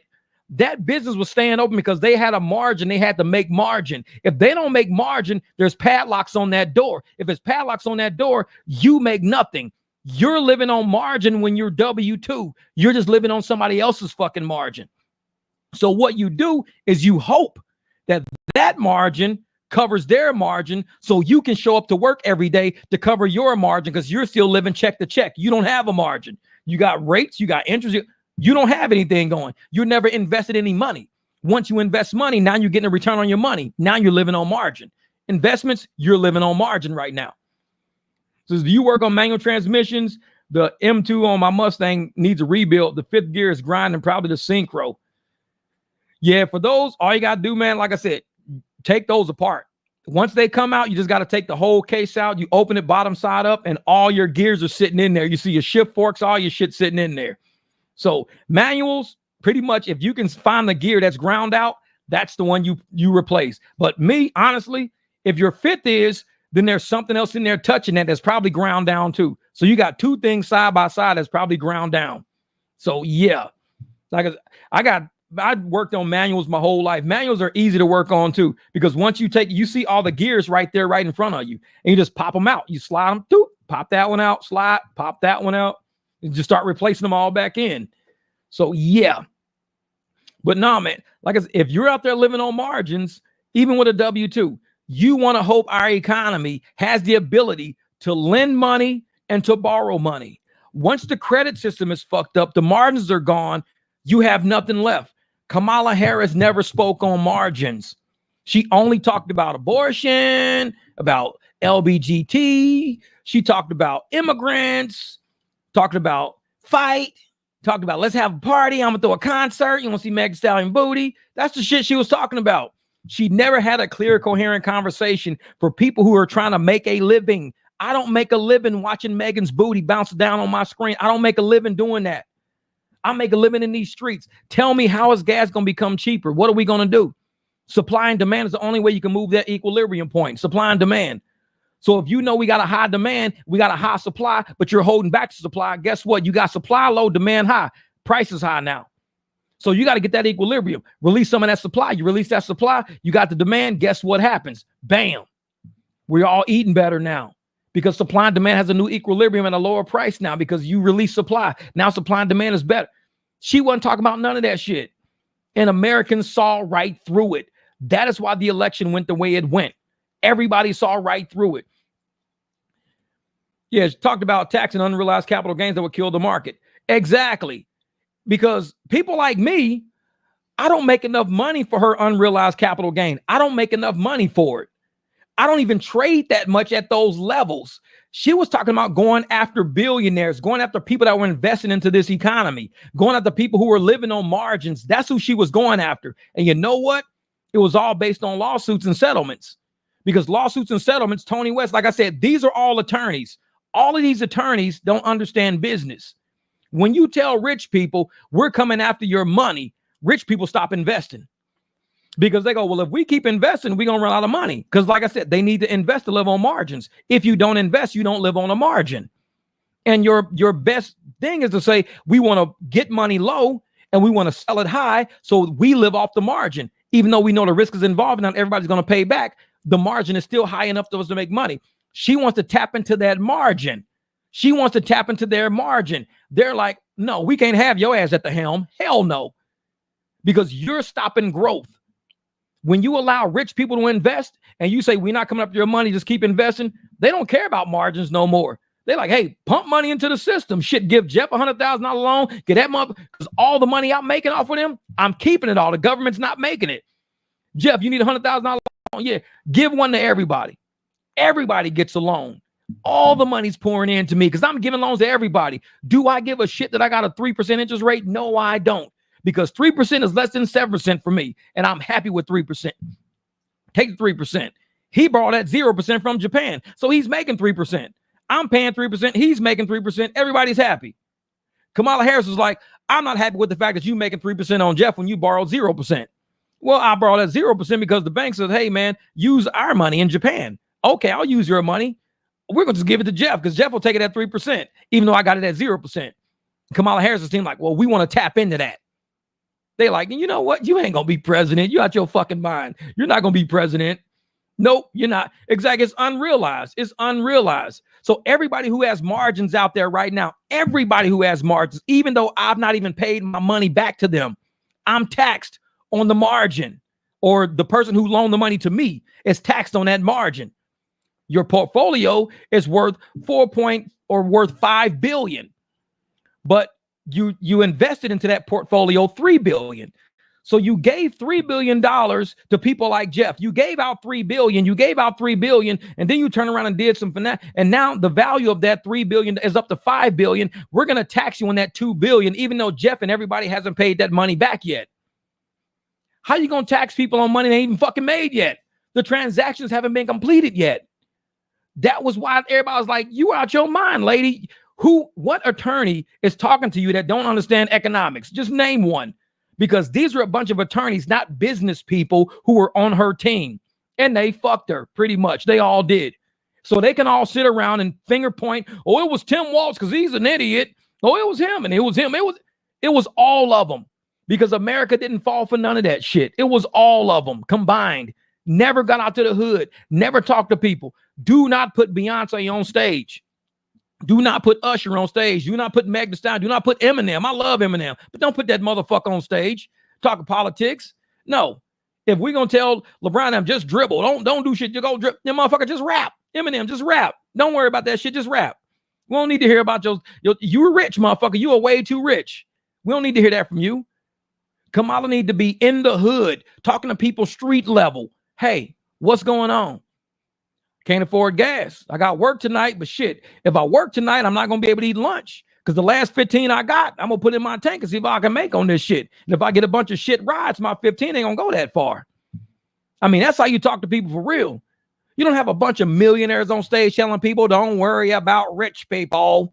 Don't worry about wealth. Wealth is the devil. Anybody who's too wealthy, don't trust them. That's what Obama said. Anybody with too much, more than they need, I wouldn't trust them. And look at everybody on stage. This is how idiotic they are. Anybody that has more than they need, I wouldn't trust them. And who's on stage with Kamala? All of these rallies. A bunch of people with more than they need. And you got somebody, if they got more than they need, don't trust them. I'm like, y'all sound stupid. This is why y'all lost. Because y'all don't make no sense to people with a brain. The people without a brain going, yeah, we shouldn't trust rich people. Thanks, Michelle Obama. Thanks, Eminem. Thanks, DJ Flex and all you motherfuckers that are rich. Thank you. We shouldn't trust rich people. I needed to hear that. Bunch of fucking idiots. I'm like, Michelle Obama really said that shit like out loud. I know it was probably in your head because you a rich motherfucking shady ass lady, but don't say that shit to people. Don't trust anybody that got more than they need. I got 2 mansions on the beaches in Hawaii, you idiots. It's like, yeah, exactly. Like you really need 2 mansions in Hawaii on the beach, and I should be trusting you. These people, man. This bought 70K worth of Bitcoin. Now 85K would tax 15K, even though they never sold it. But that's the thing, Duato. It sounds like that's what would happen, but you don't make enough money for that. That's not high enough. They're talking about anybody who makes at least millions of dollars a year, $500,000, $900,000 a year. You got to actually make that in income. You don't make enough in income to be taxed on that. And that's where everybody was having a problem with. She wasn't coming after people like me and you. We don't make enough for her unrealized gain shit. We don't make enough. I could sell my house and still not be taxed on an unrealized gain because I need to make X amount of dollars. I'm going to tell you how much. I'm going to say threshold. I'll say threshold for Kamala unrealized gain. The threshold. Okay, I'm going to tell you about what her threshold. Oh, see, there it is right there. I did it. It says, in her campaign, it included a new idea that will require taxpayers with net wealth above $100 million to pay a minimum tax on their unrealized capital gains from assets such as stocks, bonds, or privately held companies. So, like I said, this is going after billionaires. It's called a billionaire minimum tax, and it would take the tax code in the wrong direction by imposing a complicated tax on a narrow segment of high-earning taxpayer in a way that's never been tried. So people like me and you, it wouldn't affect. You have to have at least a net wealth of over $100 million for her tax plan to fuck with you. And a lot of people wasn't telling the truth about it. They was like, oh shit, if I sell my house, she gonna come after me. Motherfucker, you worth 100 million? No, worth about 60 G's. That's my job, pays me every year. She ain't talking about you then. She ain't talking about you. Anybody out there who knew what she was talking about, I already knew off the bat, rich people ain't going for that. Rich people not. The people who are donating to her campaign, ain't nobody going for that shit. Nobody's like, nah, ain't nobody going for that. You gonna tax, if we have a net worth of 100 million or better, you're taxing us on unrealized gains on any stocks, bonds, or privately held securities we got. You're going to really do that to me? Yeah, not a good idea. Not a good idea. Because we're holding our shit. So that means if I hold it this year, you're going to tax me on what I didn't sell. I still got it. Next year comes up. I got the same, and it's at the same. So I'm taxed twice on the same shit. I'm taxed twice on the same shit that I never sold at the same amount. I bought it for 1,000. Let's say I bought it for $1 million. It's worth 10 million. I'm taxed on 9 million. Next year, I still bought it for $1 million because I never sold it. It's worth 13 million now. Now I'm taxed on 12 million because you already taxed me for 1 million and 10 million in year one. And now year two, the value of the shit went up. So now it went from the 13. So now I'm taxed 12 million. You're taxing me on 9 million the first year, $12 million the second year, and I never sold the shit. It's not going to work. Rich people are like, we're not doing that. No, we're not doing that. You out your fucking mind. We're not doing that, because you're always at your base. So this is your cost basis right here. If $1 million is what you got it at, that's your cost basis for eternity until you sell it. That's it. Whatever the value is, if the value goes from 1 million down to 800,000, you got a loss. You're not taxed on it. It's a loss. It went from 1 million down to 800,000. You had a loss. You're not taxed at all. So you're like, ooh, you could take a loss and spread that fucking loss forward. You got a $200 million loss. If you got a $200 million tax, liability next year, you can use that $200 million, loss or whatever to extinguish that $200 million tax liability coming up. Now you're at zero. Year 3, you're at zero because you took the negative and the positive. You put that shit together, you're good. But your tax base is always at $1 million. Now, if the value jumps to $9 million, you got an $8 million unrealized gain. If you have a net value, a net worth of over $100 million to your personal self, you're taxed on that $9 million. And Kamala's like, well, you've got a net worth of over 100 million. We could tax you on 8 million. You should be fine. So even if they tax you 4 million, okay, they tax you 4 million. They say 50% on 8 million, 4 million. They take 4 million. And that's still on your thing. You only put $1 million into it. So now you've been taxed on 4 million. You've been taxed on 8 million. So really, instead of the cost basis being $1 million, can you add that 4 million you just paid to your cost basis? Because it's really money you lost. So do you say now, instead of it being worth $1 million, is it now worth 5 million? Because I paid $4 million into it last year to cover the taxes. They probably say, no, it's still worth the cost basis of $1 million. So you're starting me back over at zero, because the shit went from 9 million up to 12 million. So that's an $11 million gain I've got now. $11 million gain. You tax me at 50%. That's $5.5 million. So I've paid 4 million first year, 5.5. I'm at $9.5 million in taxes on some shit I bought for $1 million. And you still won't let me put that all the way up to 10 million. I'm at 1 million, paid 9.5 in taxes. You won't let me put it at 10.5 on my books. Nope, you just paid taxes. So I'm 10.5 million in the hole on some shit I bought for $1 million. It goes from 12 million to 15 million, 14 million, 7 million. Now we're from 9.9, $16.5 million in taxes. I bought some shit for $1 million 3 years ago. It's never going to work. Nobody's ever doing that shit. You said, oh man, I just paid $16.5 million in taxes on some shit I bought for $1 million and I never sold it. They keep taxing it on me at $1 million at $1 million cost basis. They keep taxing me at it. That's Kamala's plan. Shit'll never work for anybody with a brain. It'll never work. If you don't sell it, it's just acquiring value. So you never get taxed at 9 million. You never get taxed when it turns to 12 million. You only get taxed when you sell it at $16 million. Now you got a $15 million tax bill. You're taxed at 7.5 million. So now you pay 7.5 million in taxes instead of 16.5 million. So you save $9 million doing it the current way. You save $9 million. Because if you do it Kamala's way, you're paying $9 million more. Shit don't work like that, man. You can't do it like that. That's why nobody went for that. No, you're like, nah, man, shit don't even sound smart. Unrealized gains on anybody with a net worth of over, it's just extracting money out of people. And what's the government going to do with this money? Give it to immigrants, because you sure ain't giving it to black people. You're not giving it to Asians in America. You ain't giving it to white people, because North Carolina could use that shit right now. Florida people can use that shit right now. You ain't giving it to none of us. So where's all this money going? It's their plan to keep paying immigrants to come over on the proverbial slave fucking ship. They keep coming over on the slave ship, and they keep getting all this money from billionaires, pulling them into this country with this unrealized fucking tax gain that they're paying all over. No, we're not stupid. We're hip to the bullshit. It was all based on Obama's misunderstanding of economy, because he's an attorney. Michelle Obama's misunderstanding of economy, because she's going around, don't trust rich people that got more than they need. She don't understand economy. Tony West don't understand economy. All these people don't understand economy, but they are a bunch of attorneys running against a fucking businessman. And when a lot of black people, black women, black men, Latino men, Latino women, white men, white women, Asian men, Asian women, we realize we're looking at a businessman bring the business of the United States of America back onto the fucking platform. We are a business, not just a country. We are a business. Imports, exports, human labor, raw materials, resources, energy. We are a business. Put a businessman in charge of this business we call America. Get rid of all these fucking attorneys. Get rid of all of them. And we did.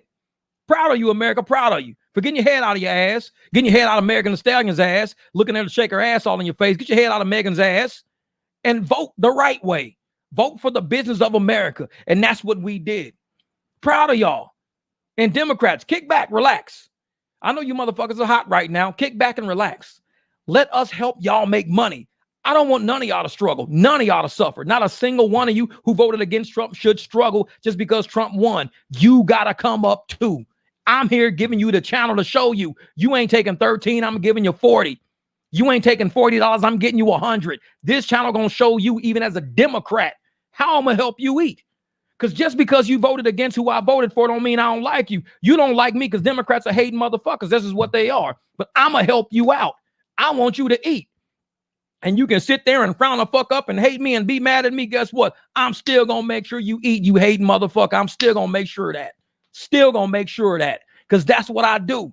I don't know how to do anything differently. I don't know how to hate on you to the point where your kids don't get shoes. I don't know how to hate on you to where your kids don't get a fucking backpack or a bike. I don't know how to hate on you to that degree. That's some real hating shit. I want you to get your kid a backpack, some shoes, a bike, some food, pay for a field trip, buy some new tires for yourself. That's me as a Republican hoping for you as a Democrat to eat better. We could do that shit in this economy because we got a businessman who's around business people, not a bunch of attorneys finagling shit and fucking with the rules and the laws. No, we got a businessman now. Let's go out there and get this money. It's a 4-hour live stream. I appreciate you guys for rocking with me. This live stream went longer than what I thought. I was only hoping for a 1 hour, 1.5 hour. Shit never happens. 4 hours deep in this live stream. Welcome to November. Welcome to the new America. We back. I might make a shirt that says New America. The United States of New America. Because that old shit, we done with it. We done with it. Resist poverty, negotiate life, baby. We the 300. We always gonna stay the 300. That's right. Or war. Yeah. Yeah, Trump's plan had to do with tariffs. And I believe that. Tariffs is good. Because I'm going to tell you some shit. This is what fucked me up right here. I told y'all this was going to bite me in the ass one day. But so I'm ordering shit like I always do. And I told y'all that they screw with us online. So I'm sitting here. Where's my shit at? Where did I buy? Right here. Yeah. Okay. So I buy something for the truck. I told y'all they always put in California, and it caught me because I didn't fucking pay attention. It said in California, and it was a decent price. About a little less than what everybody else was charging. A little less, not much, a little less. As soon as I hit pay and I paid and all of that shit happened, I should have known. I should have known. I was like, because they do that every time. They mask the country. That shit is coming from, oh, you can't even see it. It's coming from Guangzhou, Guangzhou, Zhangzhuang, China. I mean, it went from Guangzhou, Guangdong, Zhang, and then went to Guangzhou, Dongguang, Guangdong. It went to 2 different places already in China. One starts with a G, Guangzhou, Hanzan, H-O-U. Other one was Dongguan, D-O-N-G-U, Dongguang. Then it finally got his tracking number. I'm like, they fucking got me. They got me. When Trump increases tariffs, everything I order will be from America because all this shit will be too expensive to try to mimic and say, hey, it's coming from California. No, it's not. Not at that fucking price. It's not. The reason why they keep putting it a little bit cheaper all the time, see, it was $10.71. That's what I was paying for this shit. These were the price ranges that I was $10.71, $11.90, $9.90, $10.99, $8.81. I guarantee that's from China. $14.99, $11.75. I guarantee the $14.99 is from, I bet it's not from California. Let me tell you where it's from. It's not from California, though. Watch this shit. Let me see. Oh, let me open it up. I'm gonna find out where it's from. Oh, come on, man. Give me where this shit's from. I probably need to do it on my laptop. Let me see. Where is it from? It doesn't say, but it's $14.99 compared to the $10.99 shit I bought. which means the 1099 was too low. I should have knew that. I should have just bought the 1499 and got it. If I would have bought the 1499, the shit would have been on my truck already. November the 1st is when I bought it, or November 10th, and November the 2nd is when it went to the Dongguang. It started off at Guangzhou, and now it's in Dongguang. And I'm like, this shit, man, it's fucking pissing me off. I'm like, I should have known better. When the price was too low, I should have just paid the $14.99. Fuck the $10.99. I should have paid the extra $4 because it only took 2 or 3 days. It's the 6th today. It would have been here by now. But now I gotta wait probably 2-3 weeks because I went for $4. I gotta wait 2-3 weeks to save $4. I'm like, this shit, I hate that, man. That's eBay need to crack on that shit. But when Trump comes in, he's charging tariffs on all of this shit. They're gonna have to drop their prices. They're gonna have to raise their prices. So when they raise them, then everything looks equal across the boards, and I can be like, oh man, I'm gonna fucking buy it from New Hampshire, or I'll get it from Texas. Every time that shit says California, Guangzhou Hong Dong, Dongwa Hong Dong, Zhongwang. I'm like, God damn, they got me. Motherfucker, I'm gonna say Guangzhou. I'm gonna start speaking. I'm gonna start pronouncing every time I say a cuss word. Guangzhou, Wangzhong, Hangzhou Wang, Dongwang. Like, fuck that. What'd you just say? I cussed you out in a whole nother language. Dongzhou Wang Hang, Mangzhou Wang Dong. The motherfucker like, what are he saying? Motherfucker think I'm speaking Chinese. I don't know what the fuck I'm saying. I just know these are all shipping cities. Guangzhou, Dongwang, Wang Fong, Zhongwang, Xing Wang Zhang. Is he speaking Chinese? This motherfucker just said like 4 cities in a row. He don't know what the fuck he's saying. He is not saying a real sentence. He just said Detroit, Chicago, Illinois, Miami, New Jersey. Like, the fuck? That's all he said. I thought he was really saying a sentence. Man, this motherfucker speaking cities. He ain't speaking no language. Dangzhou Wang Hong, Xing Wang, Xing Tang, Japan. That's the only thing I know how to say. If it said Japan, I know it. Man, they fucking with me, man. But yeah, but that's how they get me every time. So I gotta wait 2-3 fucking weeks to put this shit on my truck. That's cool. I'll wait. He said, get out that AI translate for real. But see, and that's the thing. They trick you because they make you think it's really coming from California. And it says city of origin, California. Cool, no problem. You click that shit, bloop. Fucking go through PayPal, bloop. You paying for shit, buying shit, hit checkout. Cool. Tracking number. Dong Wan Zhang Hang, Wang Zhang. Getting letter of origin from Zhang Wan Dang Hang. I'm like, oh, fuck, they got me. It's like, whatever. Trump, I need you, bro. I need you. I'll put up the fucking back single. Please, Trump, save me from Dongwa Hang Zhang. I don't want to keep buying shit over there. Like, man, they get me every fucking time. And I know it's going to be a while. I'm like, yep, this will be 2-3 weeks. And sometimes shit be taking so long, I forget. I'll be sitting at the house, package show up, Chinese writing all over. I'm like, what the fuck did I order? I have to go back through eBay. Like, what the hell did I order? Because I make sure if I didn't order nothing, don't open it. Shit might be anthrax. I don't fucking know. So I go back through my eBay shit. I'll be like, make sure I actually ordered something. Oh, I did order something. Goddamn bar ends for the motorcycle. That's what that is. If I didn't order shit, I don't open shit. I am not a nosy person at all. Hey, man, a box just showed up at your house, bro. You want to open it? I didn't order nothing. Open it anyways. Shit blow up in your face. It's like, see, you didn't order shit. If you didn't order nothing, don't open it. First thing you do, did I order something? Hold the fuck up. Because this shit just showed up out of nowhere. Oh, the motorcycle bar ends. That's right, man. I ordered that shit like 4 fucking weeks ago. God damn. Okay. Then you look at the package and say it's about the size of motorcycle bar ends. Okay, it's fair. It ain't no fucking anthrax. But if I didn't order shit, I'm not opening it. I'll be like, I get it back to the mail people. I don't know what this is, but an envelope came for me. I have no idea who these people are, but it's like, it's something inside of it. Maybe it's shit. And like, oh, it's just like junk mail. Then throw that shit in the trash. Because if I didn't order it, I ain't touching it. I ain't opening shit. Open that shit up and it's like, poof, powder all in my face and I'm coughing and shit. I'm like, oh, I got anthraxed. Motherfucker pop up. Dongwa Hong Zong, got you, bitches. I'm like, oh, the Chinese people got me. Dongwa Hong Zong, Jeffy, got you, motherfucker. Like, damn, I got anthrax. Yeah, motherfucker, we told you we was coming for your ass. Talking shit. We gonna come get you. Dong wa hung dong. Yeah, but here we go, man. 4 hours, 15 minutes. I'm out. Hey, appreciate you guys for rocking with me on this whole speech thing. I'm pretty sure we're gonna have a great November, money making November. Let's go out there and get that shit. Exactly, Duwato. They fucking got me. We're gonna go out there and get that money this month, man. We gotta find ways to make sure the apps are paying us, because if they getting the money, whether it's investments or whatever, if they getting the money, we need to make sure that we get that shit coming to us too, because we're the ones out in these streets doing these rides, man. We got to go out there and get it. So let's make this money. Let's get it, y'all. Appreciate y'all for rocking with me. All 61 of y'all. 61 of y'all still rocking with me. That's good. That's probably a record, because by this time, it's like 3 of y'all. No, I'm just kidding. Hey, Waddle, you got to, man. And I might have, when you ready, you let me know, brother, because I might have to get you on a live stream with me so we can really go in and talk about it. So when you're ready, you let me know. And I'm going to have you on my next live stream, probably with the next 2.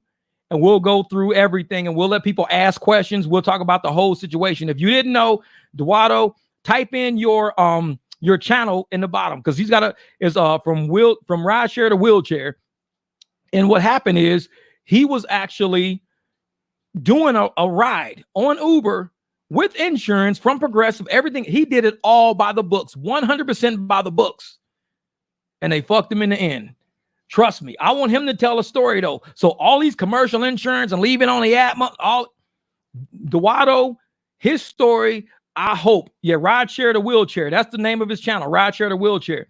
But his channel, I hope, will expose the truth that nobody wants you to talk about, because they got everybody signing NDAs and all this crazy shit. He has nothing. He has nothing. So if we can sit and have a conversation with him, real shit, true shit, how's life, how's this, how's that, how this happened, and we go through it with him, y'all can get the truth. Y'all ain't got to worry about, no news channel shit. This is truly somebody that this happened to. What we all fear happening to happened to one guy. We all fear it happening to us, and it happened to him. So I want to be, and I told this story on a video on my channel, but it wasn't enough. Now Duwato, he's on YouTube. It's time for him to tell his story, and I want him to tell it.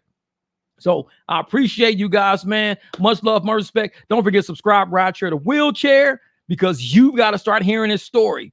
And it's a great story you can tell anybody out there who thinks, oh, if you just leave it on the app, everything's taken care of.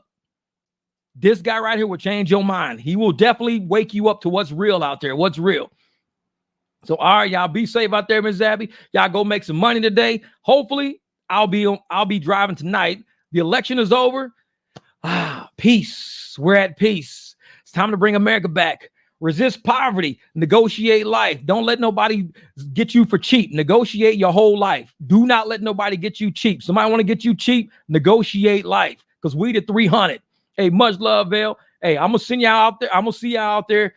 Give me a couple of hours. I gotta go eat, shower up, take care of these dogs. They keep pacing